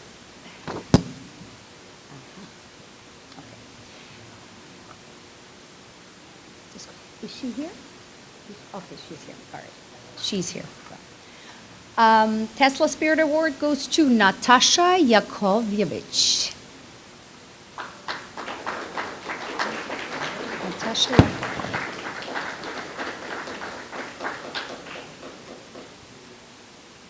Is she not here? Is Natasha Yakovlevich here? No. Okay.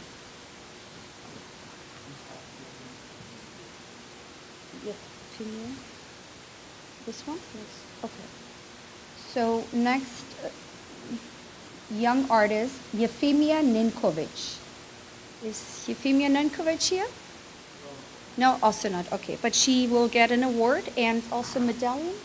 Okay.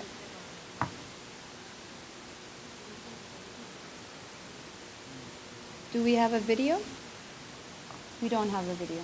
Okay, well, then I guess I can go on. Okay.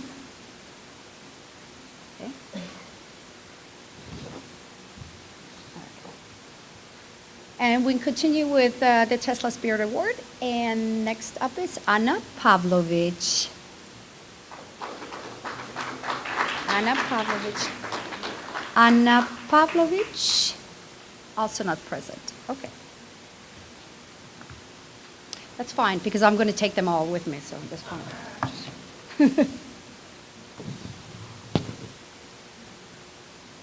And the next Tesla Spirit Award goes to Biljana Djuric.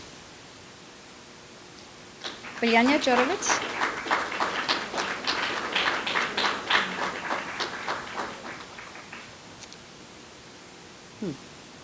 Also not present. Okay. All right.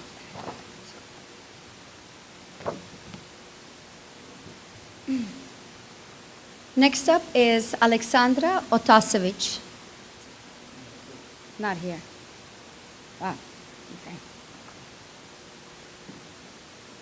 Right. Then we have Rade Komazec. Not here. Also not here. Okay.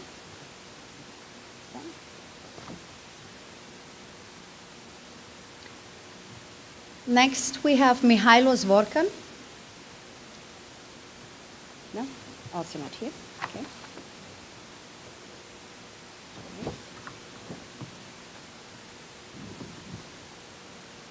And that, again, okay? Yeah. No.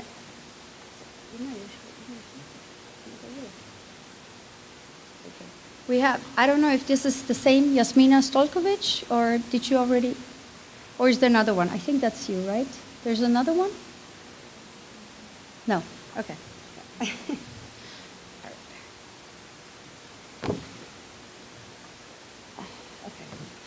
Next, it's an acknowledgement that goes to Obrad Kesic.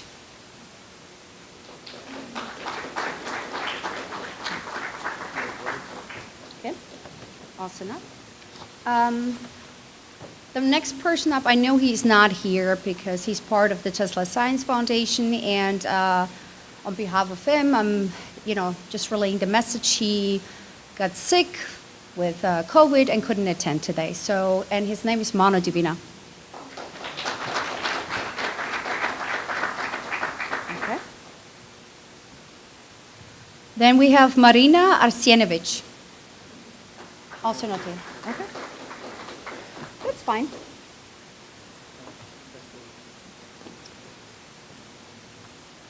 Next up is PhD Jelena Kovacevic.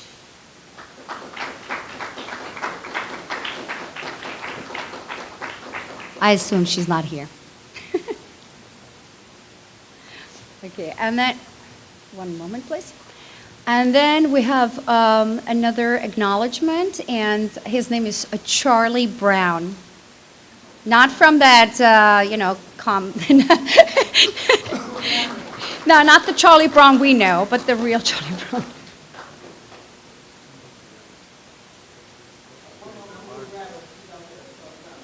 Charlie, yes. Okay, she's here. Okay, so wait 1 second. So,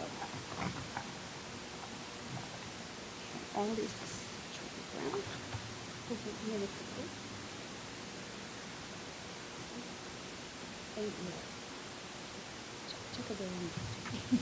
Okay, so we'll wait because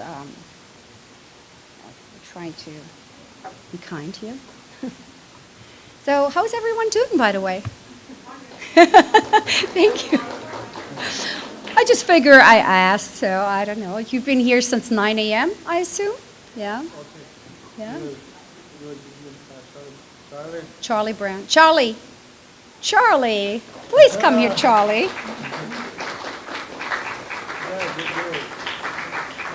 We wanted to make sure that you're really a human being and not a cartoon. Thank you. Congratulations.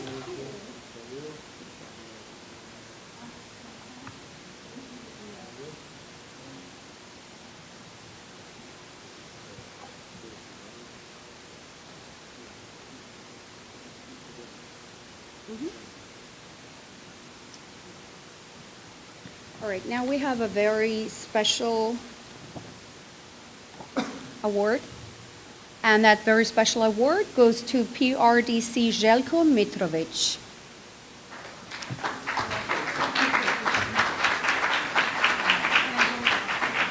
Of course, yeah. So Željko Mitrović couldn't attend, but on behalf of one of his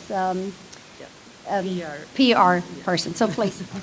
Hello, everybody. I just want to thank to the whole organization on the behalf of the entire PRDC team, our founder, Željko Mitrović, the team of engineers and co-workers.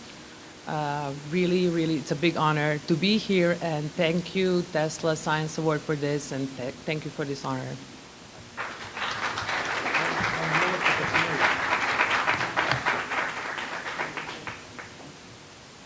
Thank you very much.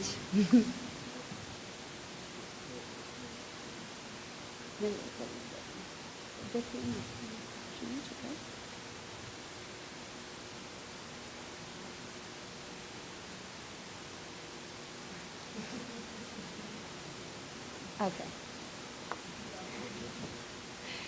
So we can't. No, you're not need to go. I feel like I'm in a comedy right now.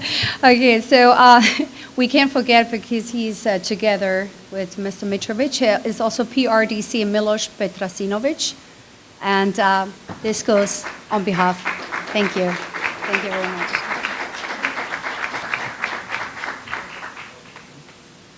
Okay. That's it. Are you sure? Okay, so, but we do have more. Okay, we have more. Okay, we do.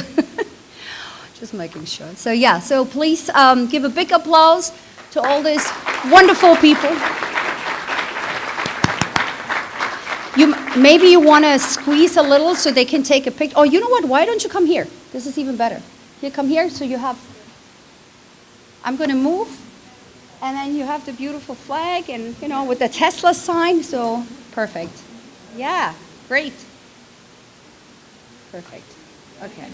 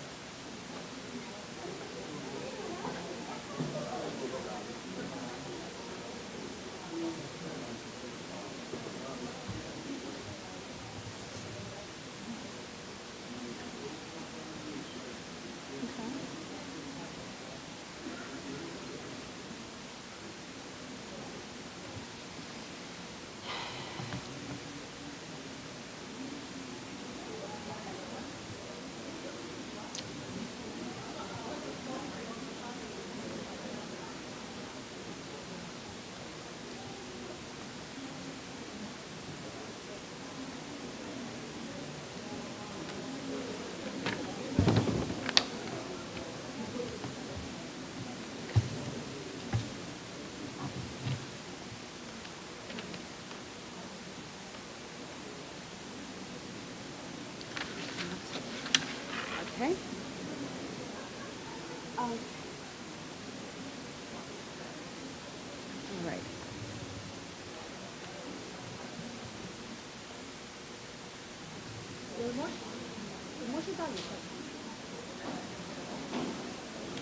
All right.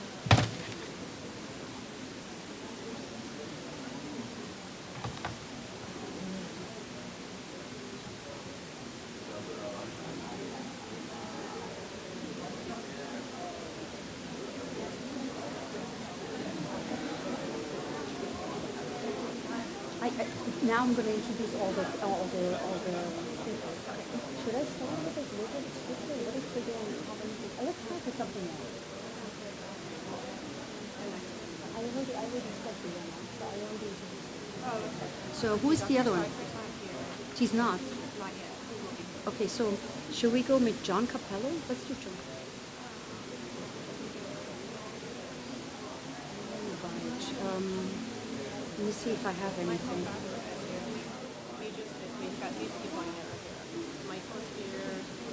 I don't have anything on him, Michael. Okay.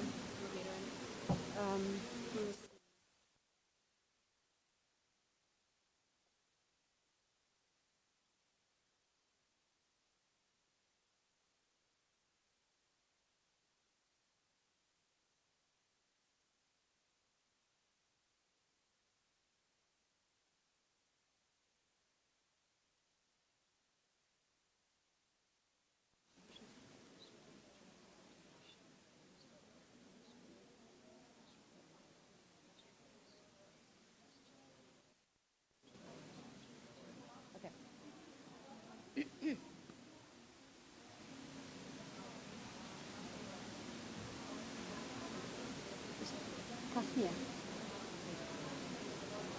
All right, so is everyone back in the room so we can continue with our conference? Everyone is seated? Yep. Okay. Well, I'm just going to continue. So now we're going to continue with our speakers. Now what's going to happen, I'm going to introduce them. I'm going to read their bio, very short bio, so you all know what they're about. They're going to come up on stage and receive the award, or are they going to do a presentation? Present, okay. So they're going to come up on stage and have about 5 to 10 minutes for their presentation and then the award. Okay, so let's start. Okay. Are you coming back? Okay. I guess do I have to wait now? Hello, hello. Excuse me, sir, do I have to wait? No. I don't have to wait? I can continue? Okay. All right. That's how it works in Serbia, you know? All right, so I'm going to have to read because they was sent to me by email, and so I apologize if I have to hold my phone, but there's no other way. So our next speaker is Dr. Michael Pravica. Dr. Michael Pravica is a professor of physics at the University of Nevada, Las Vegas. He studied... I'm not done. He studies the behavior of matter subjected to extreme conditions of high pressure, temperature, and radiation. He's developing useful hard X-ray photochemistry as a means to create novel and potentially useful materials by taking advantage of the highly ionizing, penetrating, and focused prosperity of X-rays. Now you put something in there, I can't read, 7K something, that's 7K. I don't know, yeah, that's, I was never good in physics, I don't know. As a physicist and Serbian American, he has been an activist explaining Nikola Tesla's amazing work in print, radio, and film to the public since 1992. So please all welcome Michael.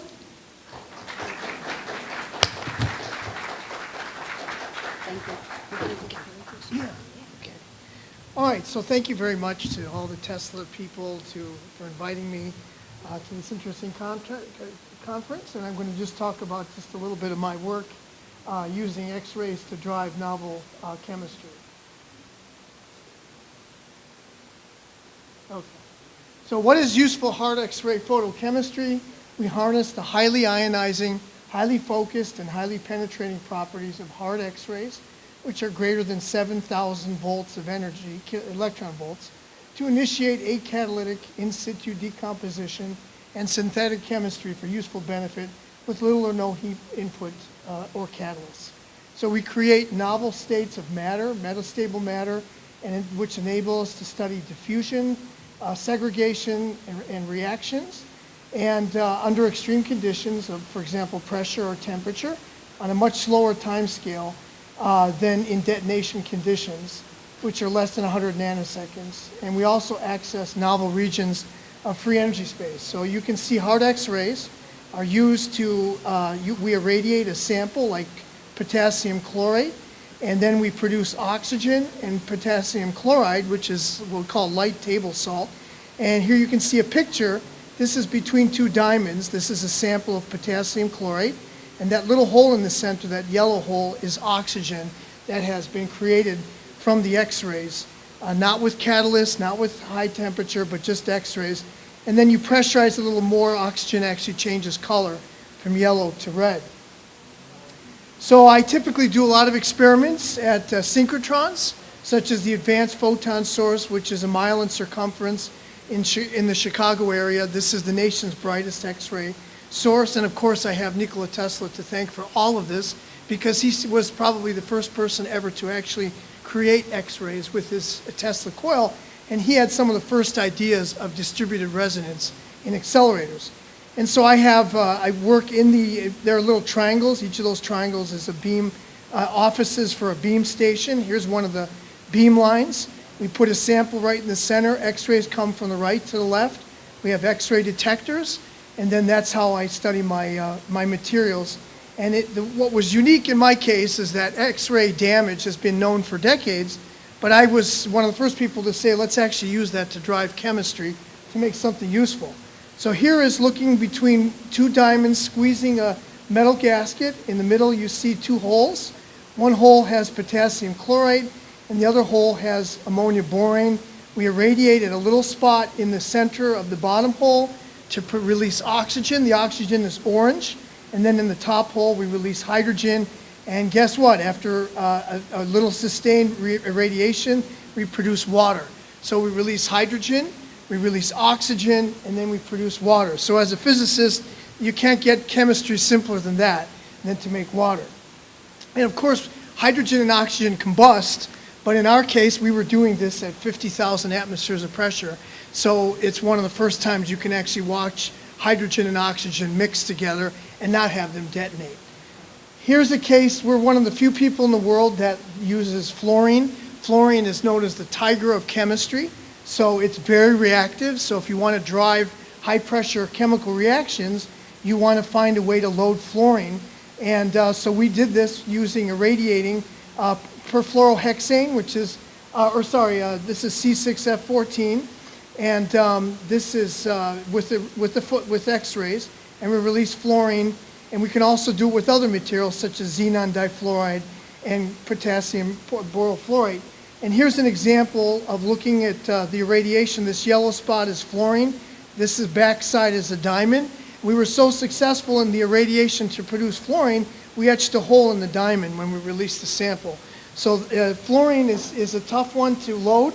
And this is a way that we can do it very civilized, very non-damaging, non-toxic in the sealed sample of a diamond cell. There are many things that we've found in our studies of, for example, fluorine chemistry. One is the prediction that whereas you've been taught in chemistry class that electrons in the valence are the ones that bond, we actually have evidence that you can get inner valence, below the valence, inner shell electrons to bond. If you can produce fluorine, then they can react to form novel compounds such as mercury tetrafluoride. And that was a prediction that was made by Maosheng Miao, and then we have some strong evidence we've observed it experimentally. And so that's so fluorine chemistry is at extreme conditions is definitely something we've been pushing in our group. We've also created a novel material that we call doped polymeric carbon monoxide by irradiating strontium oxalate and producing a kind of a glassy beer bottle glass material. This material has been shown to have wide bandgap semiconductor properties and nonlinear optical materials. We actually did experiments at the Institute of Physics in Zemun to kind of verify that with their nonlinear system, and we have a patent on this. And so this is the proposed reaction. Strontium oxalate plus photons, X-ray photons, produce strontium carbonate and carbon monoxide, and the carbon monoxide in bulk starts to react to polymerize to form this polyCO. And this is a very stable material that we think has a lot of hope for the future. And it's made only with X-rays and a little bit of pressure. And so basically the beauty of this is you have this strontium oxalate, you using this cation by irradiating it with X-rays and then ionizing it, and then you destabilize the oxalate, and then you produce this material. So here's an example of X-rays going right through the gasket, the metal gasket, and forming this beautiful striped array of this polyCO. And then we've also, with X-rays, we've produced novel structures of materials that nobody's ever made before. And why? Because X-rays are so highly ionizing. Most people who do chemistry, they're doing a high temperature, maybe less than a fraction of an EV, maybe ultraviolet, that's a few, maybe 10 EVs, but we're doing KEVs, so we're accessing novel regions of the thermodynamic phase space that have never been possible. And this is an example where we irradiated cesium oxalate through the diamonds, So these are two diamonds, the sample's in the middle being squished at high pressure at about 10,000 GPa, 10,000 atmospheres. And then we form a new structure that's never been seen before of cesium oxide, superoxide, CSO2. And so by playing with resonance of absorption of the K-edge and L-edge of X-rays, we've actually shown that you can have incredible control of your chemistry to basically create the possibility of novel routes of synthesis. And so this is this doped polymeric CO. New structures give us opportunities for novel material synthesis and also novel devices that would be of use for humanity. And then we also finally found that there are certain resonances based on those K-edge and L-edge and other aspects of absorption. Just as Tesla said, the way to understand the secrets of the universe are through resonance, are through frequency and vibration. We found certain energies, for example, in the potassium chlorate, where you have maximized your decomposition of the material. And so by playing with those, we've applied for a patent where we can selectively damage the interior of DNA or RNA inside viruses to create your perfect vaccine, because the essence of a vaccine is you want to denature the interior, but you don't want it, you want to minimally damage the capsid, the exterior. And so that's in application right now, and we've had some very exciting advances with this and with electrochemistry with the same idea. And then lately we were contacted by the Idaho National Laboratory, where we're trying to basically, there's a problem in our environment with something called these forever chemicals. They're fluorides. This is perfluorooctanoic acid.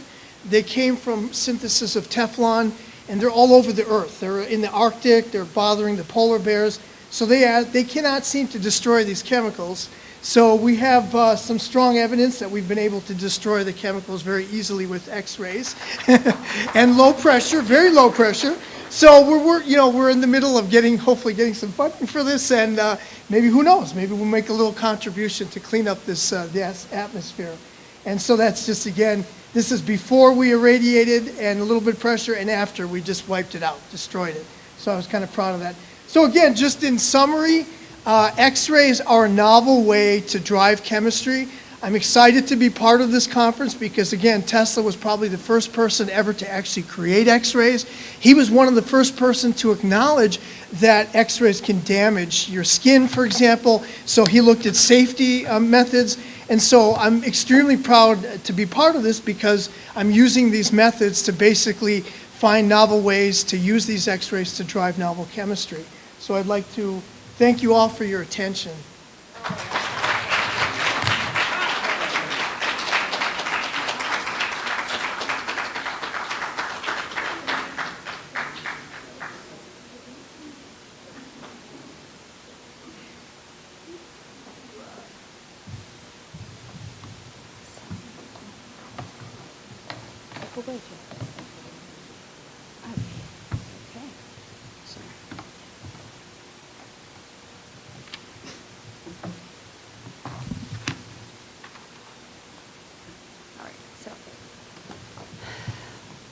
What happened to Michael? Did he just disappear? Michael, you're about to get a Tesla award, so congratulations.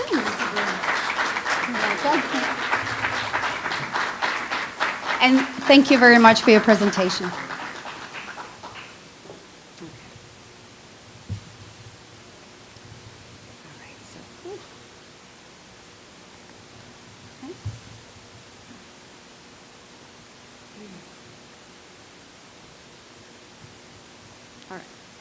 So we continue with two ladies, very special ladies, and their names are the Globovich sisters. So the beautiful Globovich sisters, Maria and Marina, performers of traditional music, are from Serbia. They are the recipients of numerous awards for preserving traditional folk music. The Globovich sisters held many concerts all over the world. So far, they've made 4 albums inspired by Balkan music. Their self-written song, Serbia, which means Serbia, was crowned as the most beautiful song of the Republic of Serbia. With the blessings of Patriarch Porphyria, the Globovich sisters started leading a chore at St. Sava Temple, where they've been teaching traditional folk music to children. Globally, they've held a series of lectures about the significance of traditional Serbian music. They believe the key to success is through persistence and good organization. So before we give an award, the two beautiful Globovich sisters will perform a song, many songs, a NIKOLA Tesla song. So please all welcome beautiful Globovich sisters.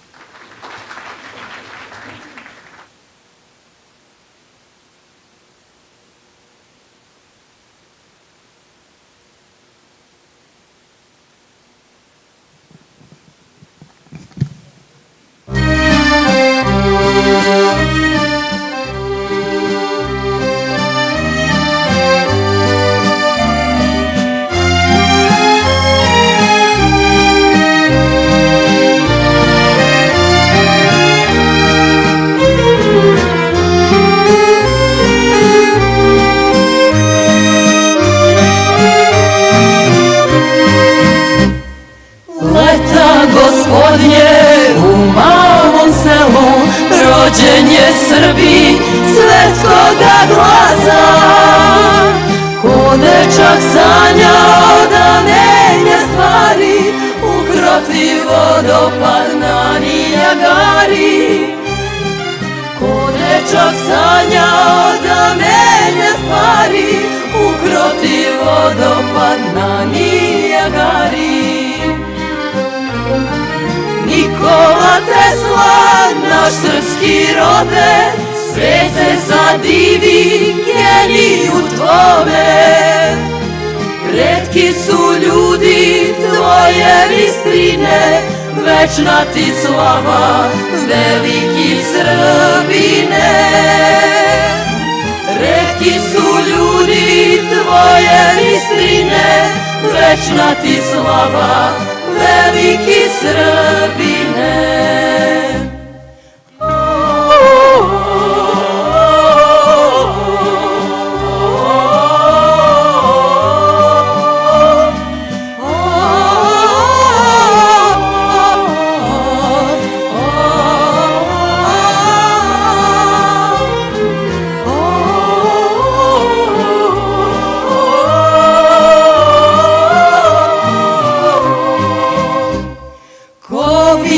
Hrabri bez štita i mača, dao je primer drugi da slede. Kroz tamu mraka oči sad vide, puteve svetle, budućnost gde ide.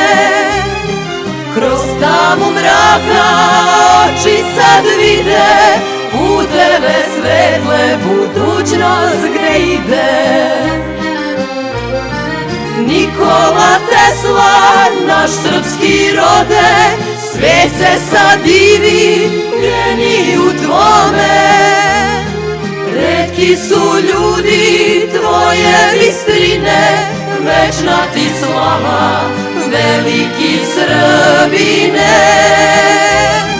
Retki su ljudi tvoje bistrine, večna ti slava, veliki Srbine. Veliki Srbine.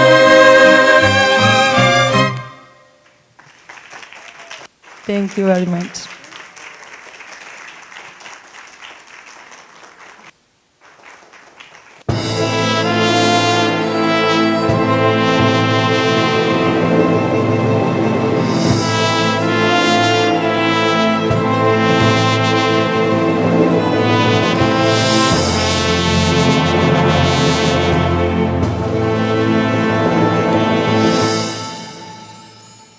Otvorena vrata svetog manastira, ispred krsta sa 3 prsta stojim čista srca. Bože dragi, čuvaj nas, budi nama spas. čas. Srbija je zemlja naša najlepša, uzdignute glave, Srbi slavu slave, ponos, čast, vera, spas, hvala ti od nas. Zastava koja se vije, majke Srbije, crveno, plavo, belo, čast za srpstvo celo.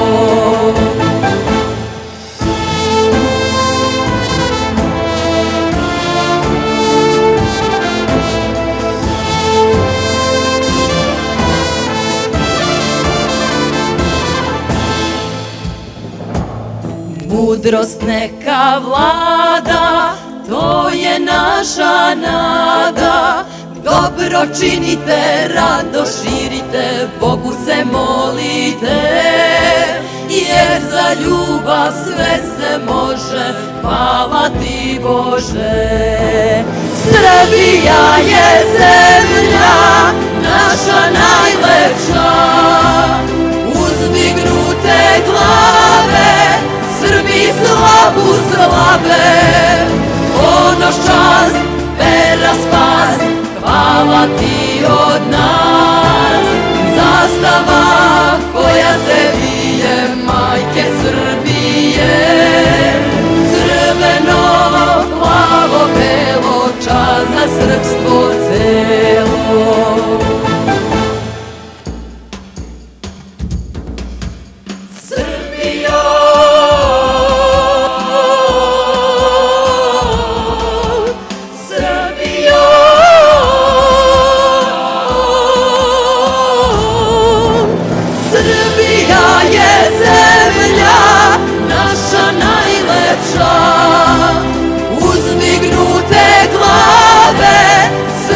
Slavu slave, ponos, čast, vera, spas, hvala ti od nas.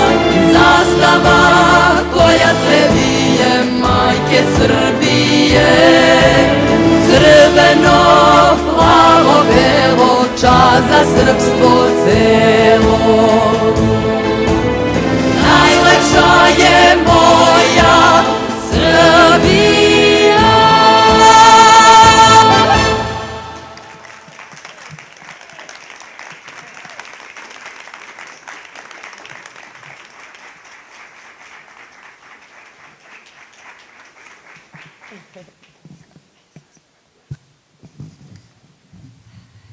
Not easy with my skirt. All right, so thank you so much to the Global Witch Sisters. Wasn't that beautiful?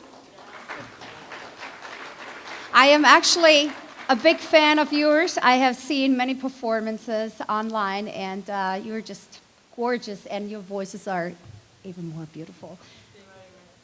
So, and of course, you also will receive the Tesla Spirit Award. One lady. And we also have this for the global.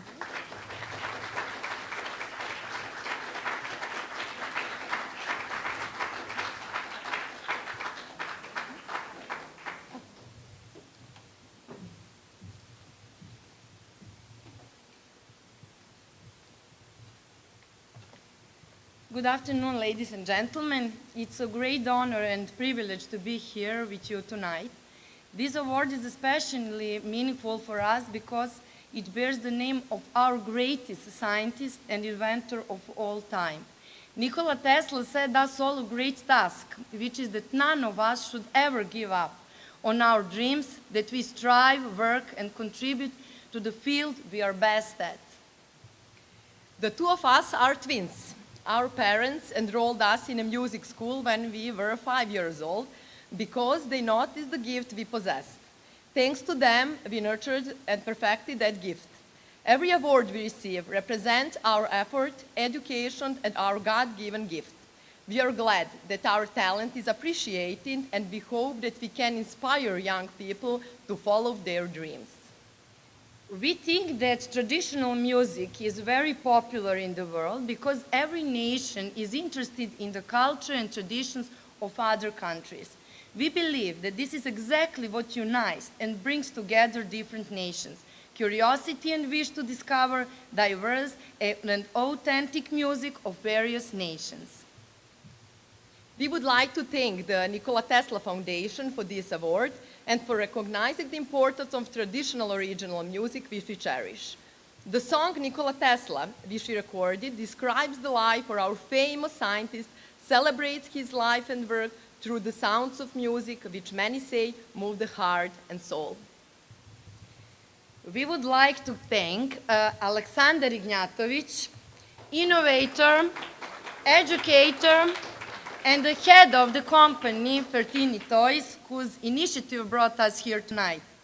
He introduced you to our creativity and knows with what love and faith we approach our music and how much we contribute to Serbian culture. Thank you, Aleksandar. We also thank the ambassador, Vladimir Božović, who is the patron of this journey of ours and who believes in us, in our music, and our gift.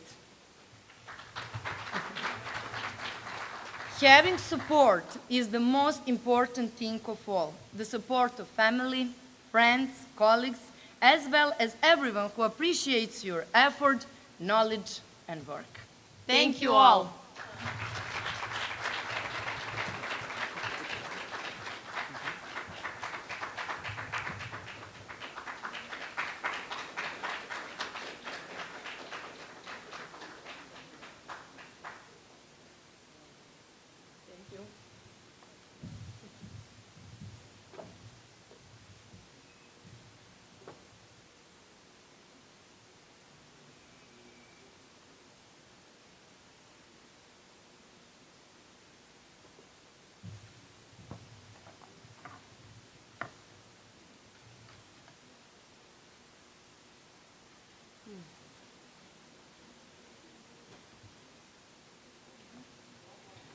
And we continue with our program.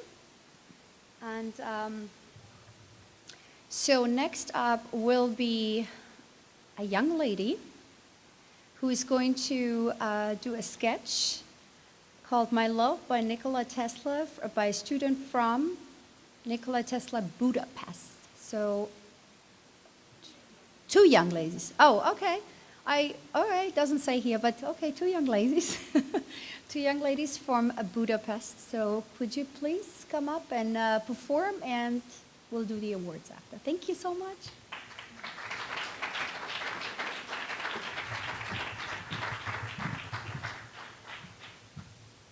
Dobar dan, ja sam Sara Dahan I dolazim iz Budimpešte. Moja je želja da vas malo vratim u prošlost, da vam kroz jedan zamišljen intervju predstavim gospođu Catherine Johnson, da vas upoznam sa detaljima jedne neobične platonske ljubavi, detaljima jednog bliskog prijateljstva, navedenim u dnevničkim zapisima gospođe Johnson. Catherine Johnson I Nikola Tesla upoznali su se u osvit njegove velike naučne slave. Kao blizak prijatelj njenog supruga Roberta, Tesla je bio rado viđen gost u domu Johnsonovi. Dame I gospodo, u ulozi gospođe Johnson, Lena Ember.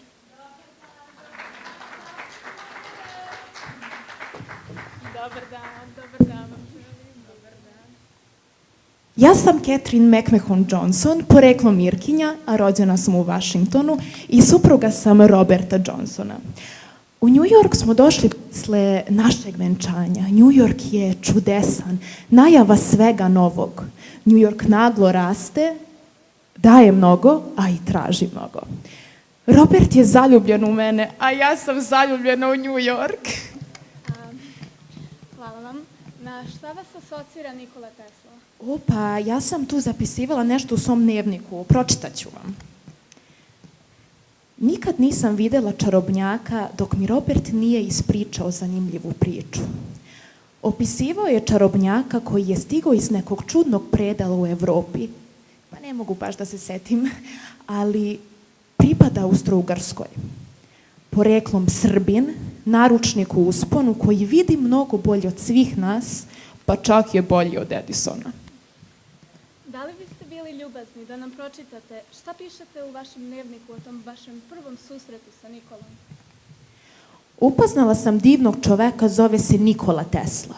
Neverovatno je visok, ima kraljevsko držanje, prefinjenu eleganciju, staložen je i miran. Lice mu je izduženo i zagonetno. To je lice jednog izuzetnog džentlmena, ali i mudrog vilenjaka. On je tih i bledunjav. Prsti su mu dugački i lepi, kosa uredna i glatka, brkovi jasno izdvojeni, a ukras su mu na licu te divne prodorne oči. Vatra je u tom čoveku. Ceo Teslin život je bio poređen eksperimentima. Da li vam je pričao o svom radu? Pa jednom nas je pozvao u svoju laboratoriju, da vam pročitam. Da, molim vas.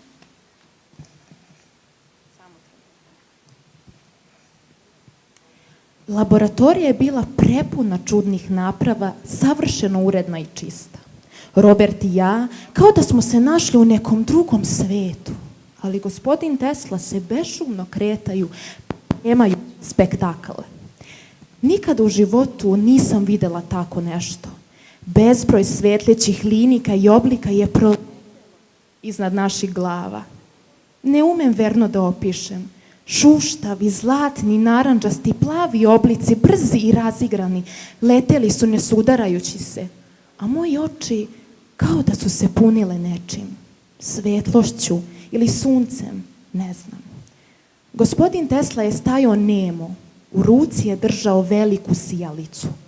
On je bio majstralni džin, kralj svetlosti, lepi mađioničar, pravi čarobnjak. Onda nas je uzdigao još više prikazivši nam ono što intrigira svet. Svoj motor koji mi je osmislio uz blesak svetlosti nad čelom u parku u Budimpešti. Da, to je bio motor sa jezgrom od lave. Govorio je i o elektromagnetnim talasima. Uzbuđeno je pričao da će u budućnosti ljudi koji su na parobrodu usred okeana moći da čitaju dnevne novine iz celog sveta i da će pomoću, on je rekao, neke džepne sprave komunicirati sa prijateljima u New Yorku koji je takođe imaju. To će biti neki brzi svet u kome svi nose te spravice, komuniciraju i čitaju. Pa zvuči neverovatno. Da li vam se činilo da je sve što je govorio bila kao neka bajka iz budućnosti? Pa ja ga ništa nisam razumela, ali takav žar u očima znači samo jedno, da je u pravu. I da će se sve to jednog dana i ostvariti. Da li je vaš suprug Robert znao koliko ste volili Teslu? Pa on je shvatao moju ljubav kao poštovanje, prijateljstvo i očaranost. Bar ja tako mislim. Ali Nikola je sam rekao da se nikad neće ženiti, jer je on venčan za nauku. Hvala vam na iskrenosti. Znate, svi koji su ga poznavali divili su mu se, pa čak i ja, jer on je bio pravi čarobnjak.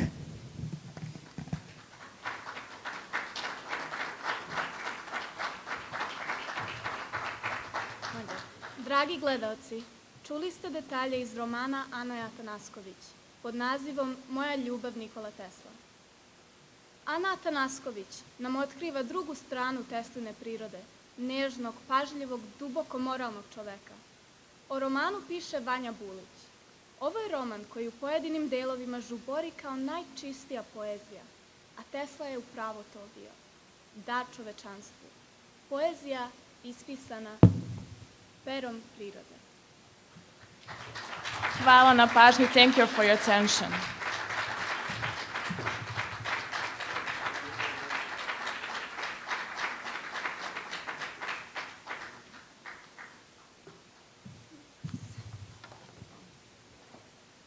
Thank you, ladies. And now I have to read this, okay? So our next person who is receiving an award, her name is Jovanka Lastic. She's the director of Serbian High School Nikola Tesla in Budapest. Please all welcome.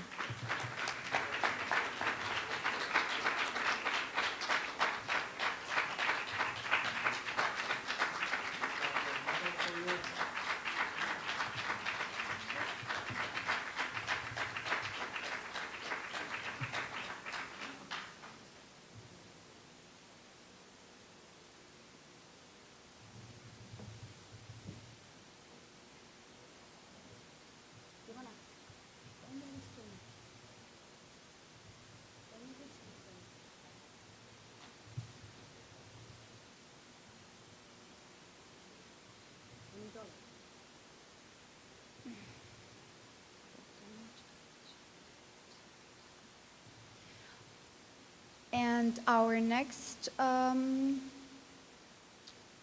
excuse me, are they performing? Are they performing? Okay, so we have another performer, just making sure.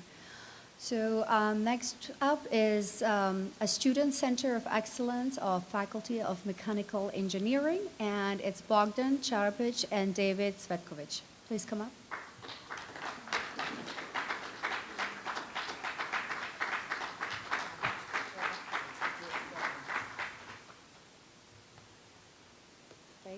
David? There you go. I think you are receiving two. And then for you, you're receiving one. Yeah. Unfortunately, one. Thank you very much. I'm sorry. I have received many before, so. Yeah, I have one more. I was joking. So, thank you very much.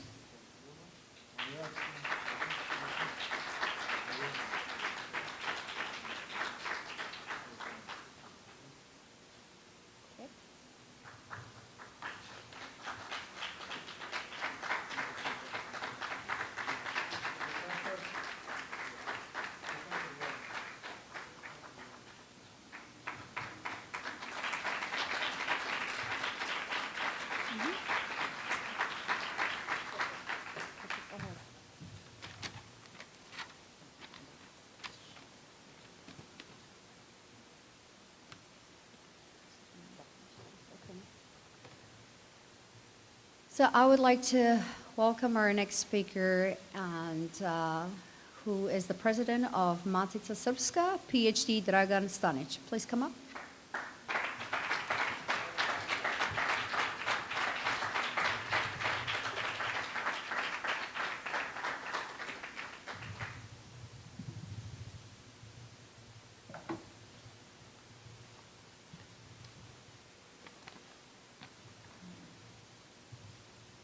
So, dear President of Tesla Science Foundation, Nikola maybe is not here, but whatever. Dear Mr. Ignatovic, yeah. So, dear admirers, followers, investigators of Tesla's work and life, ladies and gentlemen, improvisation is a mother of invention, so everything is fine, yeah.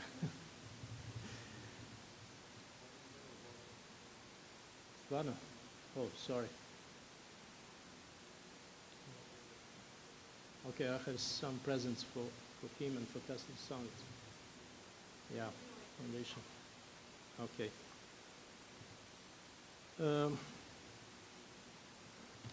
Thank you for the opportunity to be today with you here in New York, in Hotel New Yorker, where the Tesla spent the last 10 years of his life. And I'm really happy because I'm here as a president of Matica Srpska, the oldest Serbian cultural institution, which was founded in 1826 in Pest, in Hungary, as a part of Austrian Empire. It is known that Tesla had Matica Srpska in his heart as the Serbian key cultural institution. On two occasions, on 1876 and 1878, he turned to it for a student stipend, but he was unfortunately rejected both times. As a priest's son, the child of Protohierarchus Milutin Tesla and the nephew of Metropolitan Bishop Nikolai Mandić, he was, according to records of the Matica Srpska Board of Directions and Literary Department, in a significant better position than Aleksandar Tabaković, the son of barber from Arad and one of the 8 children that barber had.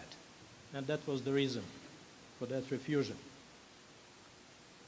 Tesla's thought always moved in both these dimensions, in the earthly and celestial perspectives, and even beyond them. That is why his affinity to Matica Srpska did not vanish. A sure sign that Tesla harbored no ill feeling regarding the rejection for student stipend is the fact that he became a member of the oldest Serbian cultural institution in 1902. That year, at the General Assembly held in September of that year, Matica Srpska accepted 131 new members, among whom were the future president of the institution, Dr. Gedeon Djuric, the Serbian Orthodox Consistory in Sarajevo, enlisted by the Metropolitan Nikolai Mandic, Bishop Nikolai Mandic, and two great Serbs living in America, Nikola Tesla, it was written the electrician in New York, and Dr. Mihailo Pupin, the professor in New York.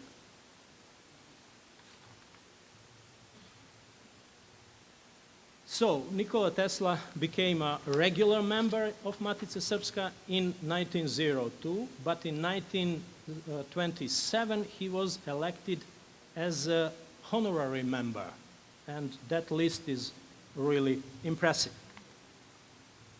In Matica Srpska, this great scientific role of Nikola Tesla was well understood, and it became a place where the cult of Nikola Tesla was systematically nurtured.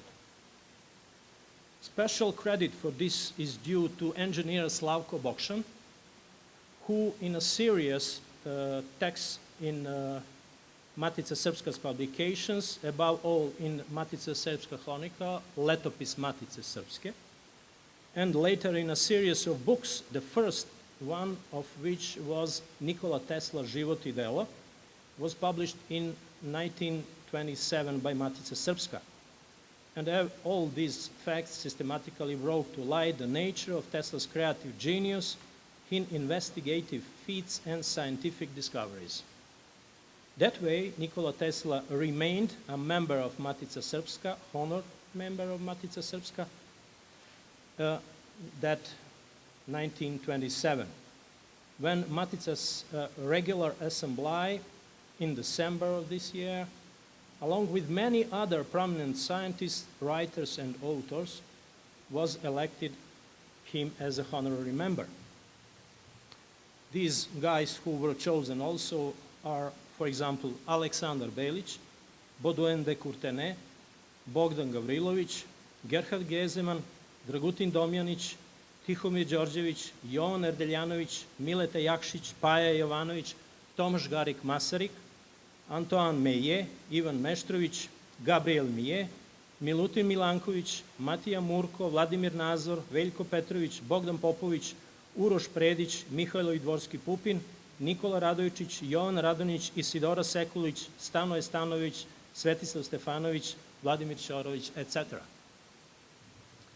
Matica Srpska thus repaid the great scientist multiple times, contributing significantly to the development of a whole cult of his great mind, particularly among the Serbian people, but also farther and wider.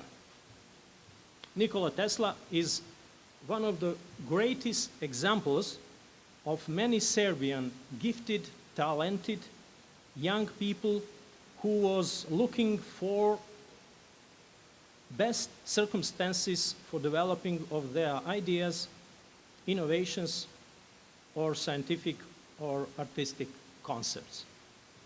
If we want to develop Serbian society, but we want, as a society of knowledge, competence, and responsibility, we should organize our scientific, cultural, and educational institutions according to these principles.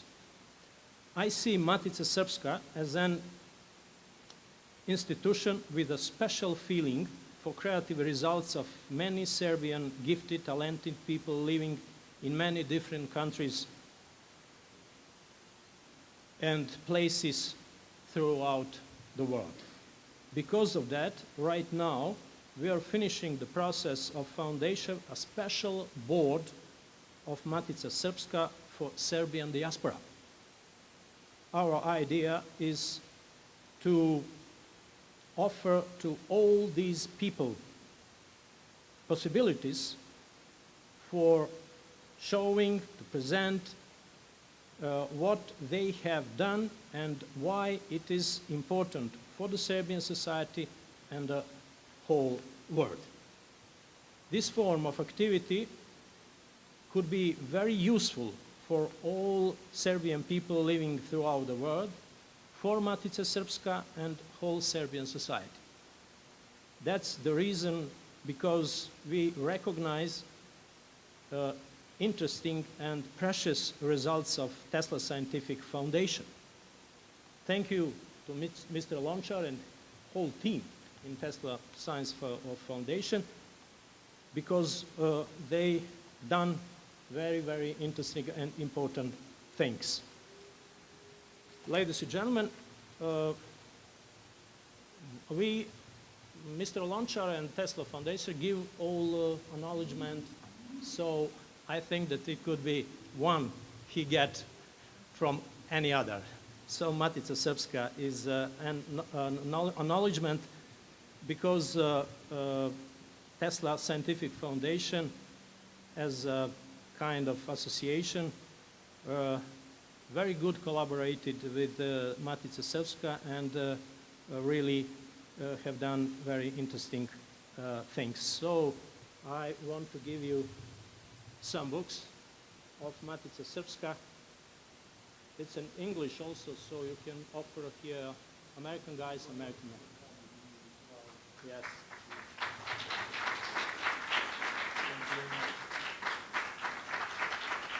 And this is one thing which should be a reason to be proud of it. This is first issue of, we can say, the oldest literary magazine which has been continuously publishing in the world. This is Letopis Matica Srpska. It was printed in 1824, and this is the first issue, phototype edition of that first issue. So this is also, and this is acknowledgement for Tesla's foundation, which Matica, so improvisation. So here we are. This is for Tesla Science Foundation from Philadelphia. That idea of Tesla's folk, Tesla's people is a really important thing for the whole world, I could say, but especially for our Serbs. We need higher standards for creativity, and whole world need too. That higher, the most highest, and Nikola Tesla is one of the prominent of such a guy. So thank you for the attention. And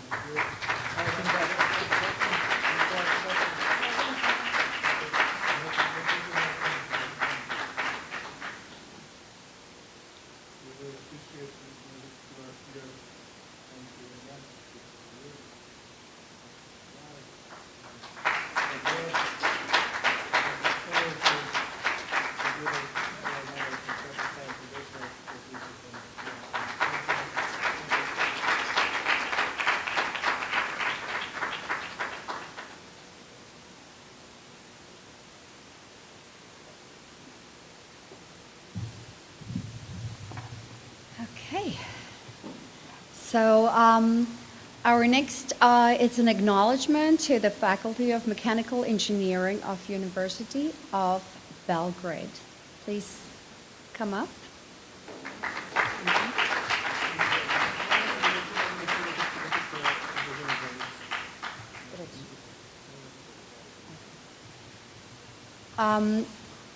Okay, so I have some news, and hopefully it's not, but Nikola Tesla was rushed to the, I'm sorry, it's been a long day. So,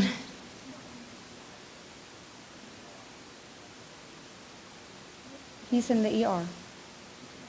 His wife. Oh, not him. Oh, okay. So okay, so thank you for the clarification.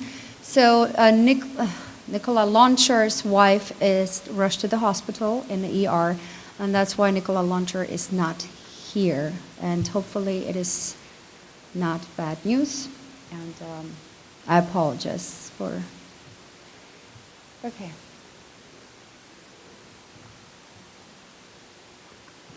May I have the next speaker, please?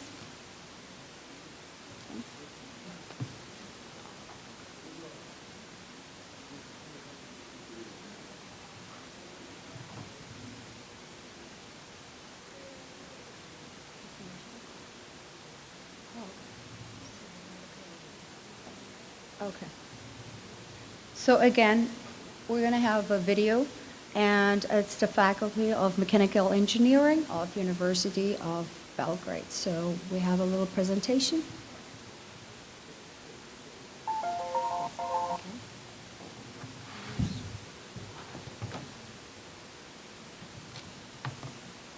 Okay, thank you very much. I'm here instead of Faculty of Mechanical Engineering, University of Belgrade. We are a really big faculty. We have 25 departments, of course, and I'm here collaboration with our faculty with CERN as European Nuclear Research Institute. You will see 2 short videos about our faculty and what we done at our faculty.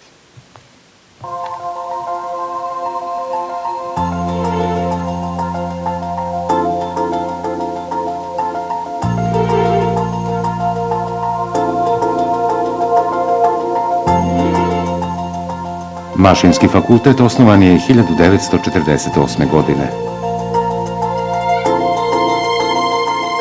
Kao i drugi tehnički fakulteti, nalazio se u sastavu Tehničke velike škole u zgradi sagrađenoj pre Drugog svjetskog rata na tadašnjem trkalištu i prvom igralištu čuvenog BSK Beogradskog sportskog kluba, čiji su fudbaleri stigli do Montevidea i Urugvaja.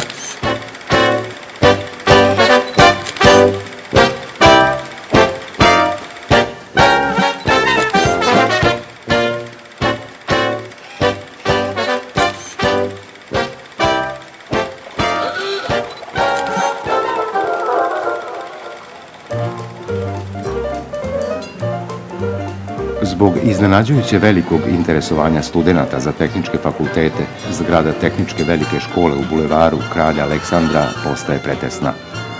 Čak ni dodatni prostor za mašinske laboratorije nije odgovarao potrebama.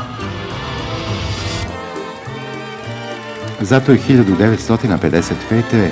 usvojen idejni projekat novog zdanja u ondašnjoj ulici 27. marta, danas Kraljice Marije, delo arhitekte Grigorija Samojlova iz plejade čuvenih ruskih graditelja izbeglih u Kraljevinu Srba, Hrvata i Slovenaca.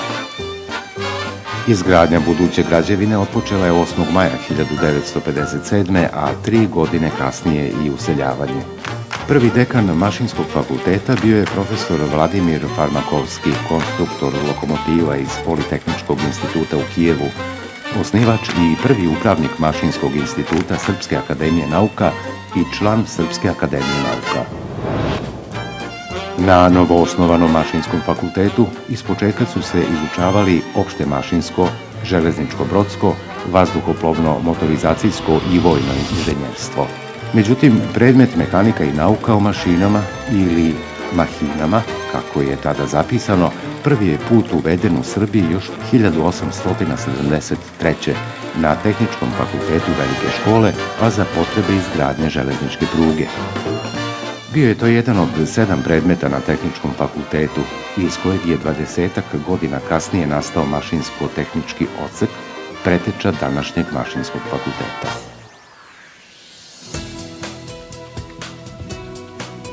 Danas Mašinski fakultet ima 21 obrazovni modul, od kojih su neki jedinstveni u regionu.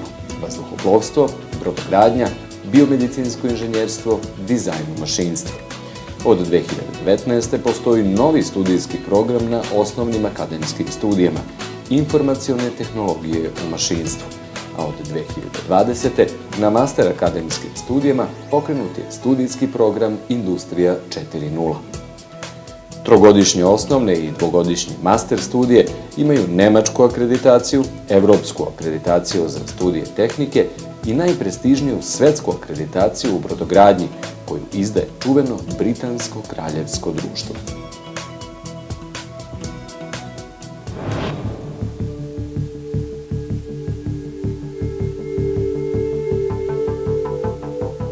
Nema velikog postrojenja i složene mašine u našoj zemlji. Hidrocentrale, termoelektrane, fabrike, autoputa, železničke pruge, aviona, tenka, haubice, rakete i tako redom, u čijem osmišljavanju i proizvodnji nisu učestvovali beogradski mašinci. Nenadmašni naučnici i stručnjaci koji su slavu ove svetski priznate škole inženjerstva najbolje u jugoistočnoj Evropi proneli na svim meridijanima. I u najvećem svetskom istraživačkom postrojenju i poduhvatu, čuvenom CERN-u pokraj Ženeve, proteklih decenija radilo je i sada radi 20-ak mašinaca sa Univerziteta u Beogradu.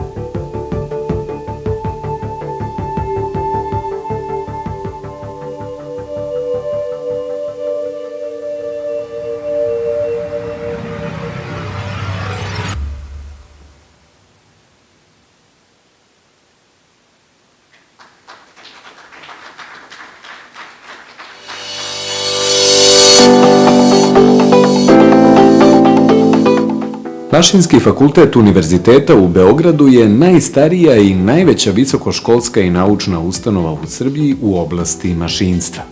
Nalazi se u centru Beograda, okružen drugim tehničkim fakultetima. To je institucija od nacionalnog značaja jer predstavlja osnov razvoja mašinske nauke i industrije u Srbiji.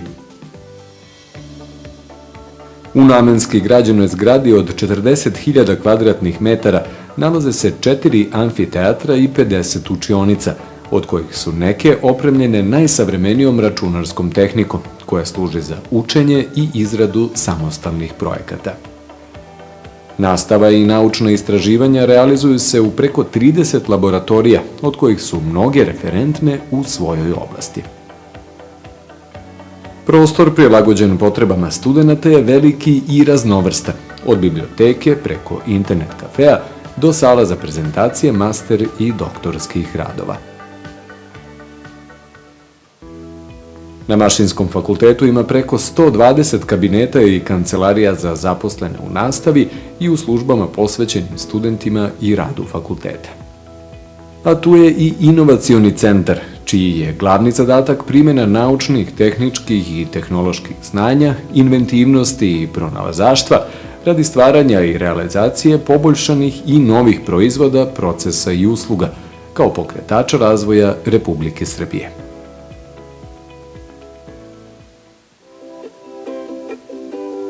Interesovanje za studiranje na Mašinskom fakultetu u Beogradu je veliko i povećava se svake godine. Razlozi su kvalitetni i savremeni obrazovni programi, dobri uslovi studiranja, raznovrsne mogućnosti van nastavnih aktivnosti i brzo zapošljavanje u zemlji i inostranstvu. Sve studijske programe akreditovala je Nacionalna komisija za akreditaciju i proveru kvaliteta. Akreditovani su i programi na engleskom jeziku. Potvrda kvaliteta su i značajne međunarodne akreditacije kojim se studije Mašinskog fakulteta u Beogradu priznaju svuda u svetu. Na fakultetu trenutno studira nešto više od 4000 studenata. Godišnje diplomu inženjera mašinstva stekne oko 400, a master inženjera mašinstva oko 300 studenata. Za one najambicioznije, koji žele da se posvete naučnim istraživanjima, organizovane su trogodišnje doktorske akademske studije.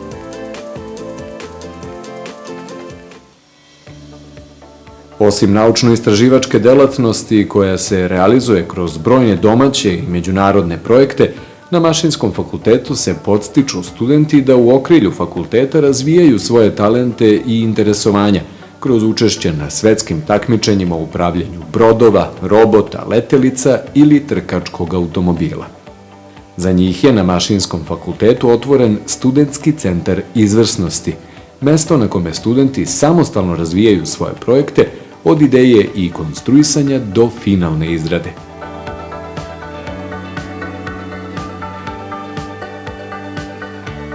Zbog izuzetnog značaja za razvoj obrazovanja i nauke, ovaj centar je 2021. dobio priznanje Ministarstva prosvete, nauke i tehnološkog razvoja Republike Srbije.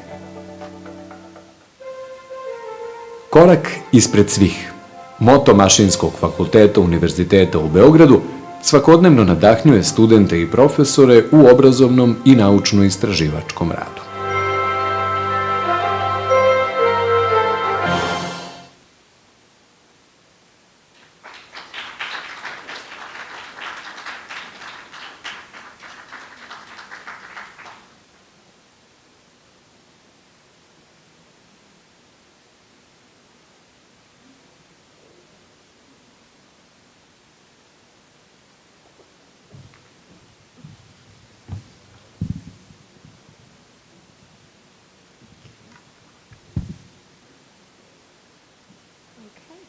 So, is everyone okay? Yeah, smile. Okay, so we'll continue with our next speaker, Gordana Bunjak-Novakovic.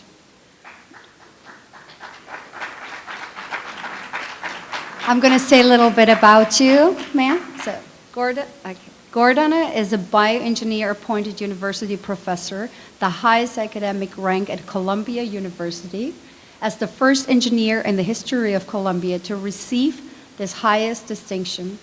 She's also the Mikati Foundation Professor of Biomedical Engineering and Medical Science, Professor of Dental Medicine and faculty in Irvine Comprehensive Cancer Center and the Center for Human Development. She directs the Laboratory for Stem Cells and Tissue Engineering, the NIH-funded Tissue Engineering Resource Center, and Columbia Center for Dental and Craniofacial Research. Please all welcome. One more.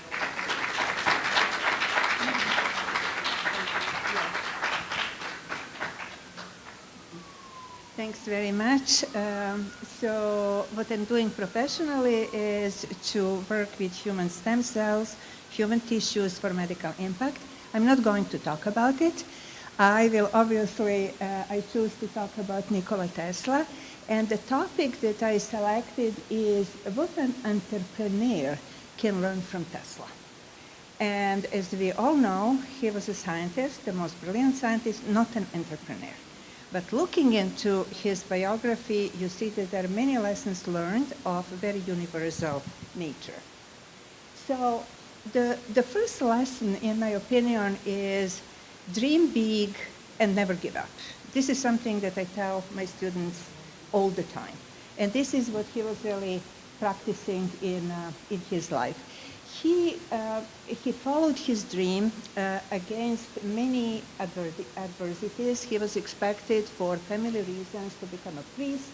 He was looking how to become an engineer. This is what he wanted to do. He survived a number of health issues, some of which were very significant and very damaging, and he survived bankruptcy. So he was like really hit on all fronts, and he persisted. I think this is something that's a phenomenal lesson for all of us. He was dreaming big, thinking big, because he was focusing on the areas that really impacted entire civilization. So we are talking about energy, about electricity in particular as form of energy, and exchange of information. We all know that he really developed the precursors of technologies that allow us today to have internet and many other and more ways of communication. Many people think that he was a real architect of the modern era, and one of my favorite quotes is this one here. So Albert Einstein was asked one time, how does it feel to be the smartest man on planet, thinking that he is the smartest man on planet, and he said, I really don't know, you'll need to ask Tesla. So this is who Tesla was. Lesson number 2 is we are all, oh, thank you. So it's Sure. So we are all really great in certain things and maybe a little bit less great in other things. So it is incredibly important that we recognize these very special qualities. And Tesla was unusually gifted. So, for example, he had this ability to visualize the entire system, the entire process. He didn't need much paper. He was just thinking about things, and then when it clicks, when he realizes what is it that he wants to make, he would just transfer it either to paper or in many, many situations, just like take a stick and draw on sand. And he was aware of that. And the third lesson is that it really concerns the difference and complementarity between an inventor, a scientist, and an entrepreneur or businessman. They're very different from each other. So Tesla was really mesmerized by the process of innovation. He loved science. He was not very interested in practical aspects. He was really, really inventor. And here you have a quote. He is explaining that this is really the source of the greatest intellectual pleasure, you know, to really be fully invested into science. So he really looked into things that really mattered the most. When you contrast this with the perspective of an entrepreneur, and then I'm using Edison for obvious reasons, Edison's quote is much shorter. He says, anything that won't sell, I don't want to work on.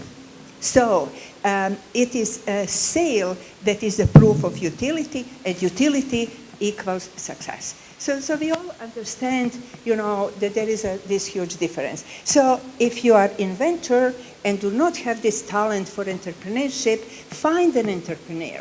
But find an intelligent entrepreneur who is also human, who is a good person, who will help you. Tesla was not particularly fortunate in the choices of this kind of support. And just to show you by this couple examples what all he needed to do to really bring his AC motor from the conception in his head. He says it happened while he was reading Faust, Goethe's Faust, from the conception to the realization. So he was obsessed with AC motor for a very, very long time, and then in Flash he realized what he needs to do. But he couldn't really, this never translated into really an industrial motor at that time. So he was doing many other jobs. So he was inventing and installing lighting systems, the very first lighting systems in Paris, Budapest, other places. This was for free. He never earned any money. And he was trying to do many other things that like a skillful engineer can do in order to complete his AC motor. There was no interest, there was no money. And this is the time when he meets Edison, and he was very, very hopeful. After he arrived to New York City and didn't have any means, you know, to support himself and even less to support his work, he went to Edison, who actually hired him. And Tesla designed for him a number of different machines. So this was really super beneficial for Edison, but actually he didn't really get anything in return. He was promised by Edison that he will support him financially, but then he broke this promise. And his only explanation was that there is American humor that Tesla maybe doesn't understand. I mean, you need to be phenomenally strong to get through all this. This is where I see where we can learn. And Tesla, I mean, he was just doing everything he could to get through this hardship, including that, like at one of the winters, 86, 87, he was working as a ditch digger. I mean, this is really tough. So let me just like a couple more comments. It's late. Everyone is very tired, I'm pretty sure, because I'm at Columbia and there's a walk into the buildings, there is like Tesla statue, there is this, there is that, constantly seeing it. Let me just comment like about a couple connections between Tesla and Columbia because you may not all know them. So the development of the electrical power and the means for its utilization from the very beginning to the very end, and Tesla was really with his polyphase system at the very end, was viewed by many as the most significant event in the history of engineering. There are many significant events, but we all understand that this is something that's like very foundational for our civilization today. It's very interesting that Tesla, for the very first time, when he gave a lecture explaining his motor, this was at Columbia. And I went to see this amphitheater. It's really like, you have to be emotional if you are from Serbia. He gave this talk and everyone came. Like everyone, people from universities, from industry. So he gave 3 lectures. This was the first one.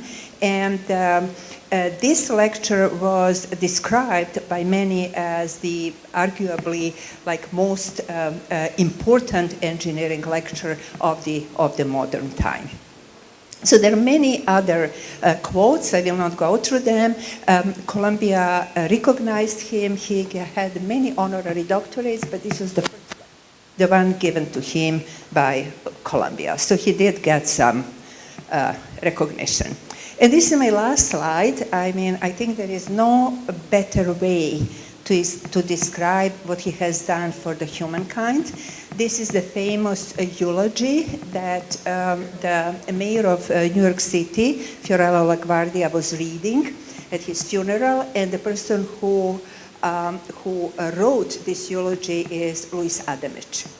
So what it says is Tesla was a great humanitarian, pure scientific genius, a poet in science. He did extraordinary, amazing, miraculous things during his life around us. Nikola Tesla did not care to be paid for anything he did. He simply functioned according to his natural genius, which came to him in the land of his birth, Yugoslavia.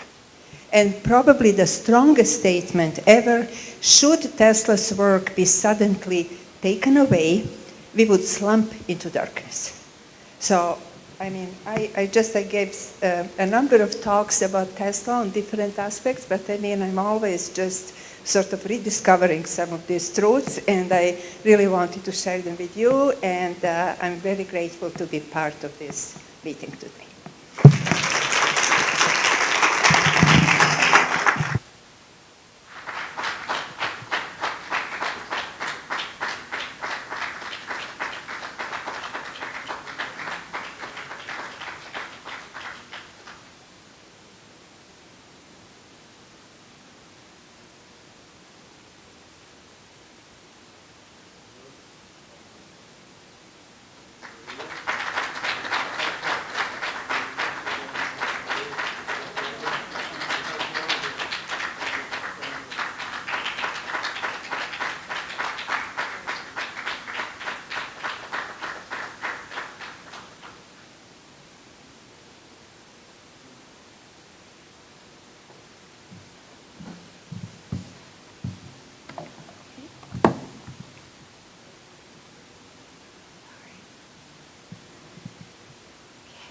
So I'm going to call on our next speaker, and but I will read the bio. Is that okay?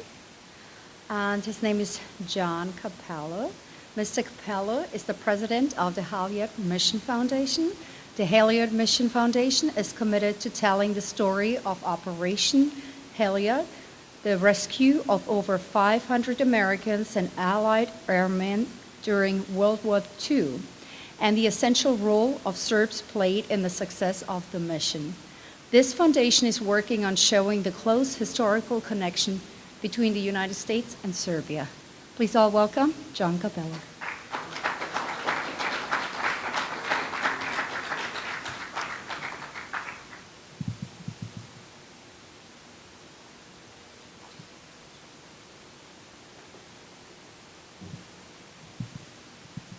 Thank you. Of course, I want to start by welcoming you all and thanking the Tesla Science Foundation for having me back this year. A lot has happened since the last time I was here a year ago. And in the short time I'm with you this afternoon, I want to do a couple things. I want to share with you the story of the Halyard mission, a little bit about the story of the Halyard mission and what we do as a foundation for those of you who don't know, and then update you on what we have been doing and what we will continue to do in the near future. And so I'll start with showing a short video which will provide a pretty good overview. Please.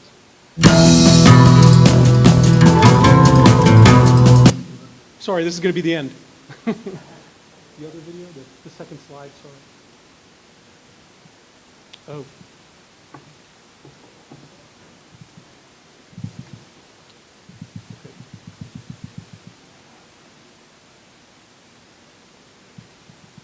Sorry, it's probably my fault. I could fly a $250 million plane, but it's hard to work a projector.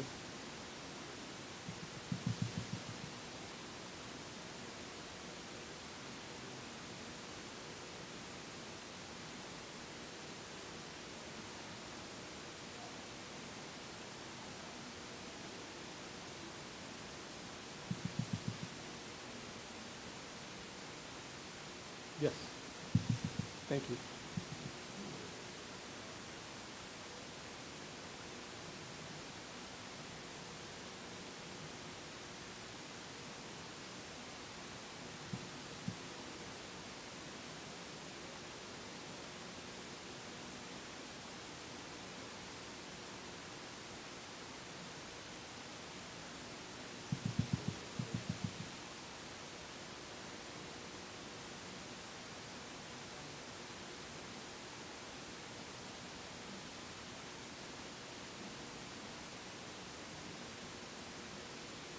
You getting it? Yeah.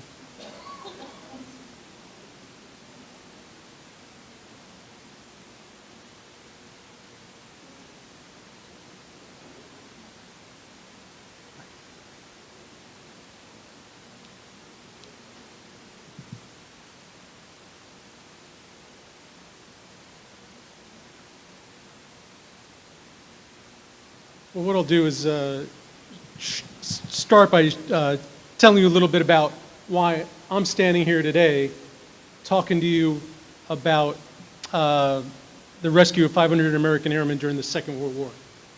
And that story for me began in 2007 when I arrived in Serbia to serve at the U.S. Embassy there as the defense attaché. And the first week that I arrived, I learned, I had a meeting with some Serbian producers, and they were asking me for some archival footage from the Second World War of the United States Army Air Forces flying missions against the Palessi oil fields in Romania. Now, as an American airman, I knew the history surrounding these missions.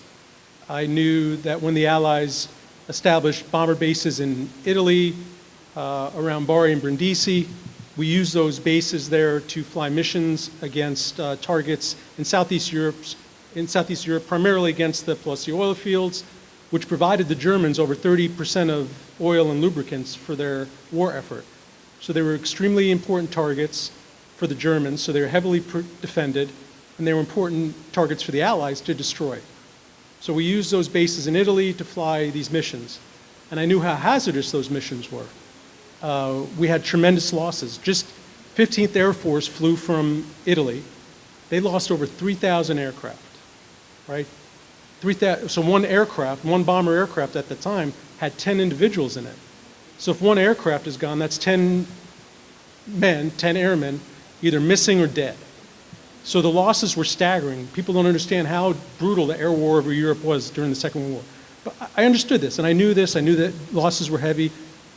I knew that Palessi oil fields were important targets. But what I didn't know, and I asked him why he wanted this footage, and they told me, well, we're doing a documentary. We're telling the story of this rescue mission of American airmen. And so I knew airmen were stuck and behind enemy lines, but I was a little embarrassed because I didn't know the specifics of the mission, of the rescue mission. So they told me a little bit more, and of course I was very willing to help them. But I said, you know, under one condition, you bring me to this area, to the field where this rescue mission took place. So a few weeks later, it's in October of 2007, and we drove from Belgrade to Pranjani, the village, Galovica field, just outside of Pranjani. For those of you who are not familiar with Serbia, at the time before the highway was built, it was about a 3-hour drive down Ibarska Magistrala. And of course, we're in the old Dacia, the windows rolled up, no promaja, so we're sweating, 3-hour drive. And my expectation was I would, we'd see a potato field, we'd meet a villager, and maybe we'd have a rakia, because that's what you do when you visit the village. But when I got there,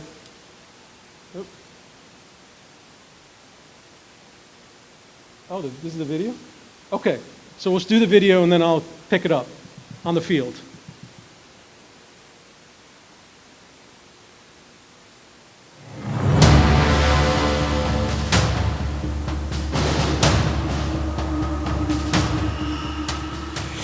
In the whirlwind of World War II, a large number of American servicemen found themselves behind enemy lines.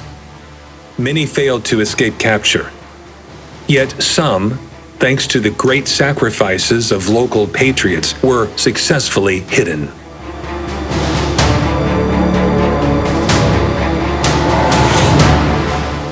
The story of the rescue mission, codenamed Halyard, takes us back to 1944, to the war-torn kingdom of Yugoslavia, which was under brutal Nazi occupation. Approximately 500 American and Allied airmen, under a complete veil of secrecy, in close proximity to nearby German garrisons, hid for months throughout the Šumadija region in central Serbia, before making their way to the small village of Pranjani.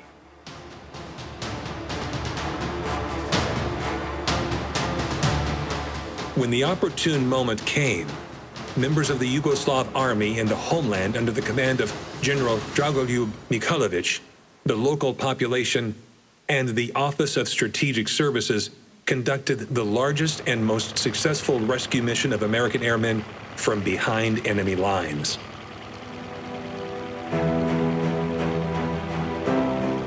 President Harry Truman awarded General Nikolović the Legion of Merit, the highest military decoration that can be presented to a foreign official for the essential role he played in the mission.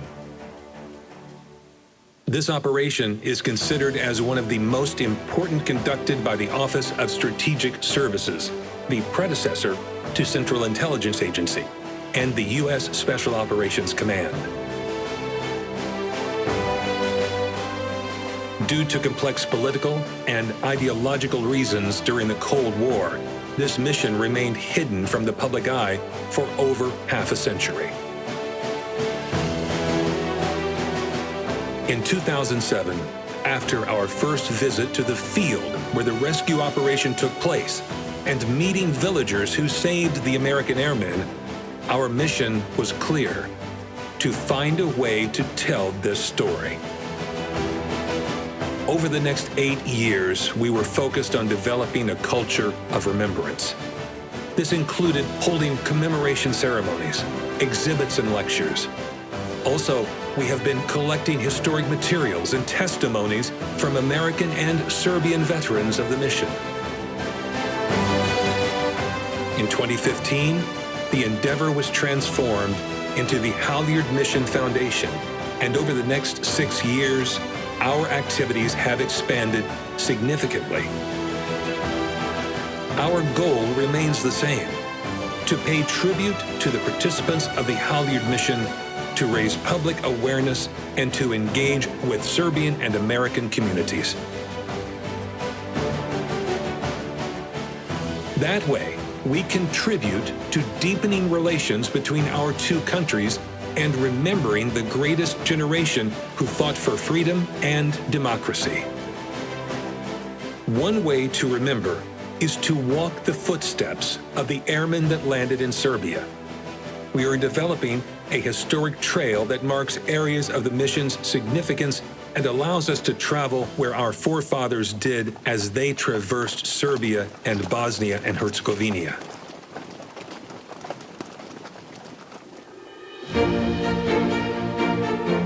We also continue to organize exhibitions and support local communities. But above all, we are working to find and connect all the families of American airmen and their rescuers in Serbia, thus acknowledging their heroic efforts as well as strengthening U.S.-Serbian relations. All these combined goals are perhaps best reflected in the successful establishment of the Halyard Foundation Memorial on Galavica Field, just outside the village of Pranjani in central Serbia. The complex was opened in September 2020 with great support from the Serbian government. Today, it is the focal point of the descendants of World War II heroes, members of local communities, Serbian and American officials, and friends and supporters of the foundation from around the world, all gathered to pay tribute. And remember,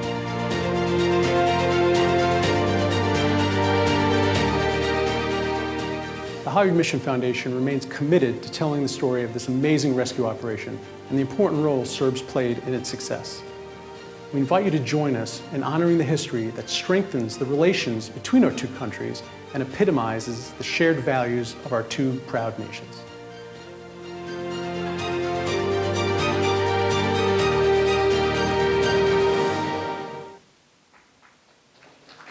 Thanks.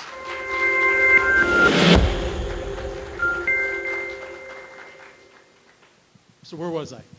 I was telling you that we were taking a trip down to the field, my first time.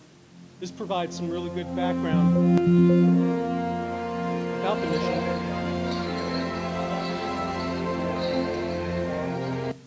He's working hard. We got to get, please, come on. And I'm not making it easy on you, sorry. Okay, so we get to the field. I thought, again, my expectations were pretty low, see a potato field, meet some people. But as it showed in the video, and I'll show you again right here, hopefully. Nope, not that yet. Back to the slides. Here we go, okay. So this is what I saw, right? I got to the field. There were about 40 or 50 villagers there with an American flag and a Serbian flag. And so I understood immediately how important this story was. Not just for them who lived it, but for me, right? And not just because I was an American airman, but because I was an American. And this was a story that needed to be told and needed to be understood. It's important on so many levels, okay? Think about just from a military history perspective. From over the course of 5 months, over 500 American airmen were rescued without being detected, without a single loss. That's an amazing story. Just that is an amazing story. But when you drill down and you start to think about the individuals who participated in the individual stories, it makes it even more important. Those airmen that every day got into those aircraft knowing the tremendous losses they faced, right? That flew those missions every day. General Mihailovich and his forces that fought against huge odds to free Serbia, to keep Serbia free. The Serbian people, right, that assisted the airmen. This was rural Serbia during a war. I mean, this was not a rich area. So these people, and they gave whatever they could to these airmen.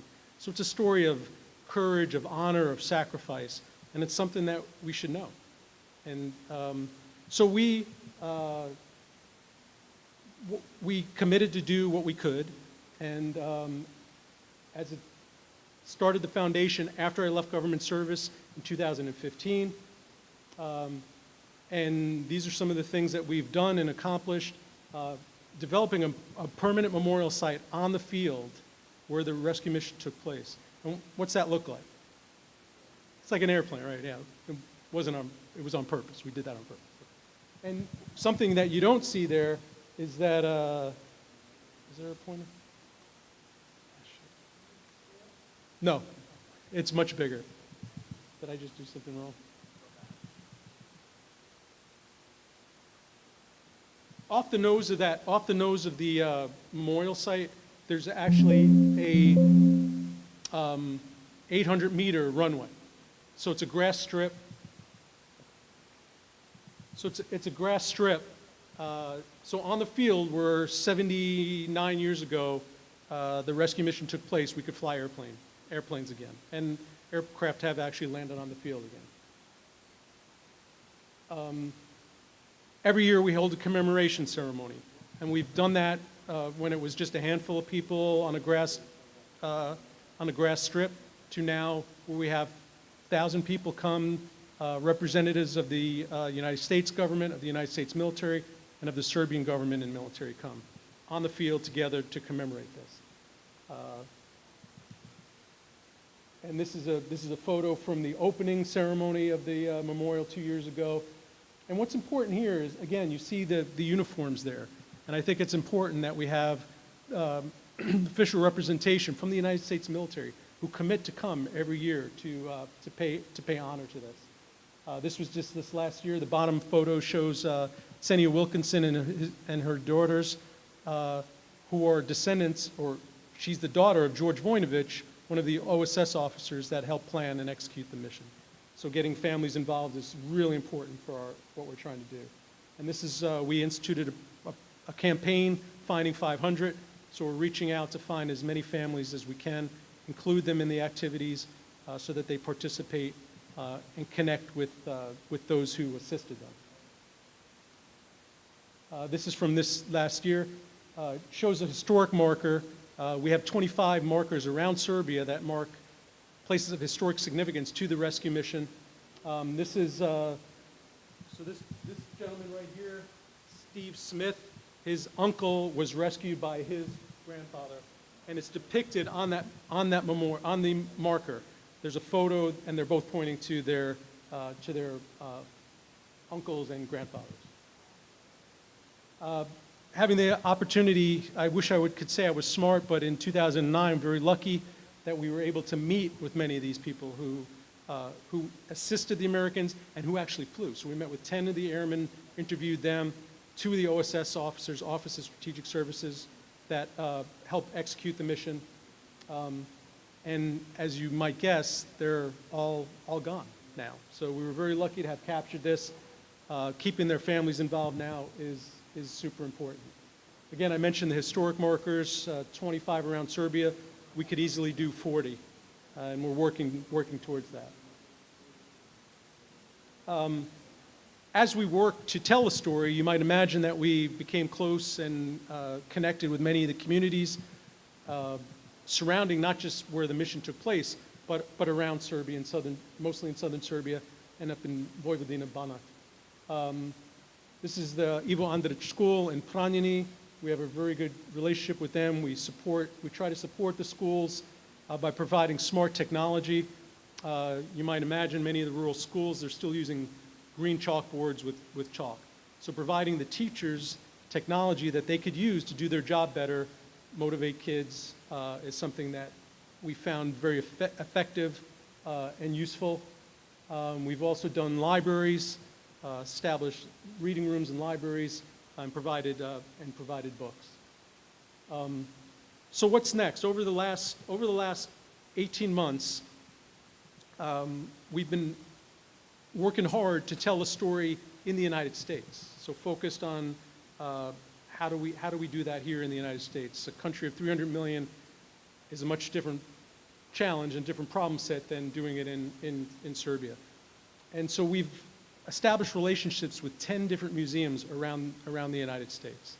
Of course, every museum has different processes, procedures, and ways to build the relationship, but I'll just point out 2 here.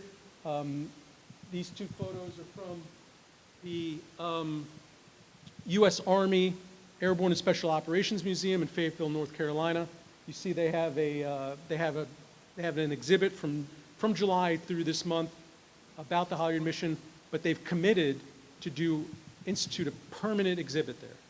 So over the course of this year, we're working with them to establish a permanent exhibit, as is the case in this museum in Mesa, Arizona.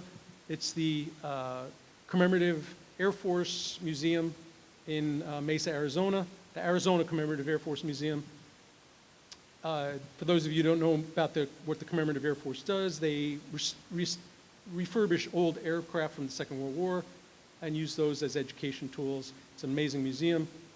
They have a B-17, a B-25, and this is a C-47. This is the type of aircraft that helped rescue American airmen during the Second World War. This aircraft not only is the type that rescued American airmen, this plane in 1944 landed in Pronini and rescued Americans. So that plane right there, and we fly on it. We now do 2 times a year. We have an event in Mesa.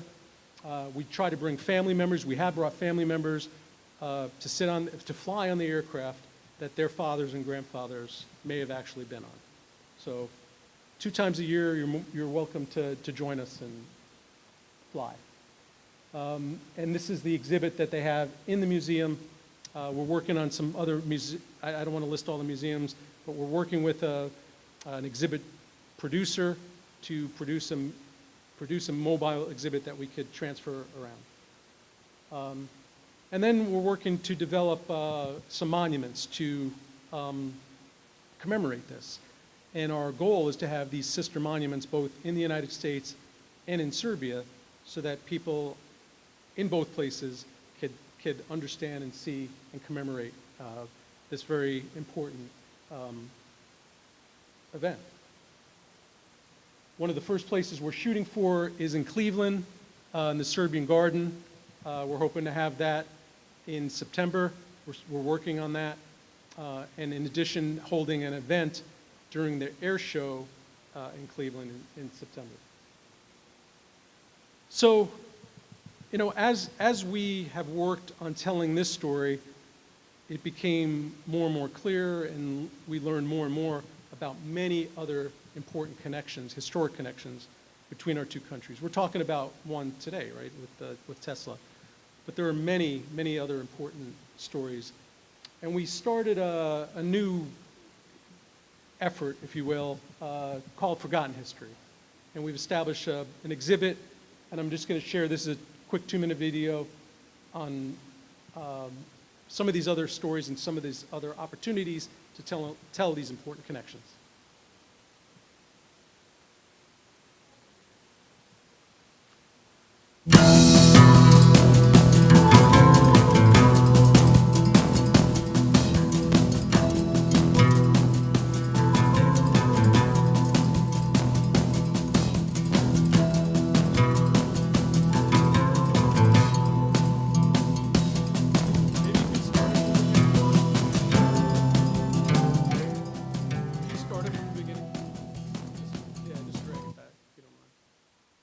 You have to read.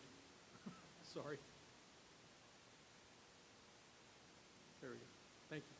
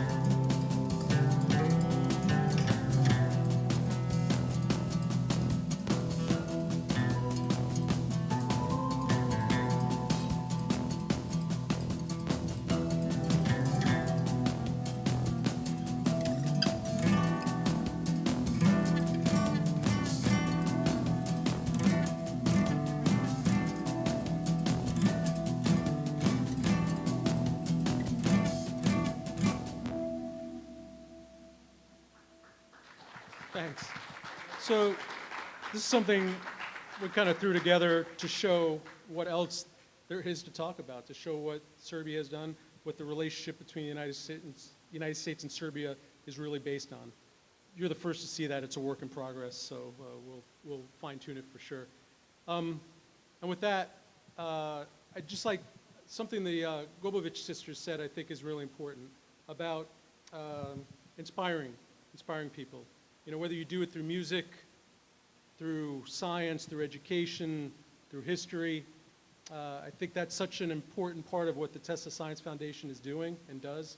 And we're really honored and proud to be partnered with them to inspire, because that's in the end how we build a better future. I'm happy to take any questions. I'm here the rest of the day. I know we want to keep on schedule, so with that, thanks again.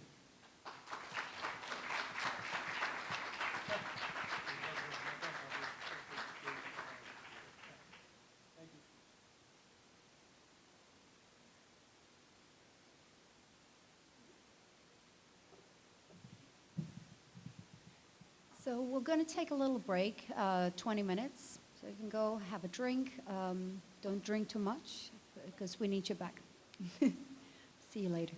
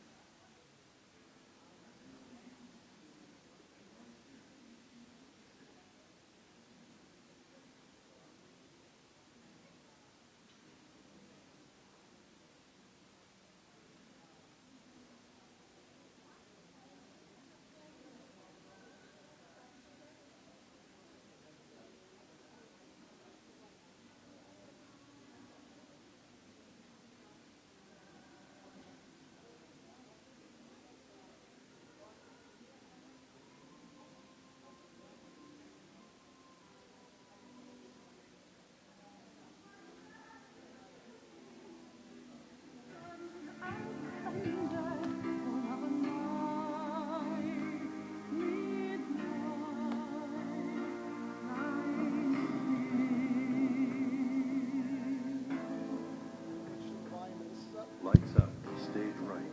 Our narrator, Spirit Tesla, has just witnessed his own birth. No wonder I love a good stormy night. My dear mother, I miss her so, and my father too. He was a Serbian Orthodox priest, and it was his vision that I follow him into the future.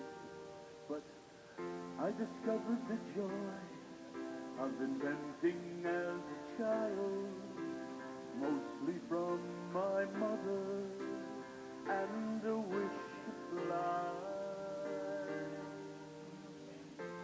Engineering was my true calling, with notions on how to harness Niagara Falls in my head, entire designs and solutions appearing in my mind.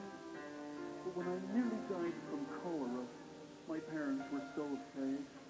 They promised I could go to engineering school if I lived. Exactly what I needed to hear. And while working as a young engineer in Budapest, I became consumed with perfecting the alternating current system and suffered a nervous breakdown. You see, I can be rather intense. One day on a walk, as part of my recovery, it happened. I was reciting stanzas from Goethe's Faust while watching the sunset. The glow retreats, done is the day of toil. It yonder hastes, new fields of life exploring. Ah, that no wing can lift me from the soil, upon its track to follow soaring. A glorious doom, though now the glories fade, alas, the wings that lift the mind no ways of wings to lift the body. can be cool. In a flash, the imagery swirled together, and I instantly knew the solution, the rotating magnetic sleeve. After impressing Mr. Bachelor during my employ at Continental Edison in Paris, it was time to set my sights on America, where innovation flourished and inventors were revered. So I thought. Mid-Atlantic, on board the SS City of Richmond, Tesla contemplates his strangeness.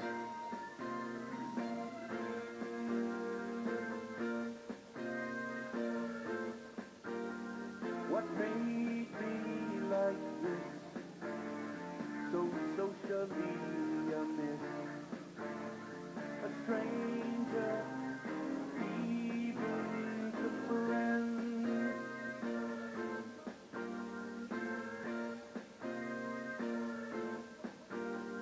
I've never fit in with ordinary men. Great illness forever followed me. I had to leave to be free. I even seemed peculiar to me.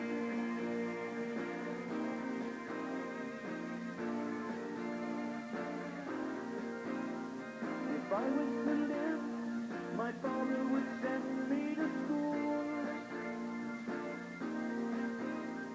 And what did I do? I gambled in school like a fool. Even my teachers believed that I tried to cheat. They couldn't see the answer that I found in my head. I said, why won't they believe?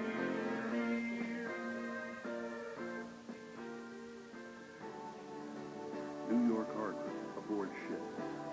Spirit Tesla observes his younger self on deck.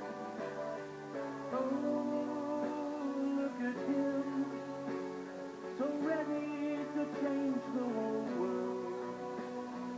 So very young and so very full of ideals.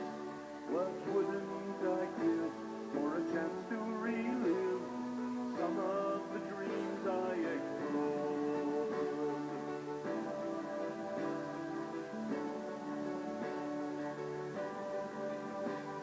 A spark in his step, so ready with energy to spare. And may I be so bold, a dark, handsome, full head of hair. What wouldn't I give for a chance to relive some of the dreams I ignored? Oh, to be young once more.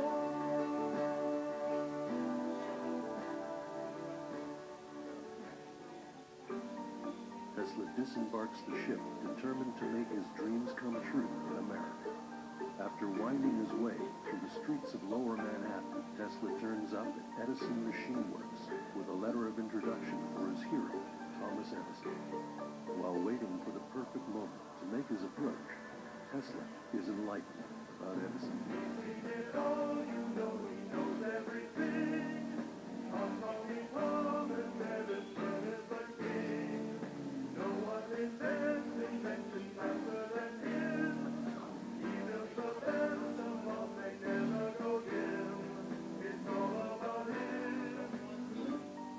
In the midst of the chaos at the Edison Machine Works, Tesla finally introduces himself to Edison, who flatly rejects any mention of alternating current and makes it very clear to Tesla that he is the boss.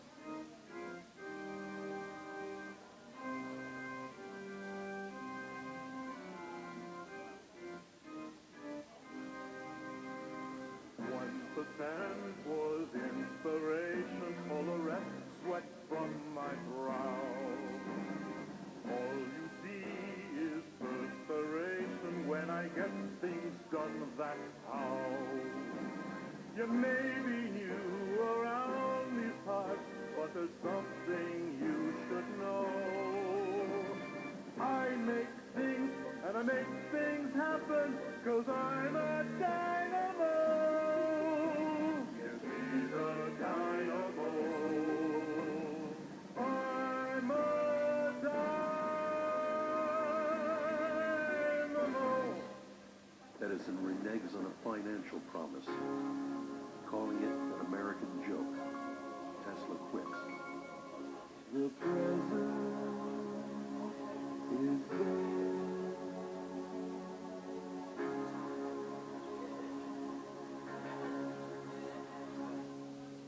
The moment is there.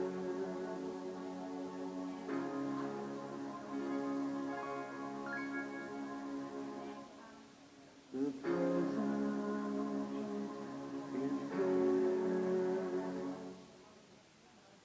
But the future is mine. And man.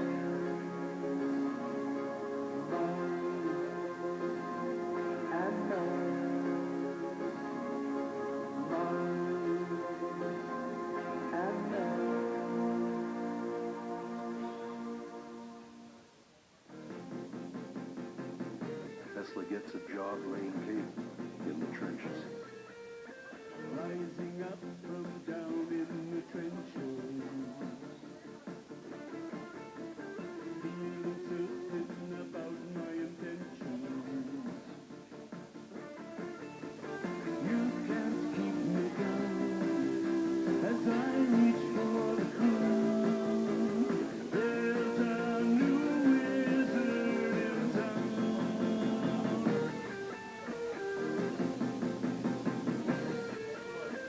I will build on my plans from another land. My AC motor will supply the demand. You can't keep me down as I reach for the crown. There's a new wizard in town. There's a new wizard in town. When a man's idol falls from on high, there is only one choice to be made. To become the man that you have hoped he might have been. To become the man, the wizard of your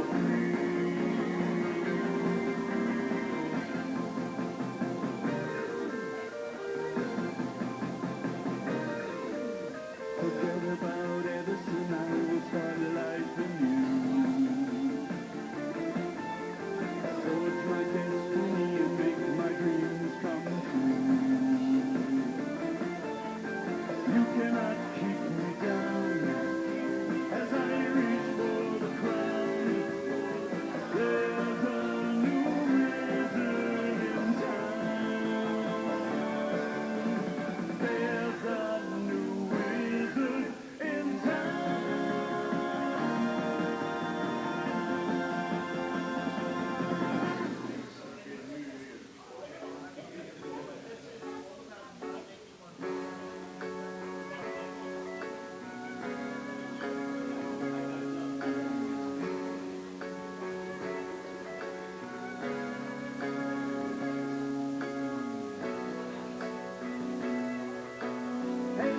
Paper, read all about it. Tesla rival Edison, oh yeah. A new wizard in town. Paper, read all about it.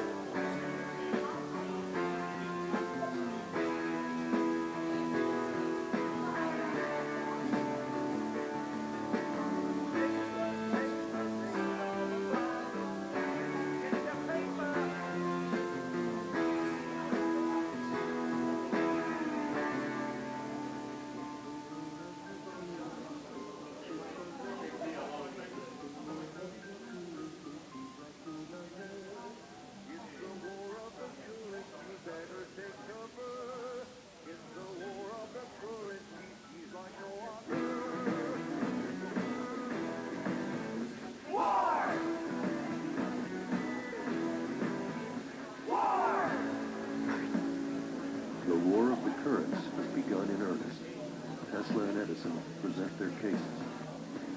I'm so pleased to proclaim Niagara's home.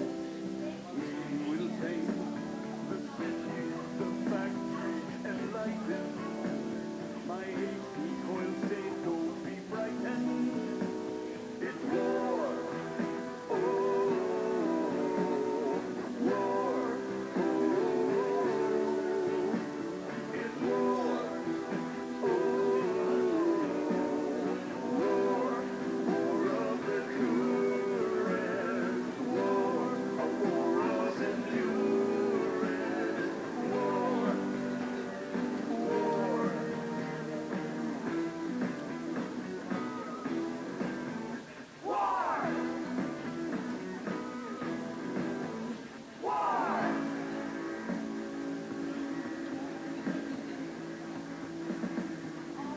All is fair in love and war. Here's what I've been fighting for. I'll prove that their claims are quite baseless. I'll prove that their case is quite useless. It's war. Oh, war. Oh, it's war.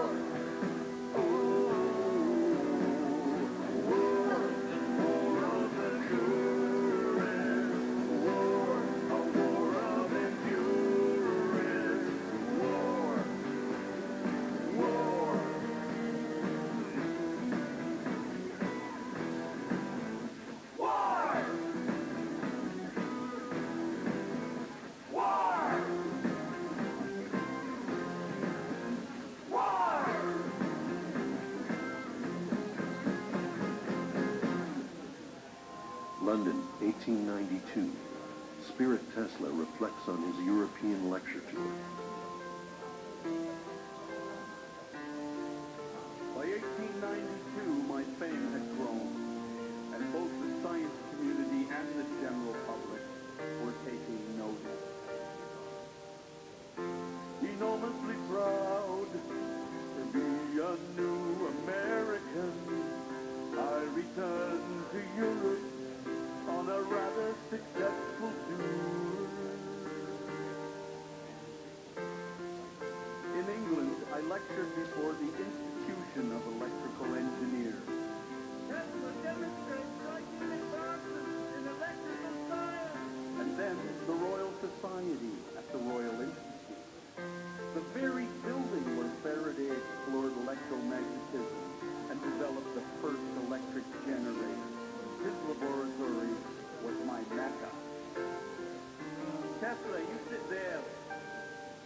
Now, sir, you are sitting in Faraday's old chair, enjoying the very whiskey that he was known to savor.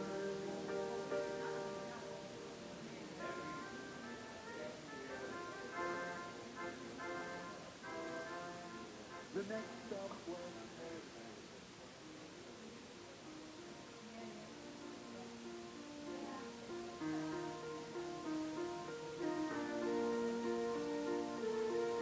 Tesla catches the eye of Marguerite Merrington. She is smitten.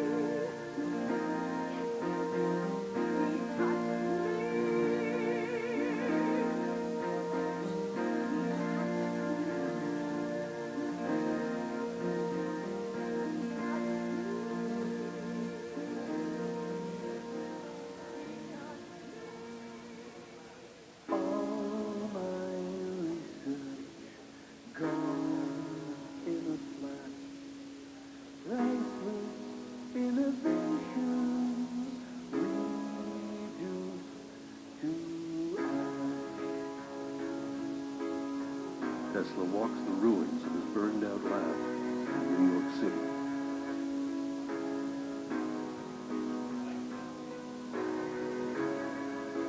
You wonder how I feel. I don't believe it's real. I'm in too much grief. What can I say? Ask me another day.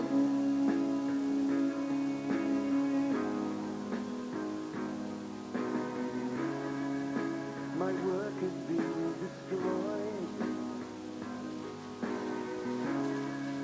I stare into the void. I stare in disbelief. What can I say? Ask me another day. Another day will rise anew, and like the phoenix I'll rise too.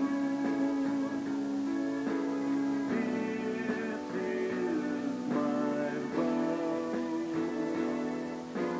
Fire will not stop me. I won't be deterred. Nothing can stop me now.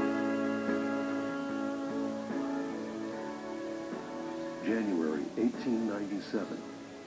Tesla speaks at the Niagara Falls Power Plant opening dinner. Please allow me to introduce NIKOLA TESLA. I've never been one for fiery rhetoric, nor overly fond of speaking in public. But now that we're here, and I have your ear, I am your man.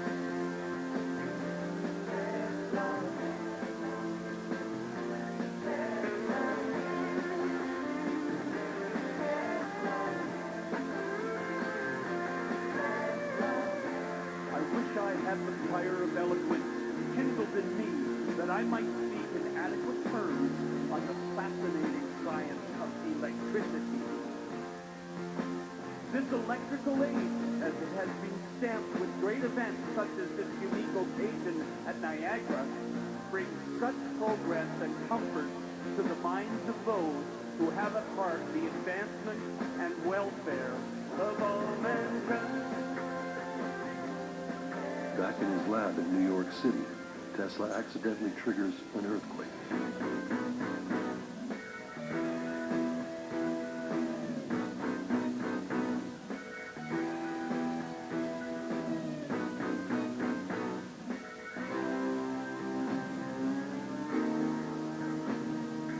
I will hold the oscillator bolted to the floor, as the air compressor one step closer to my dream. See, so we are floating in on perfect harmony. One more notch and then we may complete this odyssey.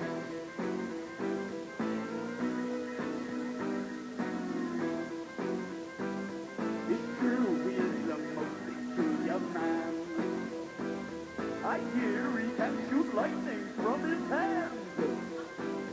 Do not believe the things you hear. It keeps the common man in fear. But oh, why in my precinct? Oh, what does that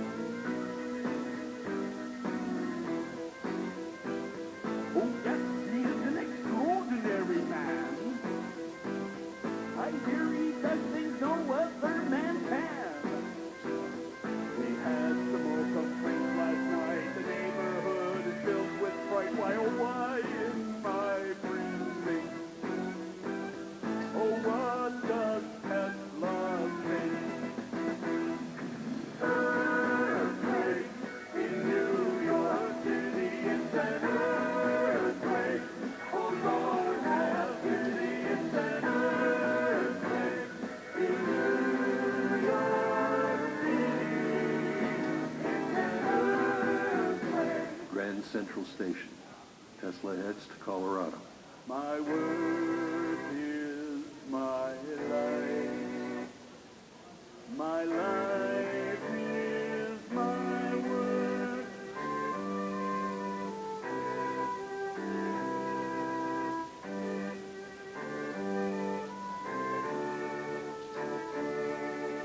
Never will come the day when I'll be putting my work aside. I would never ever trade this life for comfort and a bride. Yes, I know what I've forgone, the yearning will subside, 'cause I love my work.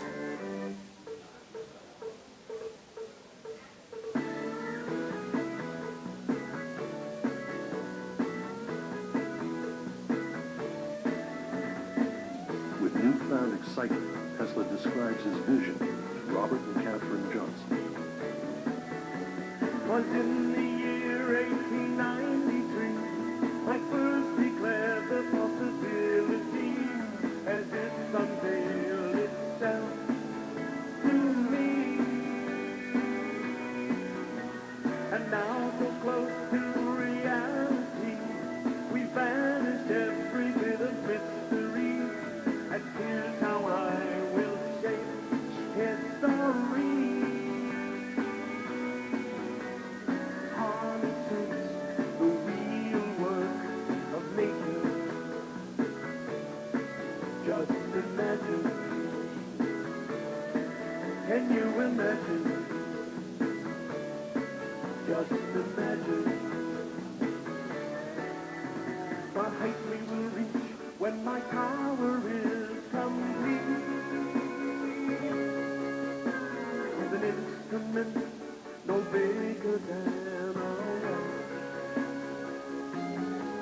It will let one hear on land or the sea. Music and song, speeches all day long, broadcast from a far distant shore. Can you imagine? Just imagine. Can you imagine? Back in New York City, the maitre d' at the Waldorf Astoria leads Tesla to his usual table and wonders. Table for one, when dinner is done, and all of the diners departed, he dines alone, though he's well known.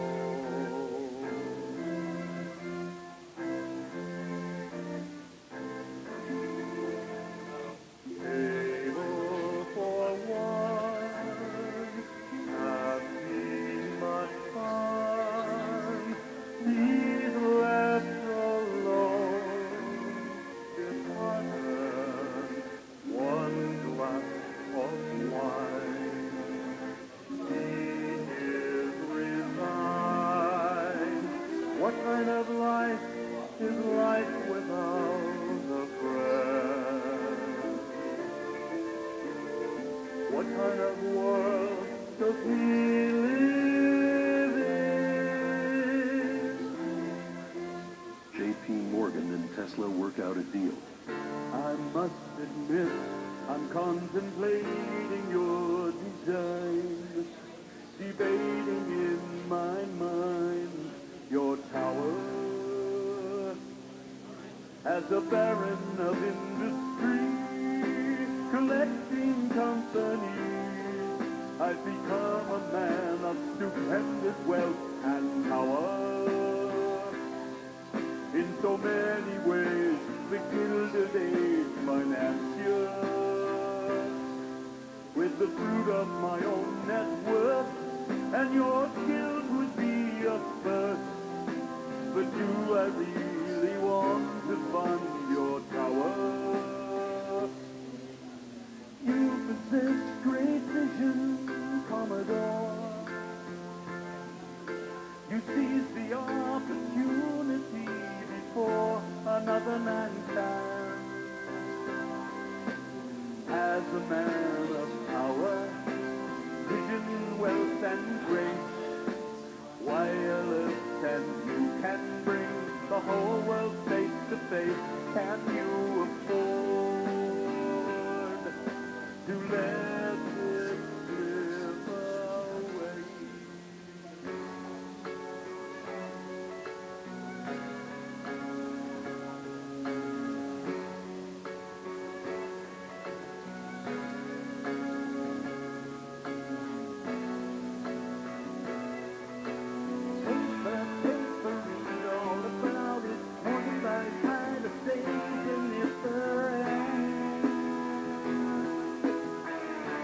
Wall Street panic. Hey, mister, you want to buy a paper? No, thank you, son. I'm quite familiar with the stock market panic of 1901. Suit yourself. Paper, paper, read all about it. Morgan by tide to save the Northern Pacific. And Wall Street panic.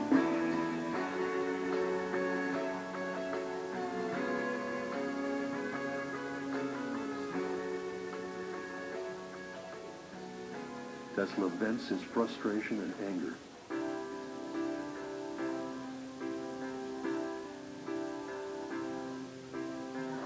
What do we do when tight-fisted, small-minded men hold our faith? What do we do when a faint-hearted, blind, doubting world makes us wait?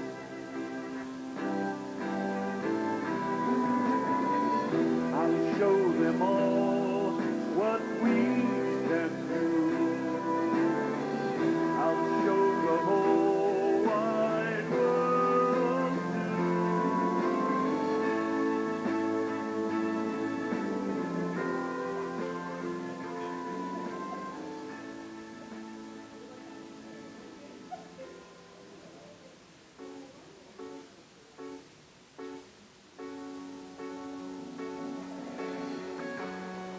Come read the news today. Come read the news today. Come read the news today. Stanford White dead at Madison Square, murdered on the roof by his mistress's husband. What a scene! Get your paper, read and believe it. Marconi wins the Nobel Prize for radio. Get your paper, paper, paper, read all about it. Samuel Clemens, a.k.a. Mark Twain. Dead at 74, iceberg sinks, unsinkable ship. John Jacob Astor among the missing still. Get your paper, paper, paper, read all about it. George Westinghouse has passed away today. And war is declared. Here's the scoop, read and believe it. Nobel Prize in Physics to be shared by Edison and Tesla.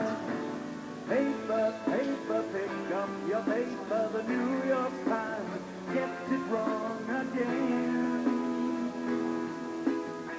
The Nobel goes to brag.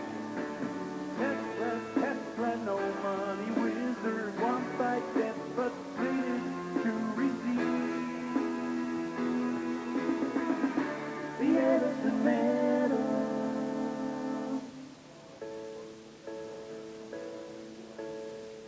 Tesla refuses the Edison medal.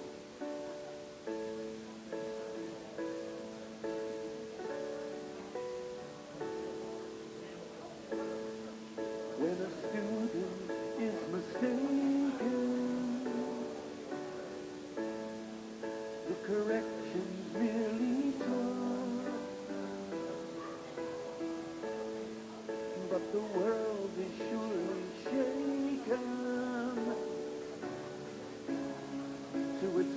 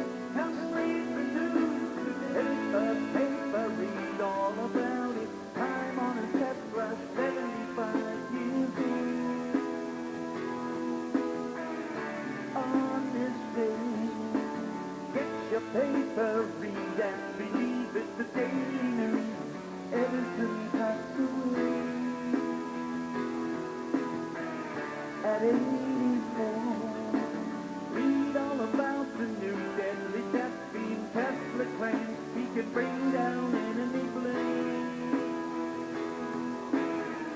from miles away. Come read the news today. Come read the news today.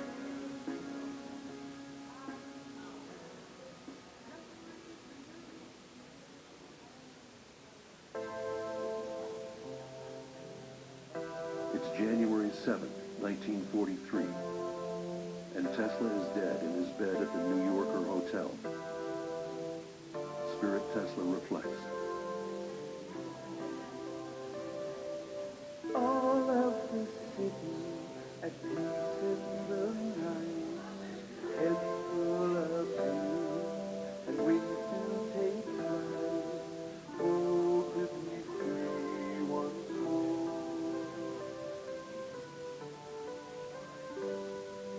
All of the children asleep in their beds, with pictures and moonbeams that dance in their heads.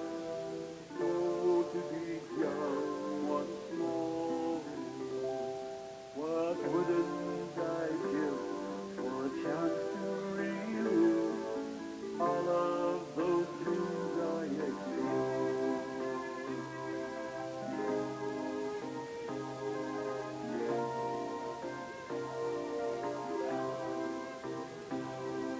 If I had the chance, I would change some up, but mostly I'd leave them alone.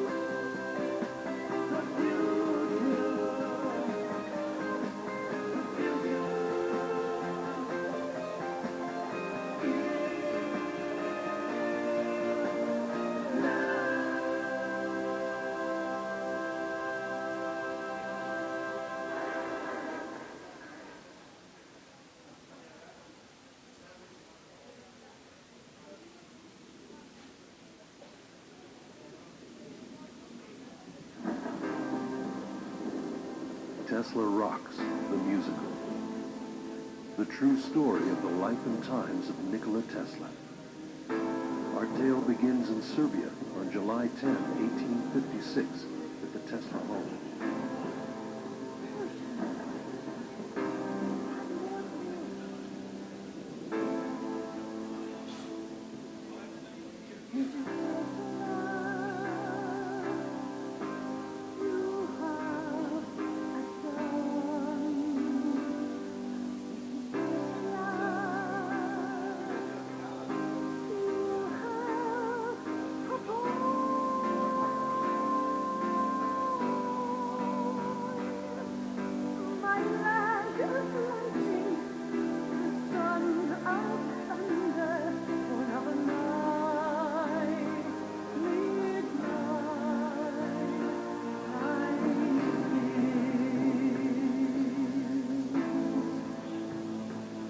Lights up, stage right. Our narrator, Spirit Tesla, has just witnessed his own birth. No wonder I love a good stormy night. My dear mother, I miss her so, and my father too. He was a Serbian Orthodox priest, and it was his vision that I follow him into the priesthood. But I discovered the joy of inventing as a child, mostly from my mother, and a wish to fly.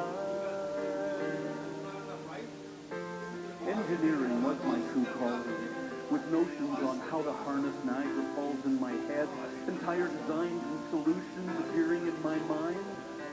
But when I nearly died from cholera, my parents were so afraid. They promised I could go to engineering school if I lived. Exactly what I needed to hear. And while working as a young engineer in Budapest, I became consumed with perfecting the alternating current systems and suffered a nervous breakdown. You see, I can be rather intense. One day on a walk, part of my recovery, it happened. I was reciting stanzas from Goethe's Faust while watching the sunset. The glow retreats, done is the day of toil. At yonder haste, new fields of life exploring. Ah, that no wing can lift me from the soil, upon its track to follow soaring. A glorious dream, though now the glories fade, alas. The wings that lift the mind, no way of wings to lift the body can be complete. In a flash, the imagery swirled together, and I instantly knew the solution, the rotating magnetic field. After impressing Mr. Bachelor during my employ at Continental Edison in Paris, it was time to set my sights on America, where innovation flourished and inventors were revealed.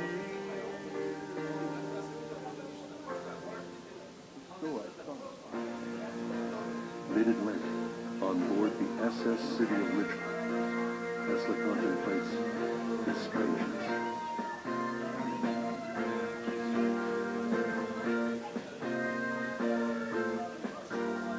What made me like this, so socially amiss, a stranger, even to friends.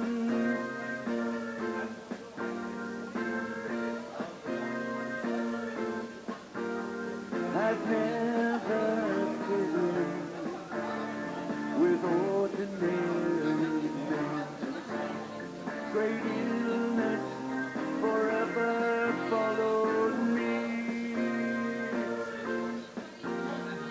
I had to leave to be free.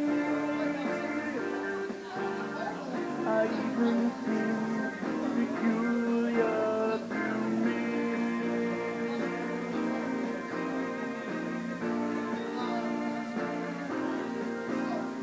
If I was to live, my father would send me to school. And what did I do? I gambled in school like a fool. Even my teachers believed that I tried to cheat. They couldn't see the answer that I found in my head. I said,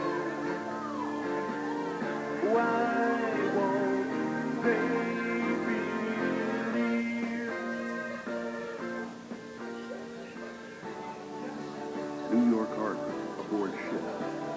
Spirit Tesla observes his younger self on deck. Oh, look at him, so ready to change the whole world. So very young and so very full of ideals. What wouldn't I give for a chance to relive some of the dreams I explored?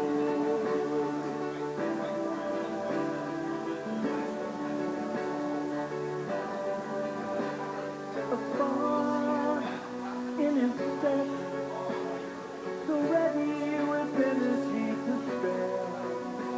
And may I be so bold, a dark, handsome, full head of hair. What wouldn't I give for a chance to relive some of the dreams I ignored? Oh, to be young once more.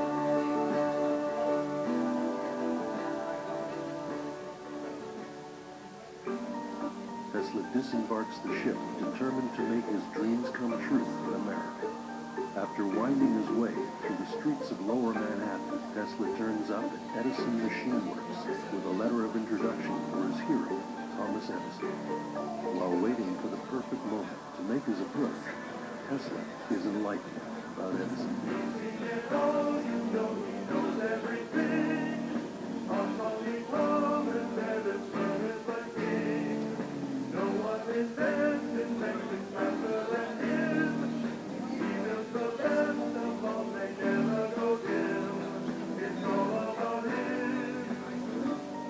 In the midst of the chaos at the Edison Machine Works, Tesla finally introduces himself to Edison, who flatly rejects any mention of alternating current, and makes it very clear to Tesla that he is the boss.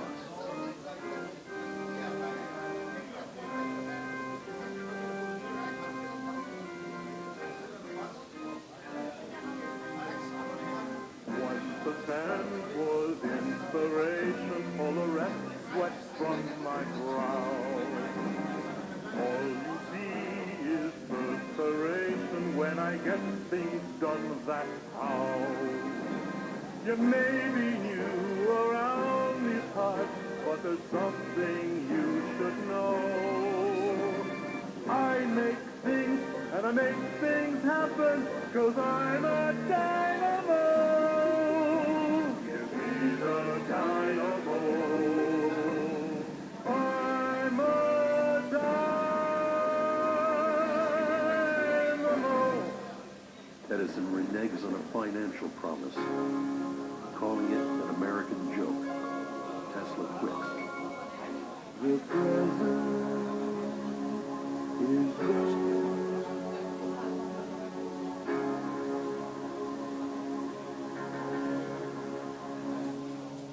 The moment is there.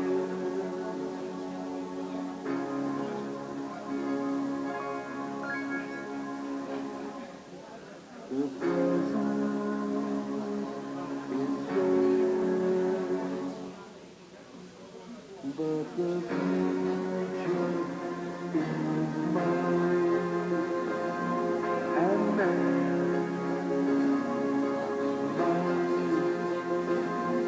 and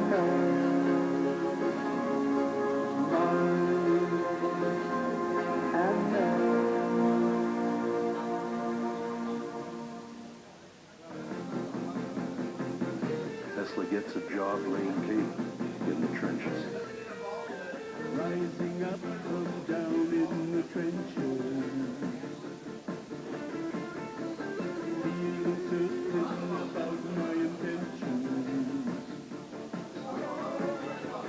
You can't keep me down as I reach for the crew. There's a new wizard in town.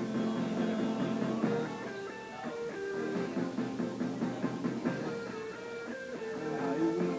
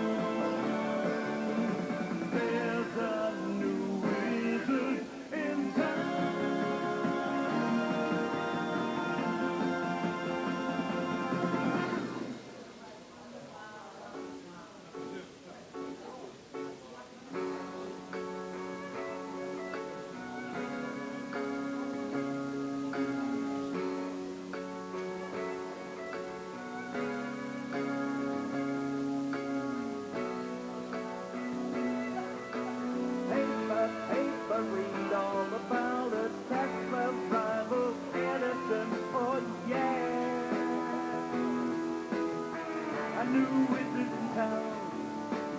Paper, paper, read all about it.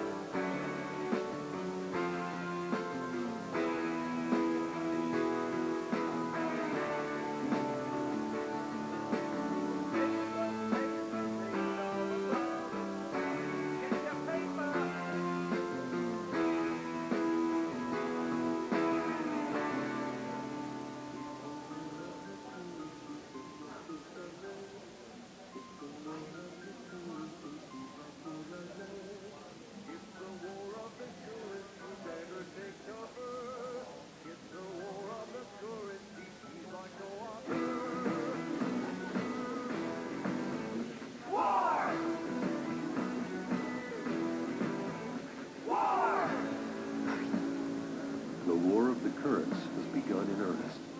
Tesla and Edison present their cases. I'm so pleased to proclaim Niagara Falls. We will take the cities, the factories, and lighten. My AC coil say don't be frightened. It's war. Oh, war. It's war.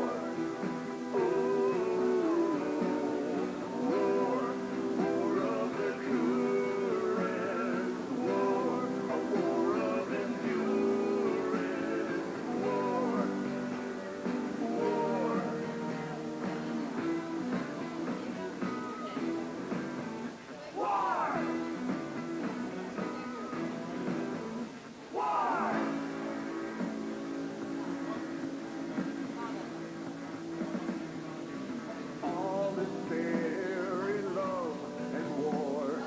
Here's what I've been fighting for.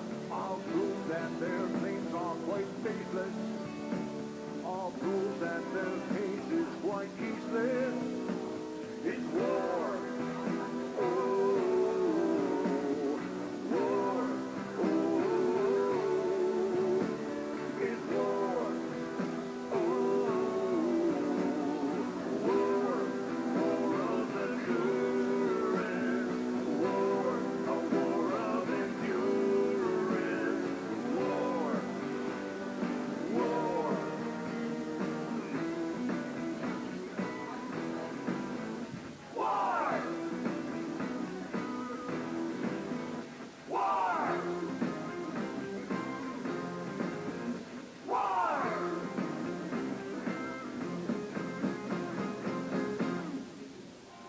London, 1892. Spirit Tesla reflects on his European lecture tour. By 1892, my fame had grown, and both the science community and the general public were taking notice. Enormously proud to be a new American, I returned to Europe on a rather successful tour.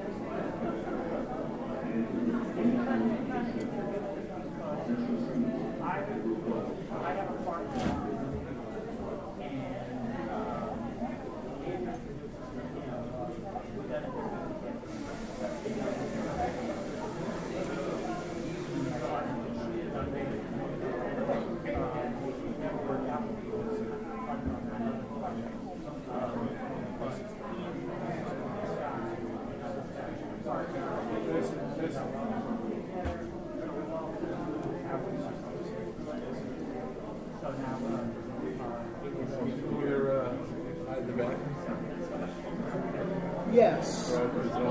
Exit through those doors. Walk to your right up the staircase. You go around, you go around, and go around, you look above us. And you'll see lamps. You'll see lamps, you'll see signs.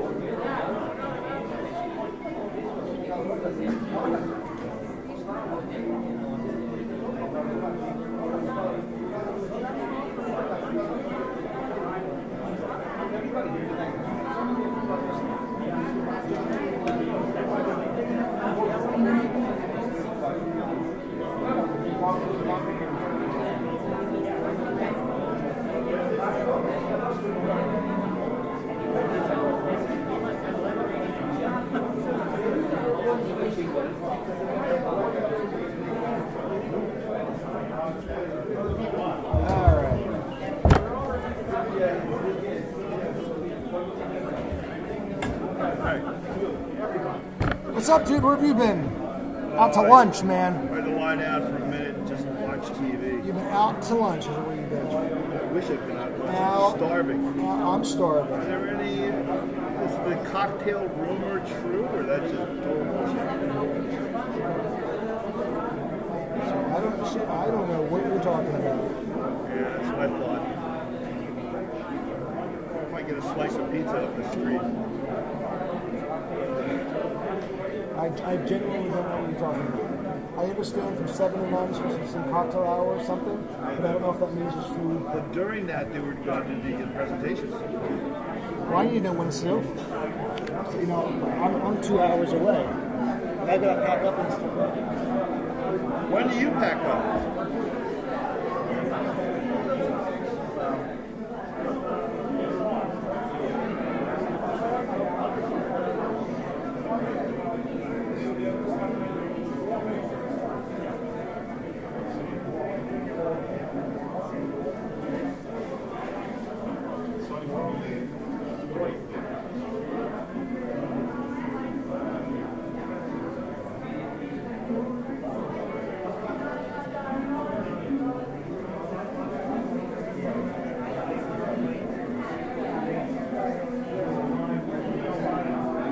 We're going to get started again here shortly, if everyone can make their way in.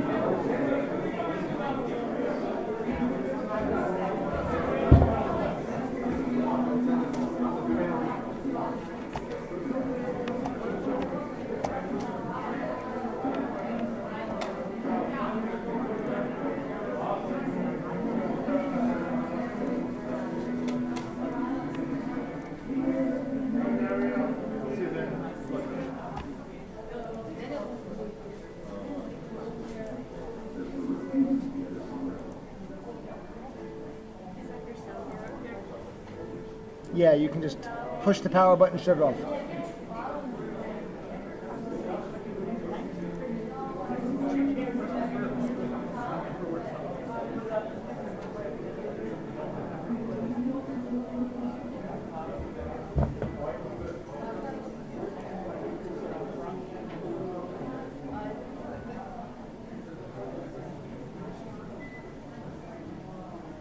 Okay, join me in welcoming Lana back for the remainder of our evening here. Thank you. You're wonderful. So, this was like a long coffee break. Or should we say a wine break? All right, so let's continue with our Tesla Spirit Award. Thank you. So the next person that I'm going to call up on stage is Gordana Nenadovich. And Gordana also has a big surprise for NIKOLA Lonchar. So Gordana, would you like to come up? Thank you. Oh, where's NIKOLA?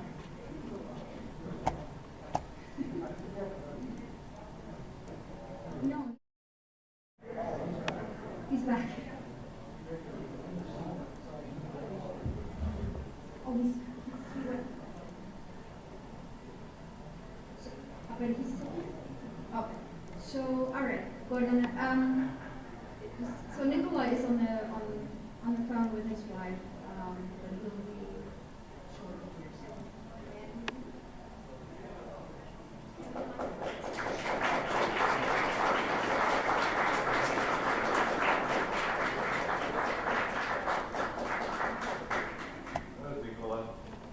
There's NIKOLA. Okay. What they did? You get NIKOLA. So Gordana has a surprise for you.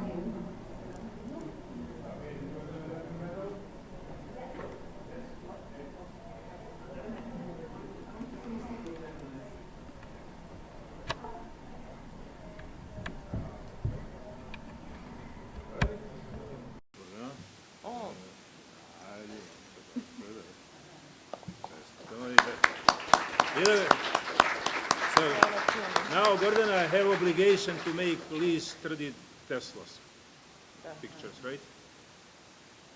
Please. Thank you. Okay.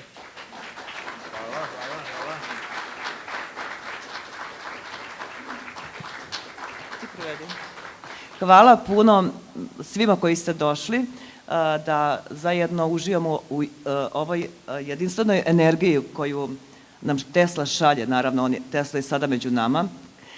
Kao i uvek kada nešto radimo pa ga u mislima prizovemo. Kao što sam ja uradila kada sam radila sliku posvećenu gospodinu Nikoli Lončaru, koji je nas okupio ovde, koji je najviše zaslužan što sam se i ja podigla prethodnih dana kada mi je falila snaga i koji će nas i dalje dugo godina okupljati, širiti dobru energiju i zahvaljujući njemu bar ja ostajem bolji čovek, a nadamo se i svi mi. Hvala i budite dobri.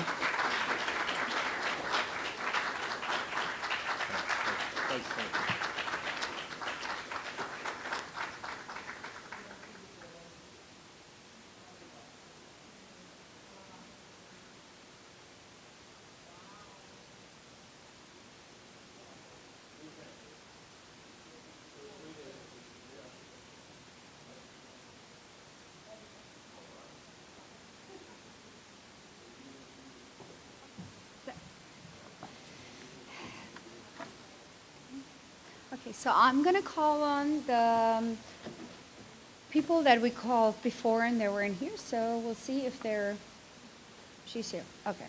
So the next acknowledgement goes to Debbie Price. Debbie Price? You're welcome.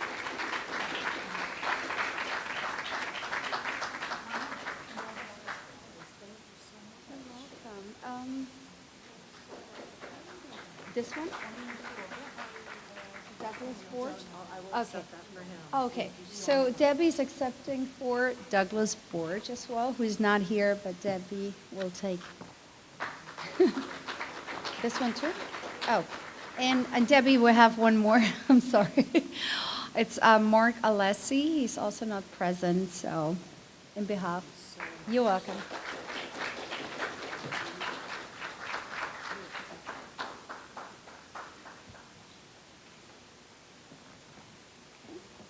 So, and our next Tesla Spirit Award goes to Steve Matza.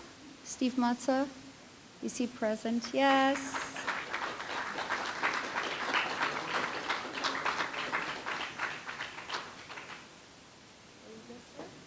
Would you like to say something? Thank you, everybody, for coming today and learning about the physics of Mr. Tesla. I'm happy to be here. Thank you.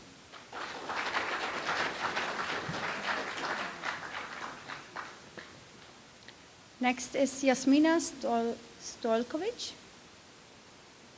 Jasmina? No, it's not here. Okay. And yeah. I was saying this. Yes. Oh, okay. So we should receive. And then we have our next acknowledgement, but I know he's not here, and I said it before. Mano Divina, who is home and he's sick. They're not here. Okay, so they're not here.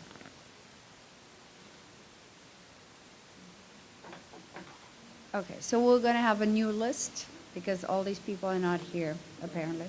Okay.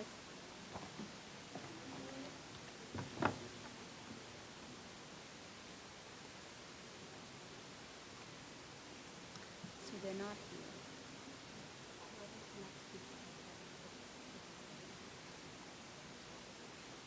Okay, so do you read first?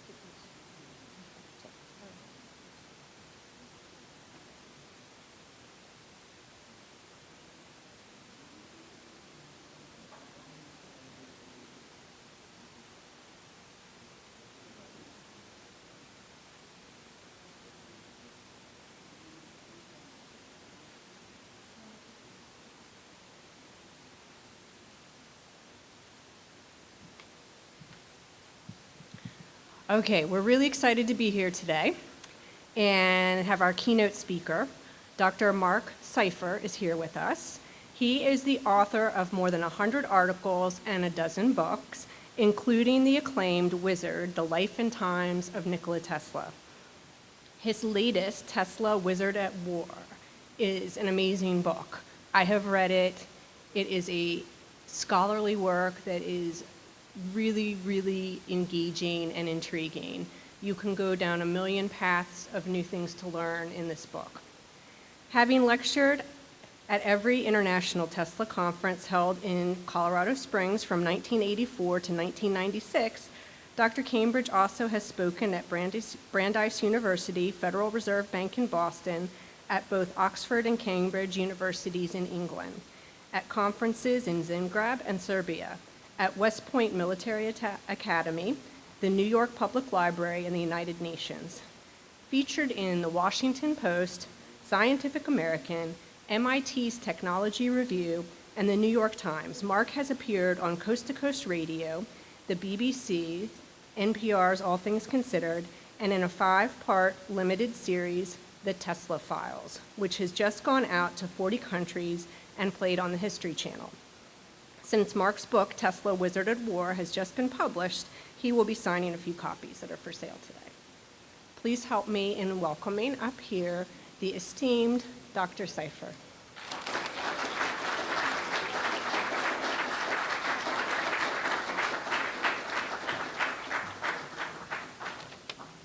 I can't believe that's me. I want to thank Nicholas Lonchar and also Ashley Redfearn for inviting me. It's just a great honor to be here and to receive a Lifetime Achievement Award for 46 years of studying Tesla's life. The thing that I found out the most about him is that you never stop learning. He continues to teach you. So I'm going to let the slides drive a lot of this lecture. Okay, the next slide. Oh, I can.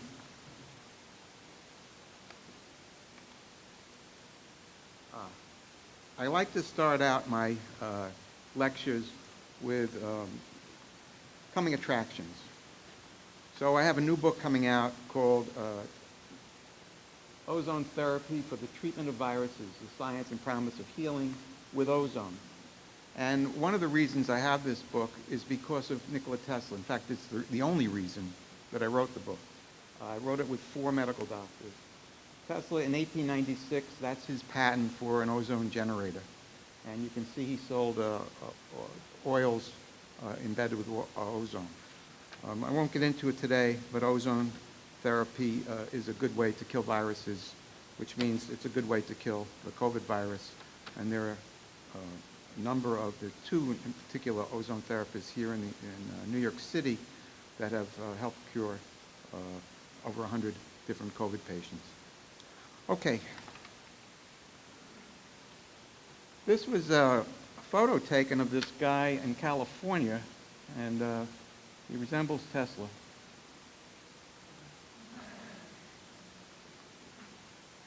These are the two books that I've written. The first one on the left, Lifetimes of Nikola Tesla, was published in 1996. It's still in print. And the new one is Tesla, Wizard at War. What I tried to do, and the reason why I wrote the first book, was I read John O'Neill's book, Prodigal Genius, which is a brilliant book, one of the best books I've ever read. But there were gaps in the story. The two major gaps for me was, number one was, why did he fail at Wardenclyffe? And number two, there were sections in his life that are just missing from the story. So I went back and researched his life and created a strict chronology.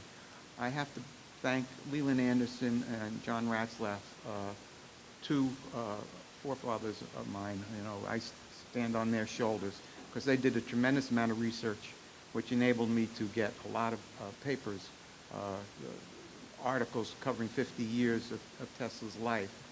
And so I pieced together all of his life in these two books. The first book, Life and Times of Nikola Tesla, was called Revelatory by Publishers Weekly. And frankly, it was. There were some moments where I really had some brilliant insights into Tesla's life. And we'll cover a couple of those. And Scientific American called it Serious Scholarship. The guy who wrote the article in Scientific American had written his doctoral dissertation on Charles Steinmetz. And Steinmetz was a kind of an enemy of Tesla's, so the article is a bit critical. My brother called me, he said, "Did you see? He's very critical." I said, "Look, he called it serious scholarship. I don't care what else he said. That's fine with me." So Scientific American has praised the book, actually. And the New York Times had a full-page article on the book. So this was 1996. Tesla was basically very obscure until Elon Musk came along. But I think my book started to play a role because there was a lot of people denigrating Tesla's life and what he achieved. And I made sure I had footnotes for every single statement that I made. So I think it played a huge role in changing, the outlook. This is a home that we grew up in the early 1950s. That's my family at the bottom, my father and mother and my brother and my sister. And this is our house in West Hempstead right before it was completed. And in the 1950s, we would go swimming in Wading River. Our dentist and his wife was a family friend of my mother's, would invite us every summer, and we would go swimming there.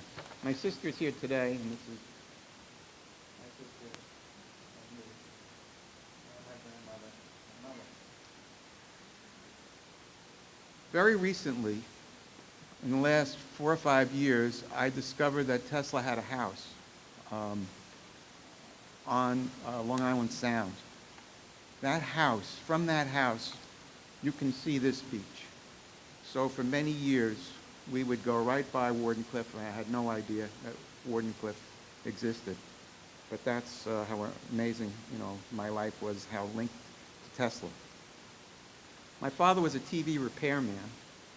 This is his logo and a drawing that he had, at that time. And I used to go out with him, and he would put aerials up on the, on the roofs of the buildings. And he had televisions in different stages of development. He built them from scratch. So when we were a kid, when I was a kid, he was in the Navy, and he taught electronics. And my mother took a course with him, and she fell in love, and that's what happened. So I joined the Boy Scouts, and one of the possible things that you could build was a crystal radio set. So my dad helped me build a crystal radio set. And what it was it was a jar and you wrapped wire around the jar, and you used acid to eat away some of the insulation. And I took a can and had that can was the dial, and it had a crystal which picked up the ambient radio waves and translated into, that you could download and hear information. And it had earphones and a wire that went out the second story of the house that I lived in. And it's all hooked up, and it doesn't work. And my father goes, I can't figure this out. And then he goes, I got it. He took another wire and attached it to the radiator, and all of a sudden it worked. And I listened to Muhammad Ali's First Fight with Sonny Liston on my little crystal radio set. There was no plug. It took all the information from the airwaves. Now, what was interesting to me, and I asked this fellow, when we were watching all of his gadgets, about the ground connection. I felt that why did it work why did it not work when I had an aerial out the way, but when it worked when I had the ground connection? And I thought that there was a connection through the ground, from the ground all the way to the radio station, which is about 15 miles away. Tesla, of course, is very interested in ground waves, and I think that the ground connection, we need to have a better understanding what the real reason for the ground connection is. So here's the crystal radio set, and you can see the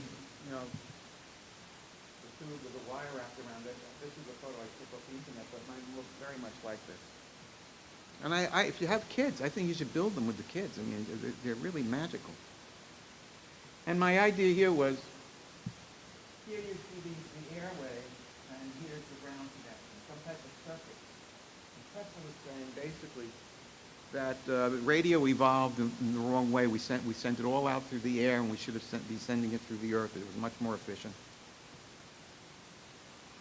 So I had never heard of Tesla's name. I was teaching courses in parapsychology, and my friend Howard Smuckler was teaching courses on UFOs. And he was teaching in New York and also in Rhode Island. And he came back as the editor-in-chief of ESP magazine and Ancient Astronauts magazine. And I got interested in this Tibetan Lama by the name of Lapsang Rampa. First book I read of his was called The Third Eye. And he did not look Tibetan to me, and I wondered about it. And I think it's an autobiography of a psychic kid who grows up in Tibet, and he's working for the Dalai Lama. He can see people's auras, and he can tell whether or not they're good people or bad people, so he was helping protect the Dalai Lama. So then I read the second book, Doctor from Lhasa. He's a doctor in China. He gets a medical degree. And then I read the third book, and in the third book, you find out that the real Lapsang Rampa is no longer alive, and Cyril Hoskins, who's a British plumber, is this guy, and that they traded souls. Cyril Hoskins was depressed because of World War II and wanted to die. Rampa wanted to live, so they went up into the astral plane, and Hoskins went on to the great beyond, and Rampa took over his body and wrote these 15 books. It's a crazy, wild, ridiculous story, but that's the story. The first book sold 150,000 copies. I'm telling you, it's a really good book, and there's a lot of very interesting information about higher states of consciousness. So I went down to New York, and this is Howard and his daughter Maya. She teaches at the new school now, and they're the UFOs. He was teaching a course on UFOs. And these were the magazines that he had. That's Uri Geller on your right. So I went down to New York to write an article, and I found a about avatars, which are enlightened beings. One was Jesus Christ, and one was this guy. His name was Nikola Tesla. On the planet Venus.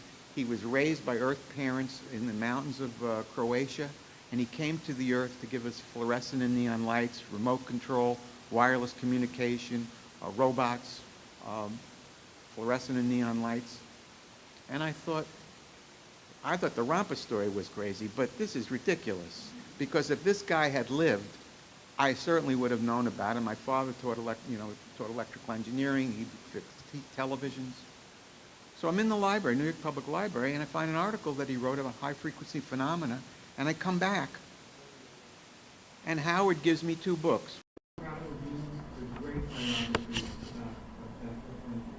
who knew Tesla for 40 years. He was a Pulitzer Prize-winning author for the Harris Review. And the other was The Wall of Light, NIKOLA TESLA and the Venusian Spaceship, which said that Tesla was still alive, living on a UFO, he'd be like 130 years old, flying around and landing in this guy's backyard off the Massachusetts camera. That's why I get introduced to Tesla. This is a Tesla-scope, supposedly, that Matthews had when we spoke to extraterrestrials. So, Andrea Bajich was on the right. He brought Uri Geller to the United States. How many of you know who Uri Geller is? How many of you don't know who he is? He's an Israeli psychic who bends metal. He's been studied by SRO, Stanford Research Institute, CIA studied him.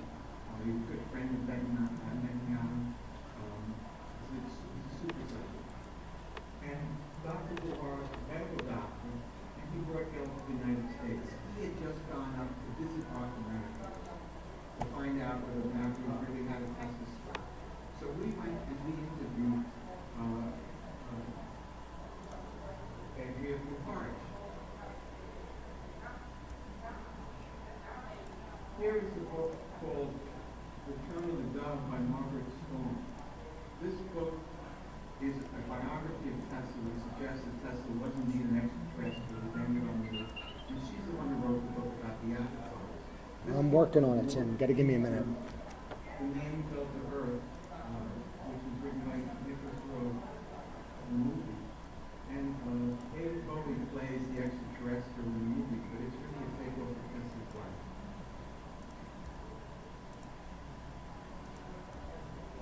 So in this wild world of all, extraterrestrials and UFOs, and I'm not saying Marko, and I see that his book of patents is for sale in a